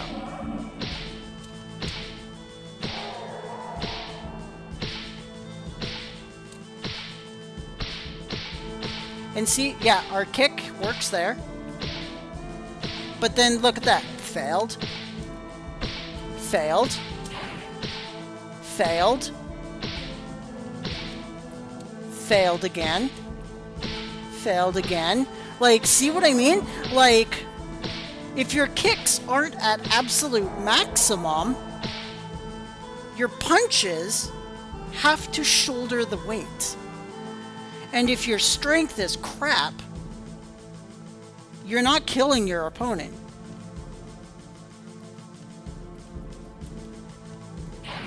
And that's what I wanted to like personally show you. See, you listen to that rhythm, right? Between punches and kicks.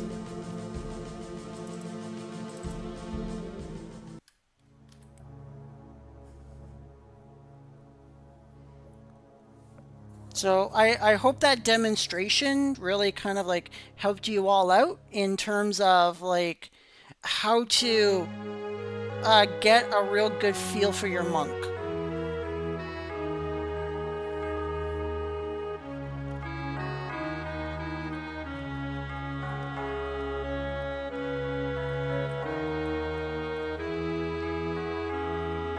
Yeah, because what good is your constitution and your dexterity for all your kicks, which would be your kicking power, if your kicks are failing like 6 out of 10 times?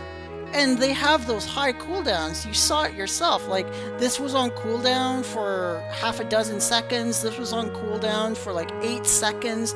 This was on cooldown for a dozen seconds. And all that time, you have to rely on your 2 assails, right?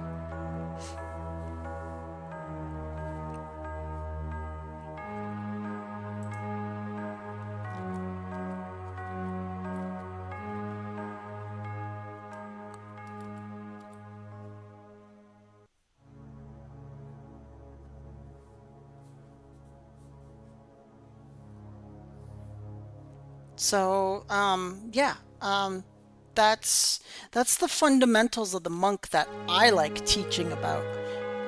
it's like, don't just slam everything into Constitution. Yes, your hit points are going to be fantastic. Absolutely, 100%. If, like, you go, like, your first 20 levels into full-on Constitution, you're probably going to end up with, like 10 to 12,000 hit points by the time you reach level 75. But, I mean, all your other stats are absolute crap. And you're waiting for all those kicks to come off cooldown. And you know how long it takes for your kicks to level up? Like, I was in that dojo with this tune for, I think, 8.5 or 9 hours. And, like, the kick only leveled up to 25, which means the kick only leveled up 3 times per hour. The high kick was much worse. The high kick, like, leveled up maybe, like, once every hour, hour and a half. The high kick is terrible for leveling up. Oh my god. And then, of course, the Draco tail kick hasn't even friggin' leveled up yet.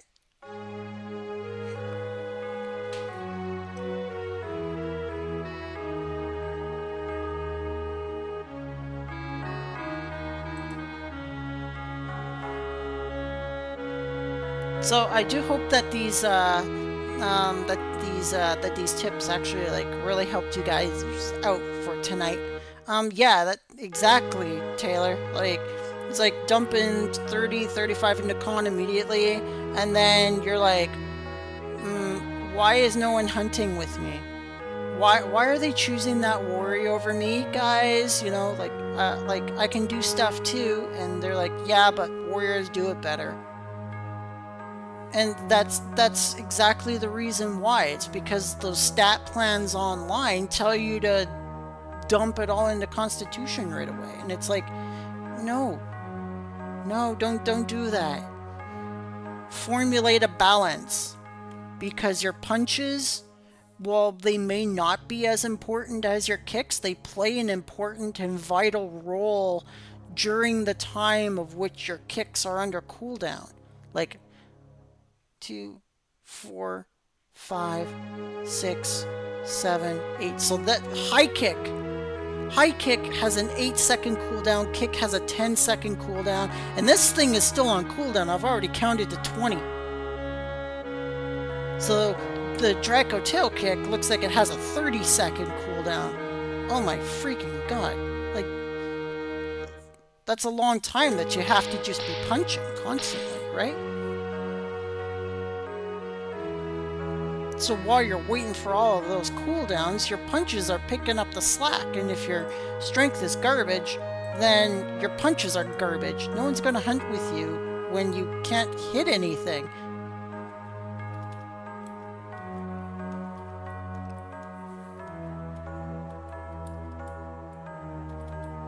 Or, well, you'll be able to hit them because your dexterity is super high, but you're not doing any damage because your strength is so low, is what I meant. So yeah, just a little tidbit for you there, right?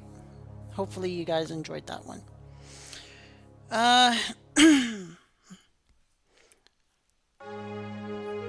So I do believe, we do have to work on the rogue. We can't neglect our rogue.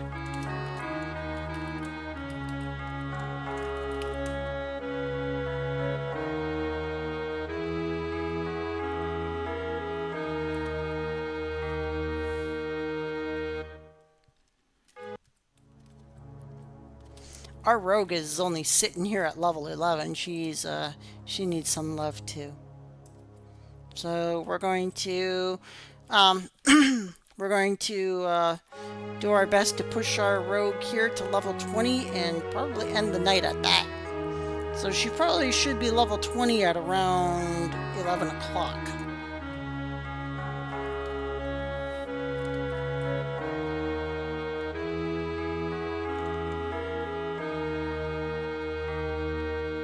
Any other questions about the monk before we move on to rogue topics?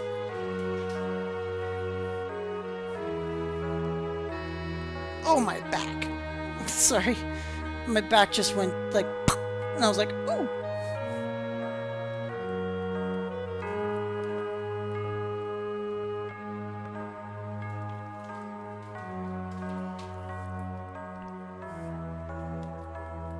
So we went over quite a bit of stuff today. I think I did a pretty okay job explaining all of that. And now we're going to go with the monk. So once again, with our delightful with our delightful rogue. Sorry, rogue. We are going to bump her up a little bit. Let's see if anybody might have a Milla song.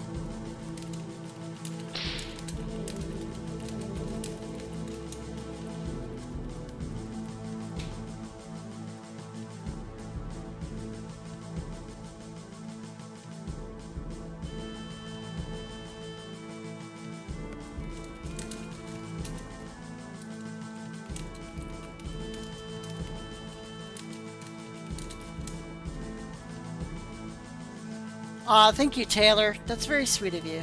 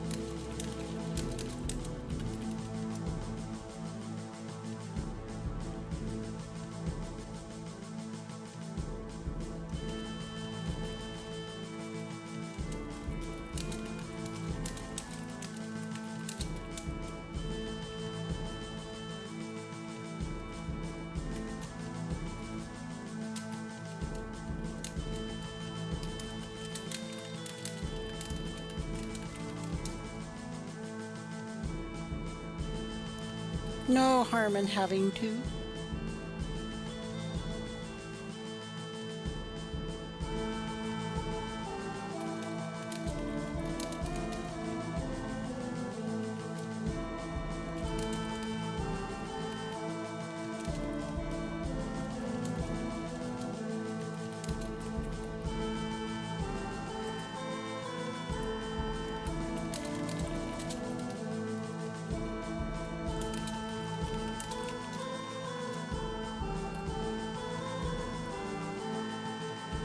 Alrighty.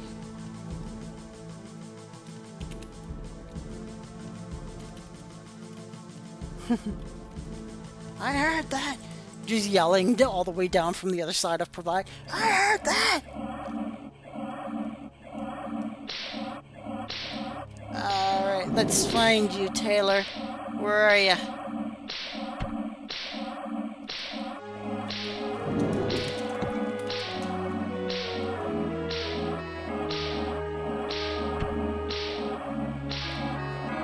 Spoopy, I see you. I see you, Spoopy. Alright, I see you, Taylor. I'll take one more. Absolutely. Jeez, my nose is freaking itchy today. I don't know what the hell's going on.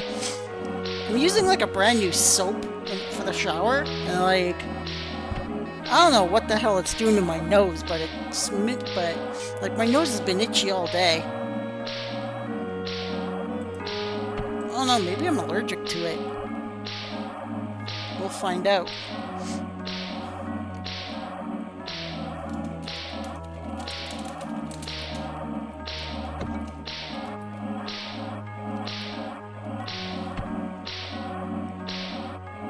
that we've got what we need, you know exactly what we're going to do, I do believe. Do you not? We are going to go to the Mahadi Swamp. We're going to get 2 blossoms. We're going to push this rogue to at least level 14, hopefully.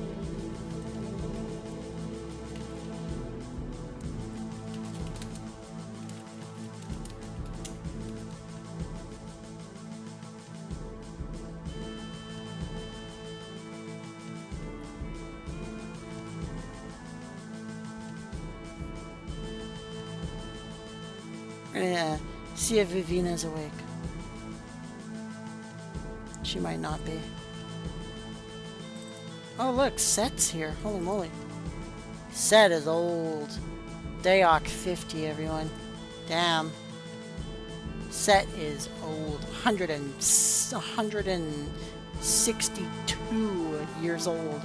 That's how old Set is in the game. He an old lady. Let's find out here. Oh, there she is. Isha, let's go ask Aisha.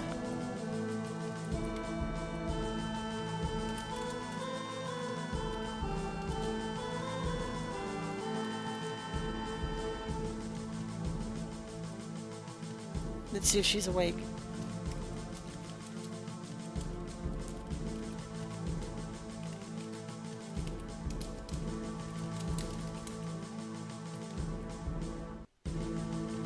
Never mind Dark Ages. How about Awake Ages? Ah.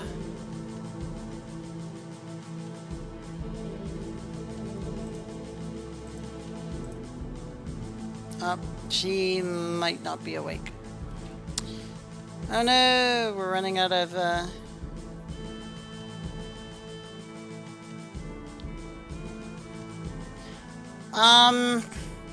I think it's something to do with like the way it was done in the past. I don't know if you can still do it nowadays, but the way it was done in the past is you start the game normally, right?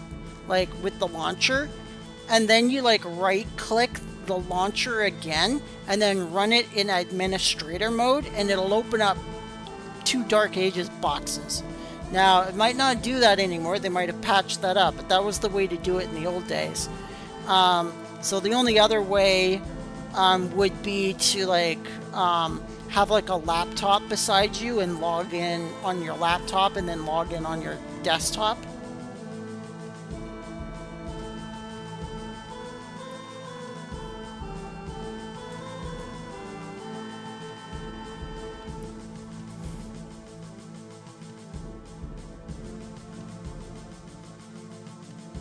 Let's see if Moogle's around.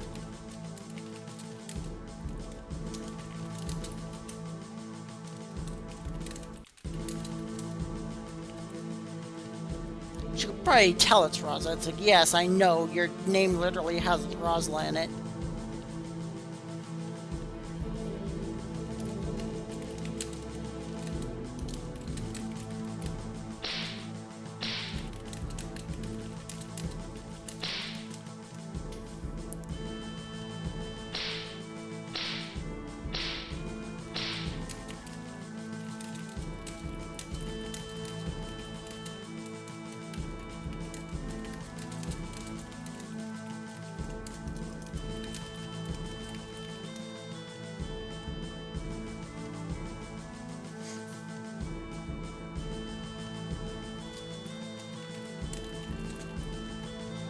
Yay! Moogle's going to take us. So this is going to cut down a lot of time.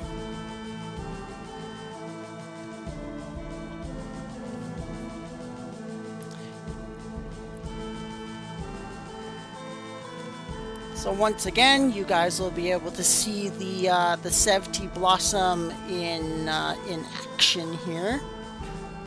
Otherwise known as the Sick Child Quest, aka the White Blossom Quest, yada yada yada. I did the tutorial video again earlier, I think yesterday. It's up on the channel. And now you're going to see it in action on the live stream.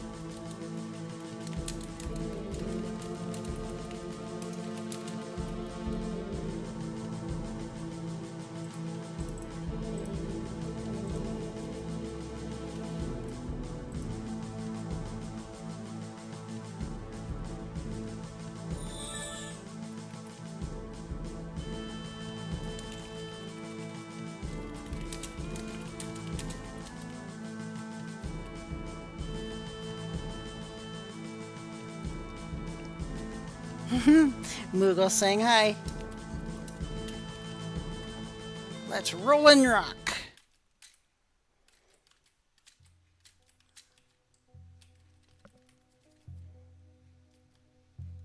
So the once again, I'm showing you guys this for the second time tonight, but you know, some might be joining a little late.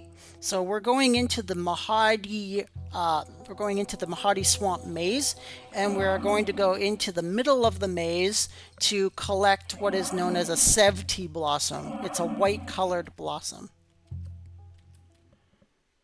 And what we're going to do with it is we're going to take it to the Lores Castle, and we're going to hand them in, and we're going to get a boat ton of experience. Oh, hello, Dende. Be careful with those Dragon Balls.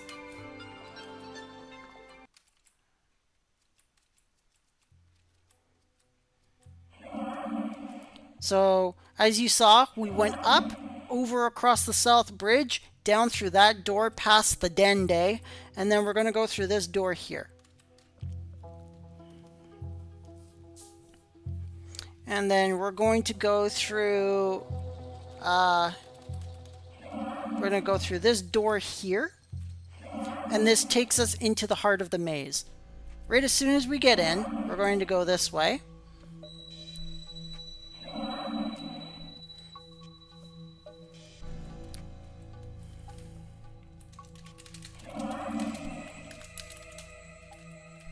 Always ask politely if you can have your helpers blossom.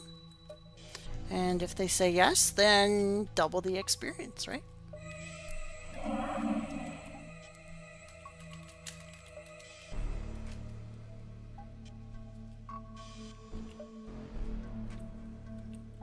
Yep. Yep. Yep.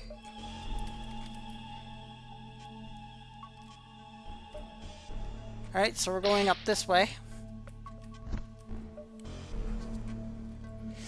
So as you saw, we went around, we went curved across, and now we're going through this door here.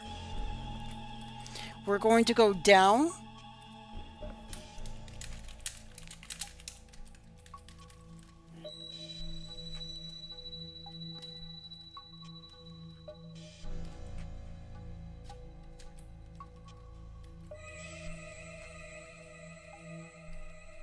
The cool thing about the rogue is that all the traps that are in the Mahadi Swamp, the rogues can detect and try to disarm with their lockpicks. It's pretty cool.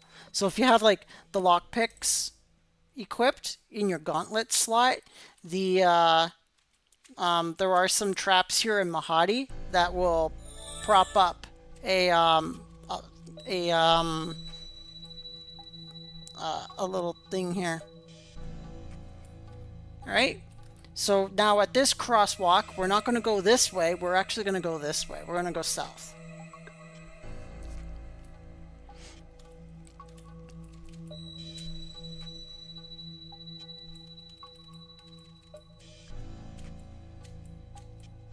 And we're going to go through this door.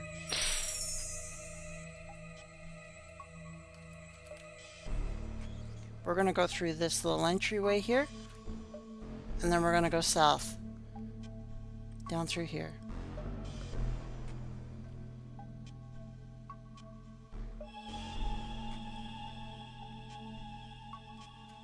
And what you're going to do, now that you're in the garden, you're going to go into this spot right here. This is the white blossom spot. You see a white flower that smells like lemon. Pick the flower. put it in the number 1 slot. Move everything out of the way. Make sure that your blossom that you picked is in the number 1 slot, because if you don't do that, the game is going to think you didn't pick a blossom, and it's going to think that your partner picked all your blossoms for you. And it will not give you as much experience as if you picked your own blossom. So you always have to put the blossom that you picked first in the number 1 slot right here. And then, like, let's say if you go in with like a party of 5. Oh.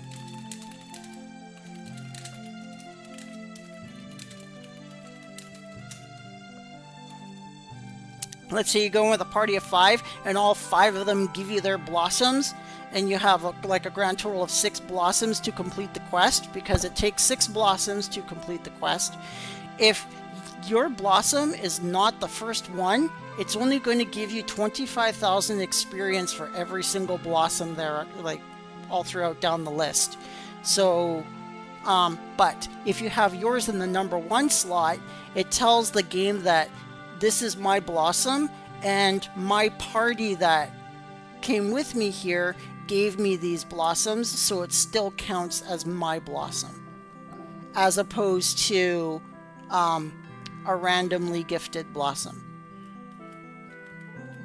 So make sure to keep that in mind.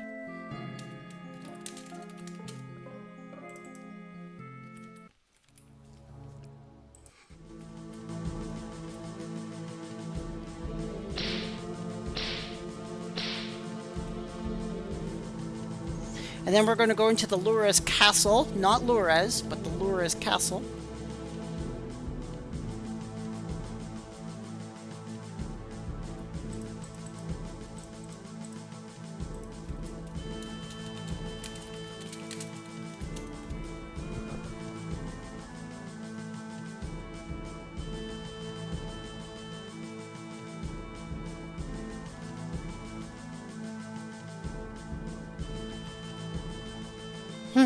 Mugo says, thank you so much. Good luck with the tutorial videos. Bye, YouTube. Goopo.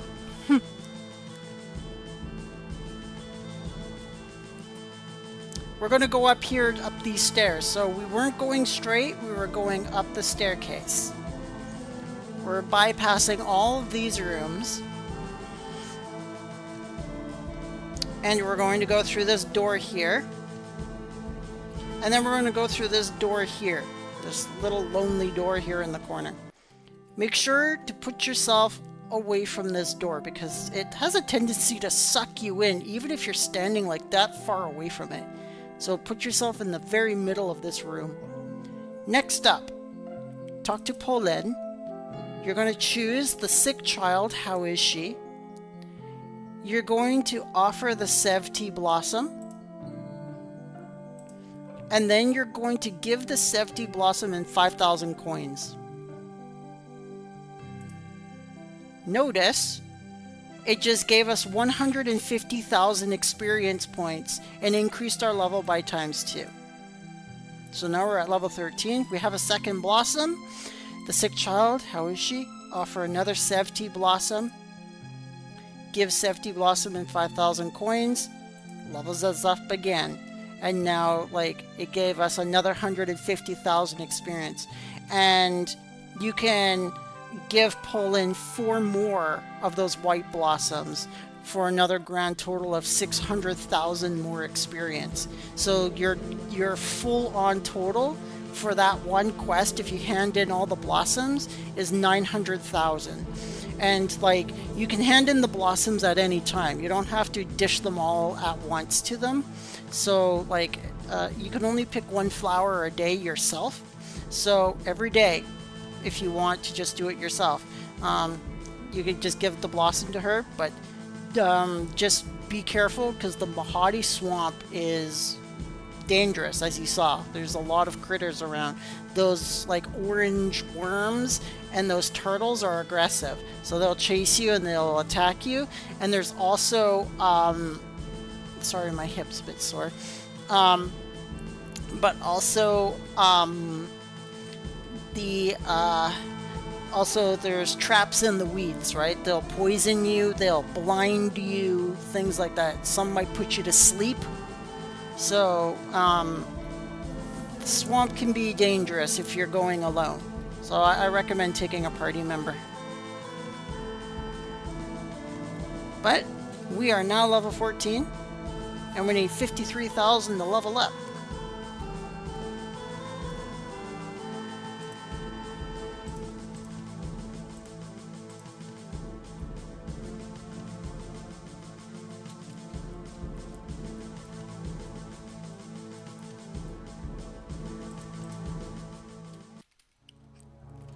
Now we can either go ourselves, or we can find someone to go in with us. But rogues usually work alone in the earlier levels if you have the right skills.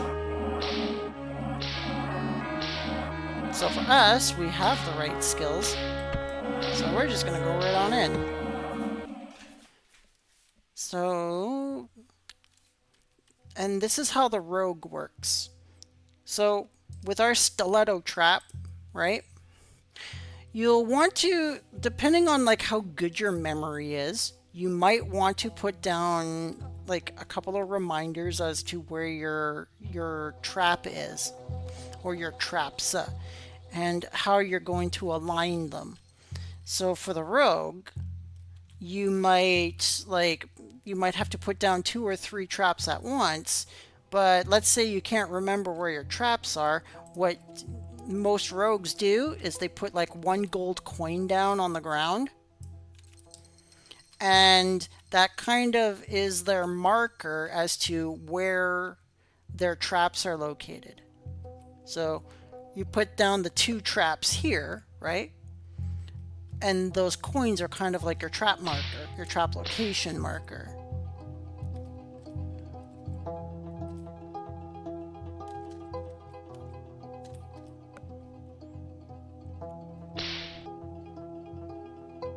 Oh, just one of those traps killed that bee. But that's like just the power of the rogue. Once you have the right tools, the rogues are really, really awesome to use. They're a bit slow, but they're really great. And now, the thing about the rogues also, which is really cool, is once you get the throw Sirigum, you don't even have to go into melee with the rogue at all. If you have the secret, so in this case it's a center secret, you get these little secrets from Suomi, from the Suomi weaponsmith. And these ones, as you can see, they're kind of like ninja stars and ninja, and you can throw them with throw Sirigum. Now, what you need to do is you have to be in a perfect line with the enemy. You can't be right beside them. You have to have space between them, up to 1 space between you. So like you can be up close, up to like here, right? But you want to be a little bit of a distance. Oh my goodness. I'm killing that bee just... Oh wow, I killed that bee just by throwing my ninja star at him. Okay. That's cool. Hiya! Hiya! Alright, now that you've got his attention, you can then start putting your traps down. And now you know why you want to be at kind of like a distance, because it takes 3 lines to put a trap down. But works like a charm, don't it? Switch the skills with the S key.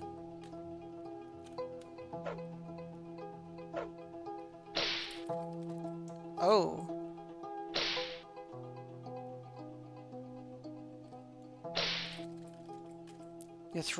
My throw ability is killing that mantis pretty quickly, so I'm just gonna... See how it doesn't work when the enemy is right beside you? you have to be at a distance for throw Sirigum, because if you're right up against the enemy, it won't work at all. So you have to be at a distance.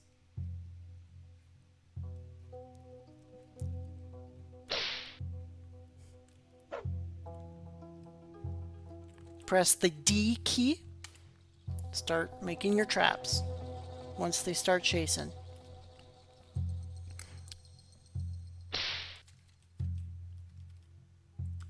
Oh. He survived one of the traps, so let's just put another one down quickly and finish him off.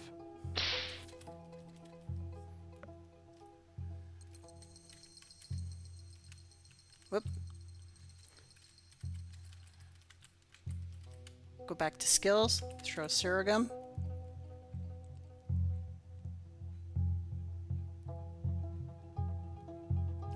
Oop, he moved. So we just gotta go a little bit further.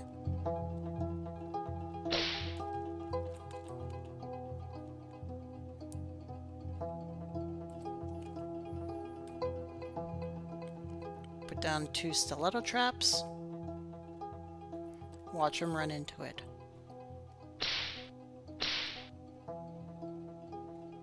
And down he goes.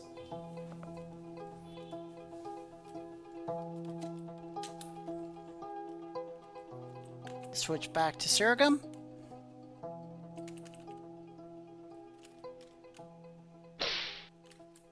Oh. Okay. Switch back to spells.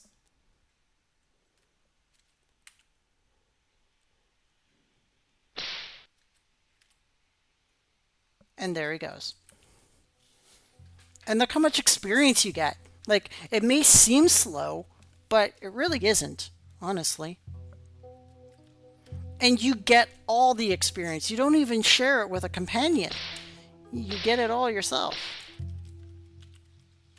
Of course, that does mean you, like, doesn't mean you have to throw at a range. Like, you could just walk up to the enemy and just use your assail, like your spacebar, and just hit the thing. But, like, the throw Sirigum makes it so, like, you don't have to risk yourself.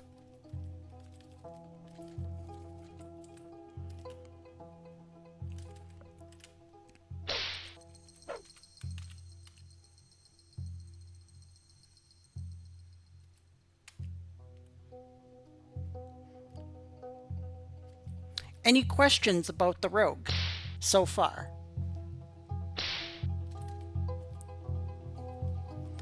And now there's like a few cool different ways that you can build your rogue. You can build your rogue the ranged way, the way that I did it, or you can build your rogue the melee way. And the melee way revolves around placing down like a sleep snare or a freeze snare. And once you do that, when the enemy walks into the trap, it freezes them, and then you can walk behind them and start beating them with a dagger. So instead of a secret, you'll want to like get yourself a dagger and beat the enemy that way. So there's a couple of ways that you can do it.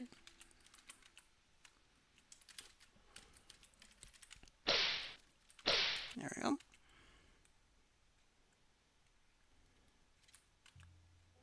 And like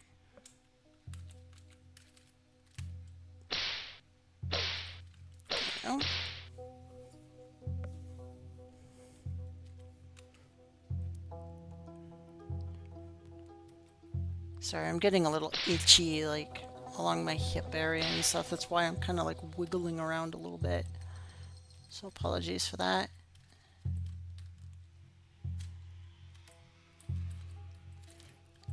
I've been sitting on this chair for like 4.5 hours, so I'm just kind of like, it's hot outside, so like it's just hot in my apartment.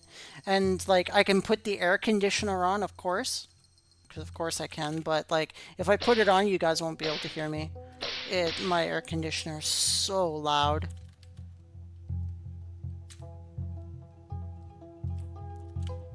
Hiya. I kind of went a little too far for that one, but that's fine.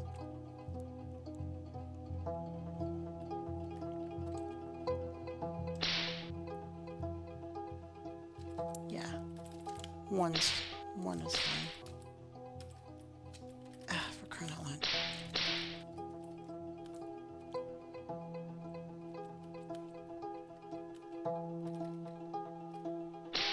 Ah, there it goes.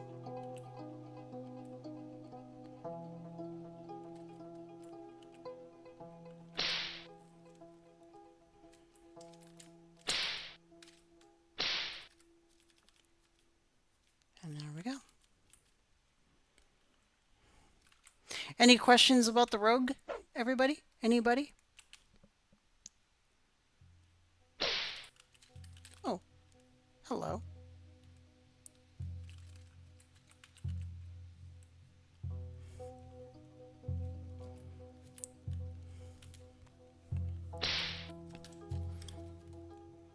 Now you also have to really watch the rogues in like the next area, the level 4 and the level 5 area of the East Woods, because if enemies get sick and tired of you enough, then they might start spell slinging at you. So what I highly recommend for rogues, what you should do for rogues, and this is like a strong suggestion, is get Grommail gear. Grommail gear is the way to go. Get like Grommail jade rings, for example, and get Grommail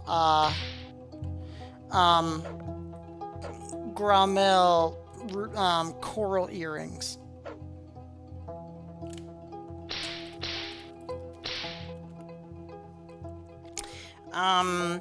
Get Grommail boots. And what do all that, why Grommail? Because Grommail gives you magic resistance. See this little person icon with the dome around them? That's magical resistance. And each piece of Grommail gear gives you 10%. So if you like put it on your earring, you put it on your boots, you put it on your 2 rings, that's 40% magic resistance right there. And that right there reduces like an enemy blasting you with like a friggin' Krieg or a Sal spell by 40%.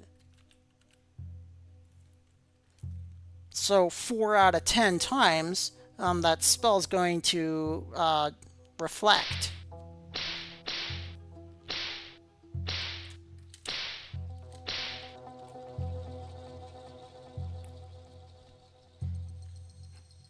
So it's a way to protect yourself as a rogue from enemies spell slinging you.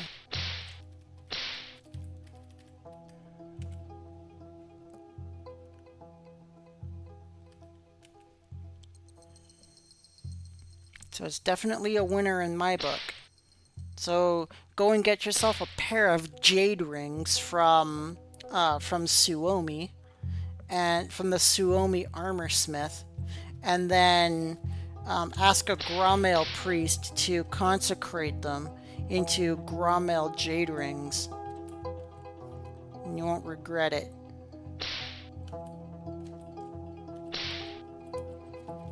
Do the same for boots. Like, doesn't matter what kind of boots you put on. You can't, I don't think, you can't do it with like silk boots because those are specialized boots, but you can for like other types of boots, like the shaw green boots, the cured boots, things like that.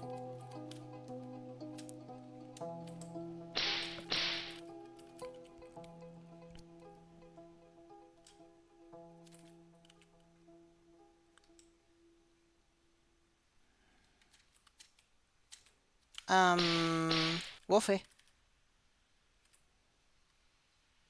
Okay. Don't pay attention to me.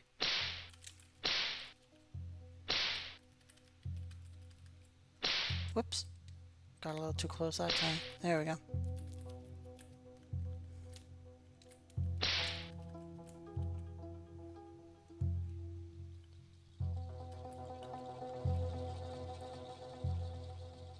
Seriously, Wolf? Come on. There you go. Attaboy.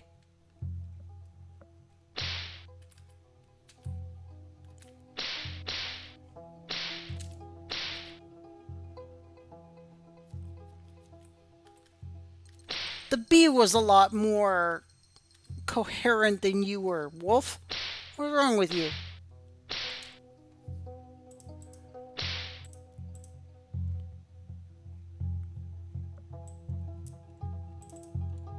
Pretty sure this is... No, this is a fire. Ugh. That's not a dark, that's a fire. Alright, this wolf wants to party. Alright.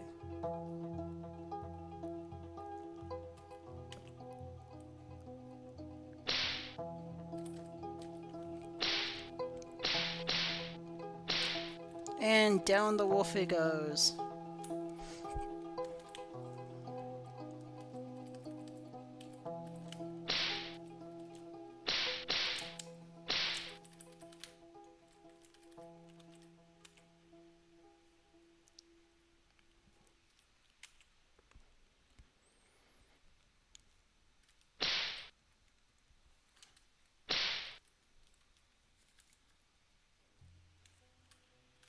And there we go.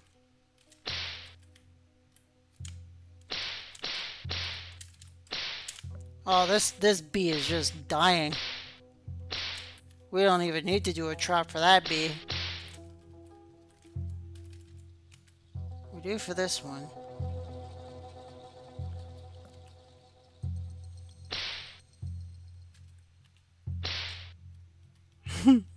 You'll eat a sock. That's great.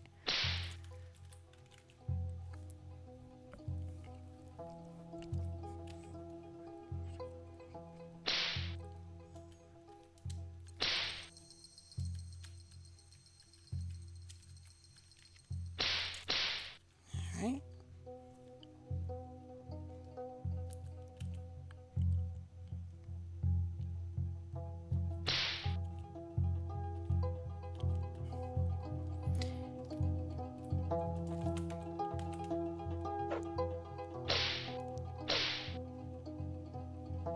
The wolf is just staring at us like, what?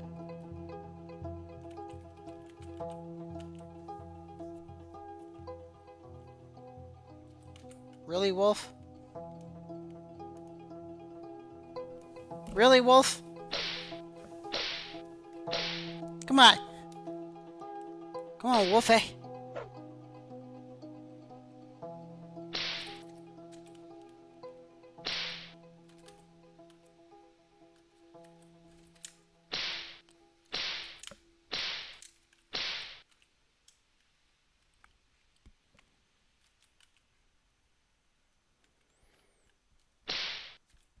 So now you can see the rogue can be a relaxing class to play. Sure, it takes a little bit of time for, them to walk into your traps, but you know what? You're alone. It's just relaxing.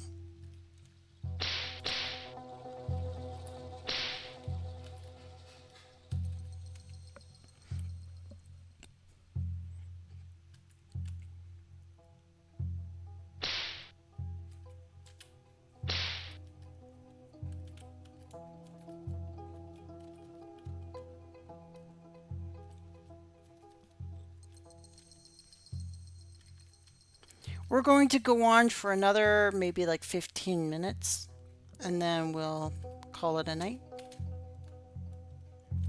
Doesn't exactly seem like we're going to get our rogue up to level 20, but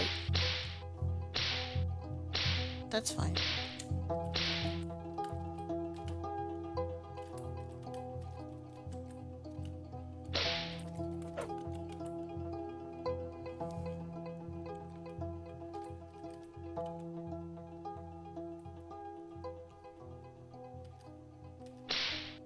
No.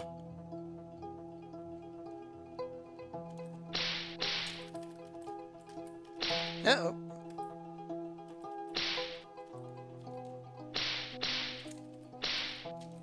We didn't get any experience for that one because we didn't tag it. That's another thing. You got to make sure you tag your prey, because even though they may be aggroing you, it's an automatic aggro, and it's not the same as if you tag the creature with an attack. Oh boy.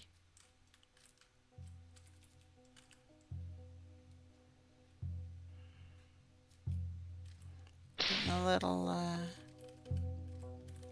getting a little tight there. Alright. That's what he said. Ah, you still got it, Ashley. You still got it. Even this late at night.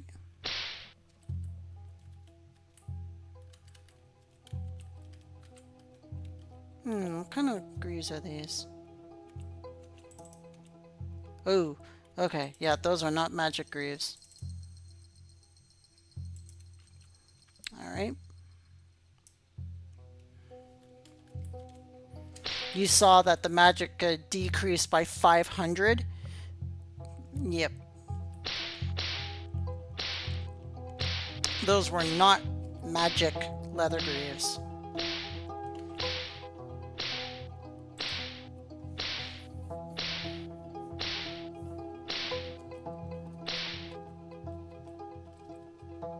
Those would be something for the warrior, for that warrior up there to get. Oh my goodness.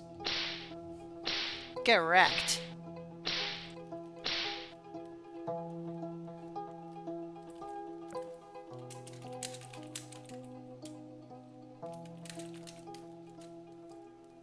Eh.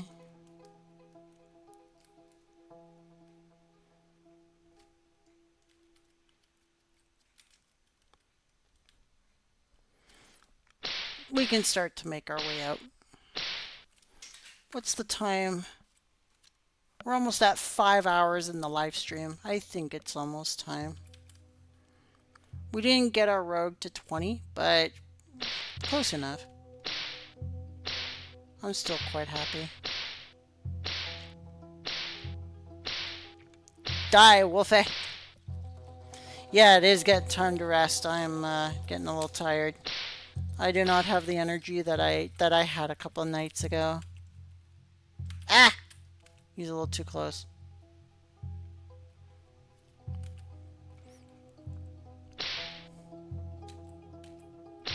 There we go. Now he's gone.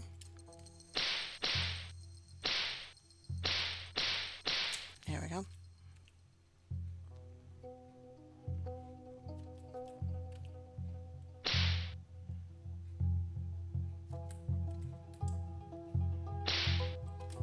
There we go. Oh, he survived. He survived the second one. Hello. Alright. He only had like 5 hit points left.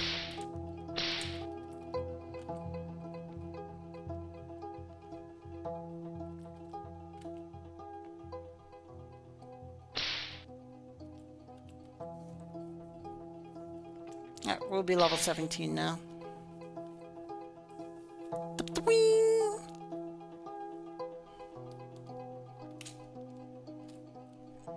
Do a couple of more blossoms tomorrow, and she'll be level 18. Whoops.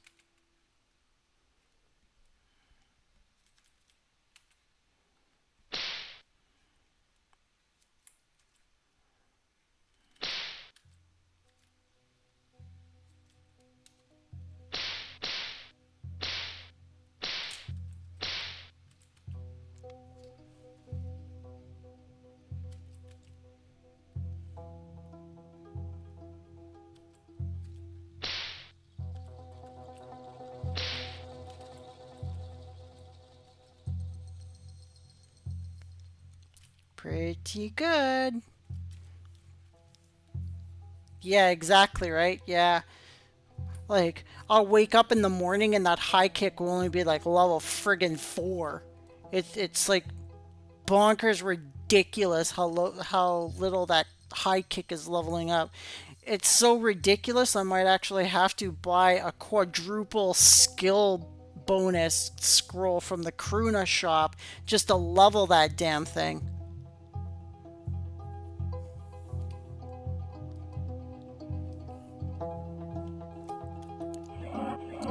Frickin' bonkers.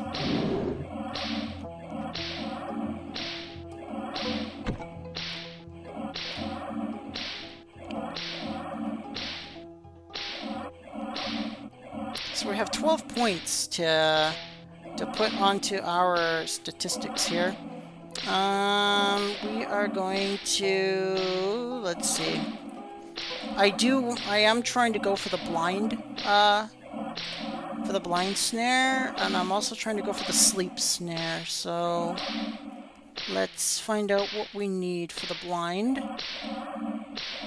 All right, so we need 6 strength, 10. We need 6 strength, 10 intelligence, 6 wisdom, and 12 dexterity. So we need 6. So we need 6, 10, 6, 3, 12.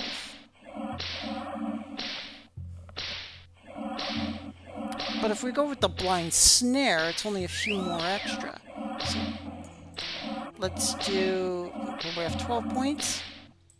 So if we have 12 points, let's do... Let's see here. Oops, I don't go that far.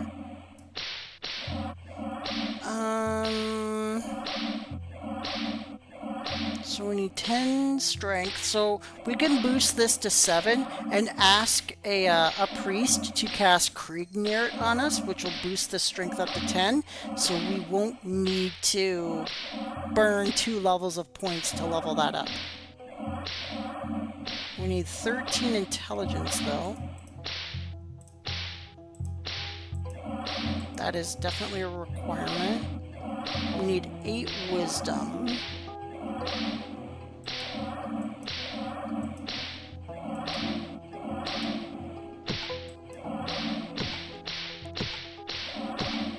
And 15 dexterity.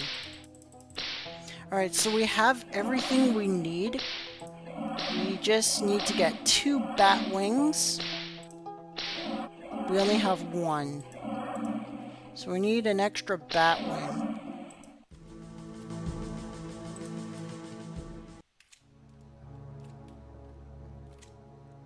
Let's go see if we can maybe get down to like the 3rd floor of the crypt and see if we can find a second bat wing. If we could do that, we can go and get our blind snare right away. We don't have to wait for tomorrow. And for the sleep snare, we need 8 strength, 9 intelligence, 13 wisdom, 4 constitution, and 18 dex. So we need 2 more levels in wisdom and 2 more levels in dexterity. So at level 21, we'll be able to get our sleep snare. Things are really looking up, you guys. And then once we have those, like, we have it made.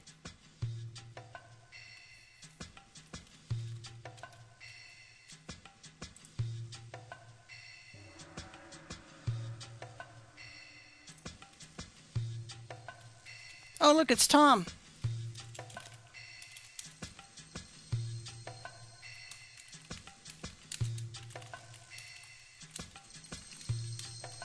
No, he left.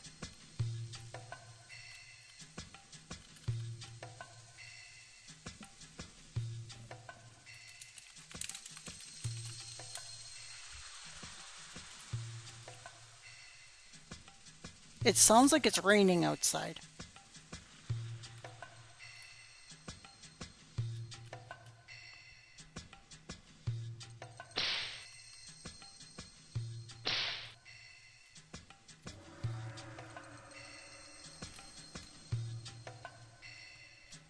Alright, we're looking for a bat wing down here. Let's see if we can find one.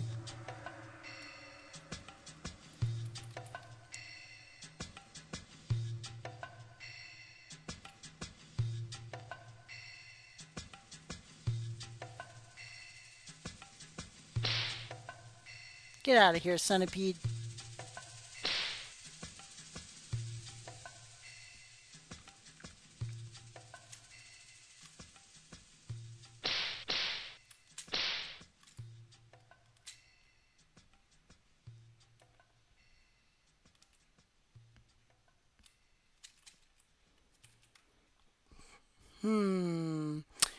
Not finding a bat wing.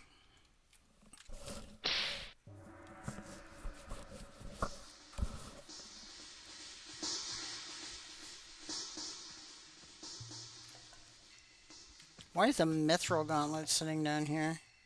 That's a interesting place for it.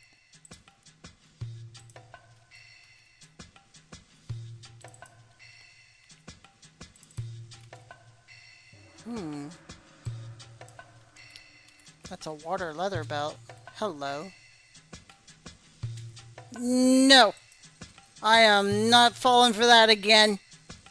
That's another thing about the rogues, everybody. These treasure chests, you can open them and unlock them as a rogue. If you have the unlock skill and you have the lockpicks. You can go to these little treasure boxes down here in the crypt and you can unlock them.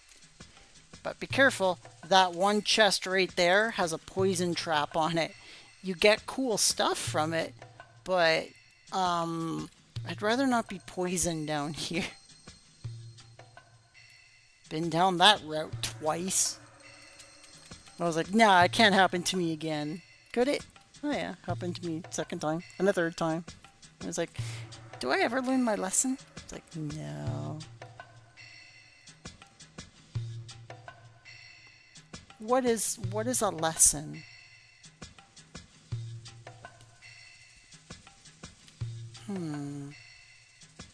No bat wings.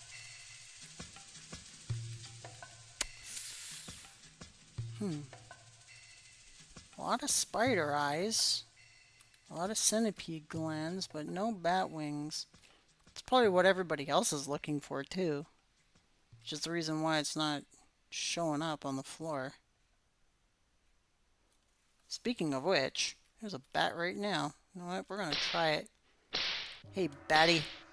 Die. I want your wings.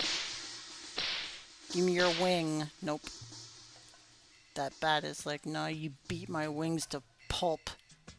I don't have any wings now, thank you very much. You just slaughtered me and destroyed my wings that you would have otherwise collected.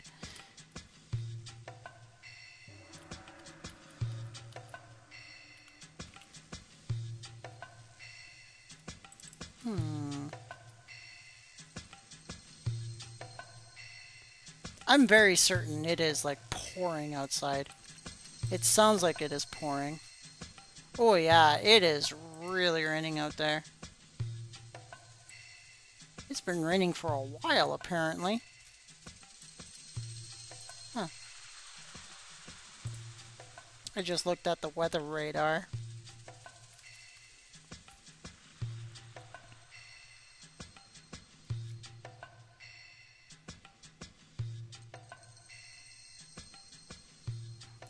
It started feeling really like humid inside the apartment here. Like maybe that's why I was like moving around feeling uncomfortable.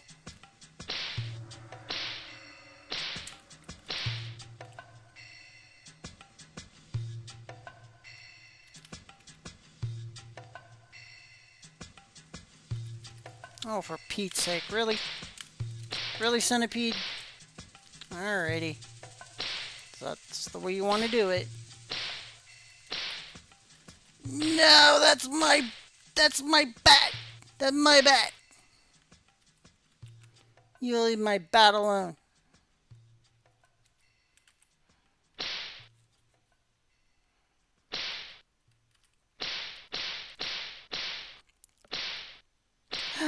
And it dropped my bat wing. She almost stole my bat wing. Oh my god, I would have been pissed. I would have been like, seriously? You did not just do that.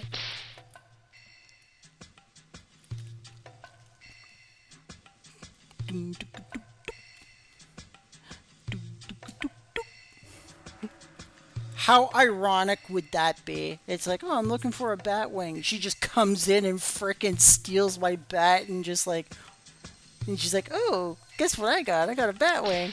I'd just be like, okay, that's it. I'm shutting the stream down now. so I could flip a table privately.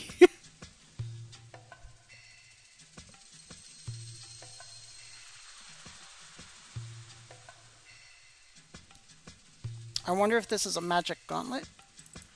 No, it is not.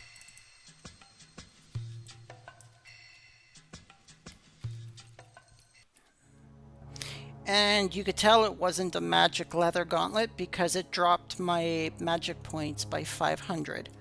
See, that's the thing about the leather gauntlets and the leather greaves. If it's not magic, it's going to drop your magic points by 500.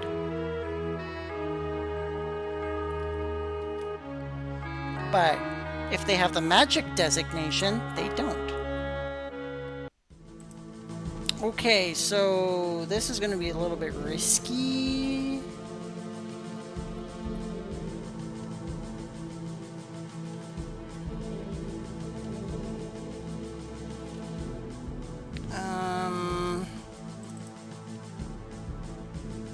The blind snare is the kobold, but it's an Astrid kobold, not the Pravats. Where's the Astrid kobold located?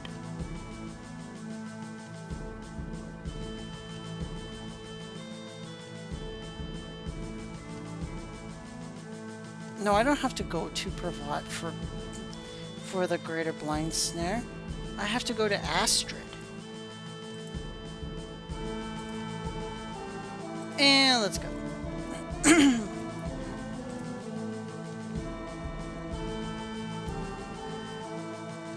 Astrid kobold. Gotta remember where that is.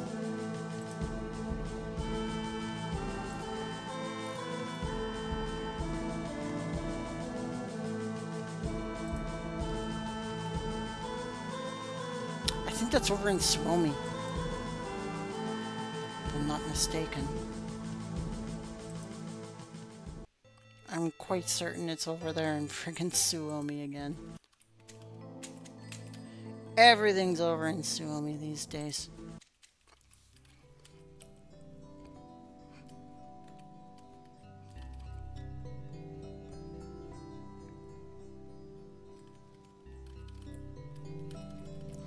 Want to know a little interesting tidbit about the rogues? If you have a weapon in your hand normally, the guards will try and stop you. See how she had to take her weapon off? If you have your weapon on, the guards will try and stop you. But if you're a rogue and you, hello, welcome.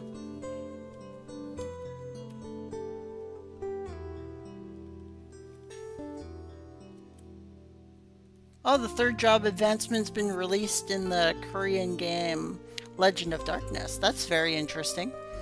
Yep, we have the third classes here as well. The Medinian classes. As I was going to say, if your rogue has the stealth ability, like the hide skill, and you hide, you can go through that guard post with your weapon on while stealthed. So it's a good little piece of knowledge to know that, like, if you're a rogue and you get your hide ability, you can bypass those guards that say, "You there, stop!" There's Astrid. It's right there.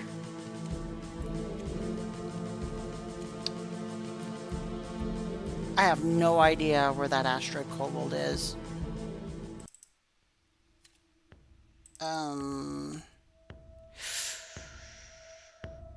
He might kill me.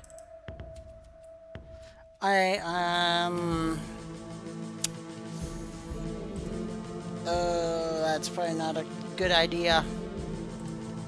I'm probably gonna need someone to direct me to where the Astrid kobold is. Site inhabited by kobolds since history's beginning. Roads etched on the earth in history's beginning.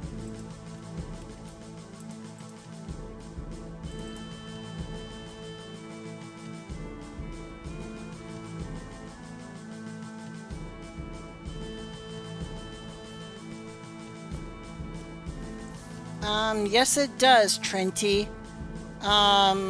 It does run out of wine, but you can get it from other towns.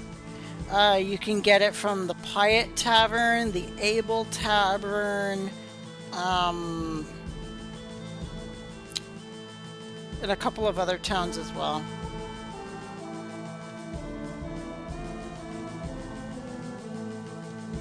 Oh, that's really cool. That's a very interesting piece of info. Whoa! Okay, yeah. I definitely need help.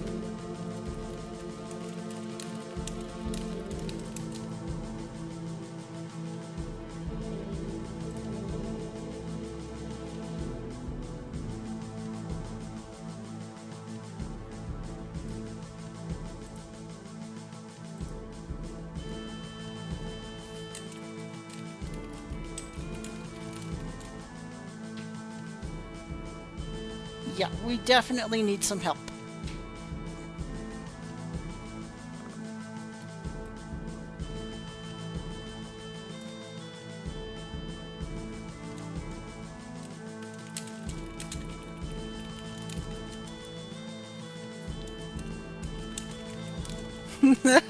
She knew immediately what I needed. Need to get to the asteroid kobold. It's like, how did you know? See, Moogles know everything.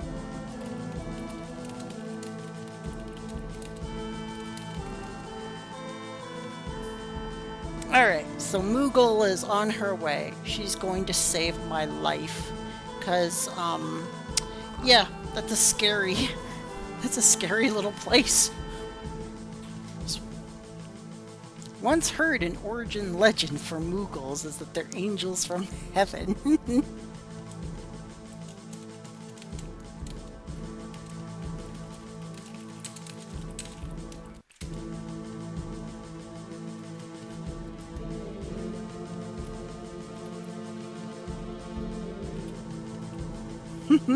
Would you like to know more? It's so great.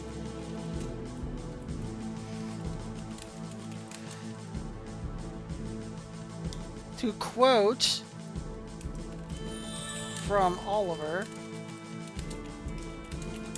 there isn't any more.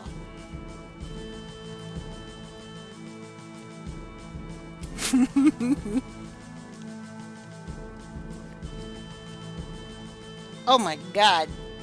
That's a lot of XP. Clink. Clinko. Look at that. She's just teaching these kobolds a lesson. She's being like, no one touches the rogue. Blech.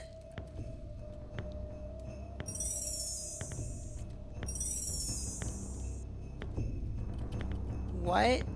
These wolves are disguising them, like, these kobolds are disguising themselves as wolves, everyone. That's freaking hilarious. Off with this clothing. And they turn into kobolds. What the bloody hell's going on? What is this magic?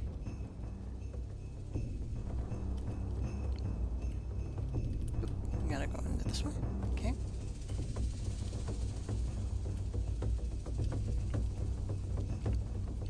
Oh wow, I really probably should have learned the learn secrets. We are looking for the normal blind slayer. Oh, can you, right. Can you cast Kriegner?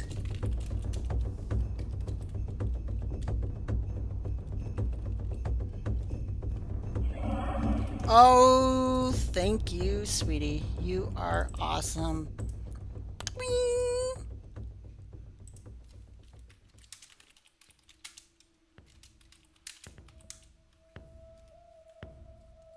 120k cap hit? Not in this version of the game. Yep, the restriction was never part of this part of the game.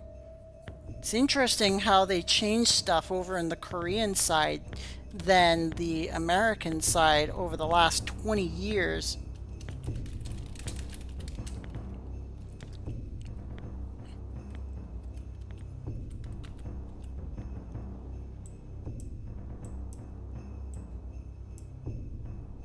Six million hit points? Oh my god. I can't even imagine. I have 36,000 hit points.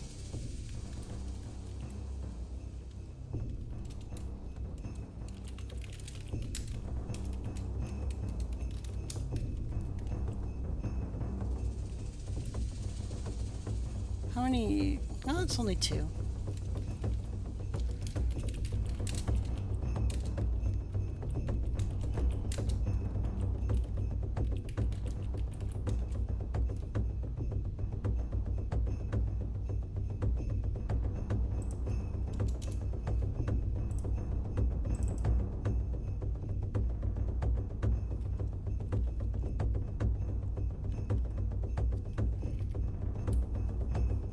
Very nice. Alright, let's head back to Millith. Alright, everybody.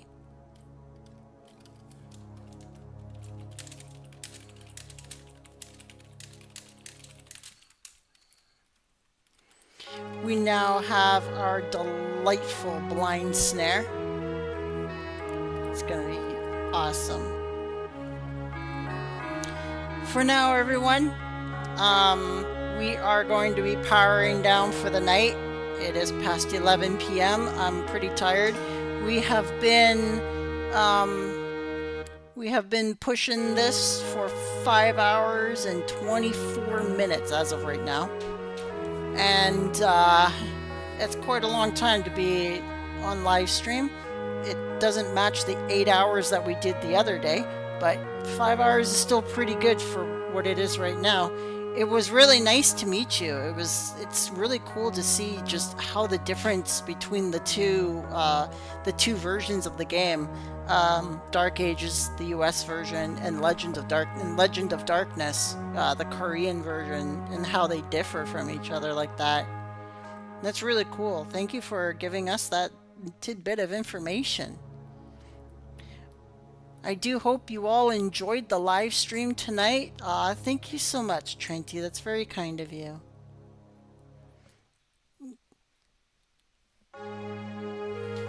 We'll be doing more tomorrow.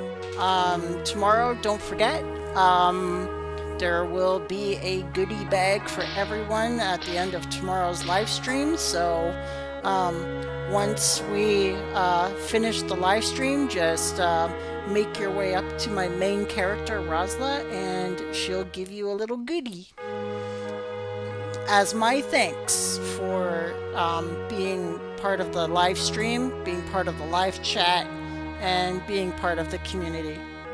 The game would have been dead without you, and that's not me sugarcoating. That's the full truth. So I want to thank you all once again. Welcome everybody to Dark Ages. Enjoy yourselves. There will be two tutorial videos. Two tutorials. I kind of like saying it that way. 2 tutorials. Upcoming in the morning. I think I'm going to do a tutorial on the Dragon Scale sword tomorrow. So, there's that, and then I don't know what the other one's gonna be, but it's gonna be one that like not a lot of people do. So I really like doing tutorials for quests that a lot of people just kind of neglect. So it's like, hey, you're missing out on these quests here. So yeah. All right, everybody. For Rosyla Streaming Network, I am Ashley LGR, wanting to thank you all for joining us tonight, and I will see you all tomorrow. Okay, I know, right? The live stream tomorrow will be once again at 6 p.m. Eastern Standard Time. Just so you know. 6 p.m. Eastern Standard Time tomorrow. And we will once again go to probably 11 p.m. Eastern Standard Time. We're going to finish up on the rogue. We're then going to go and get our warrior to level 30, get her into her light belt, and who else? Then we're going to see what we're going to do after that. Probably work on the wizard a little bit, maybe. It'll be fun. So look forward to it. See you guys. Thank you. I appreciate everything.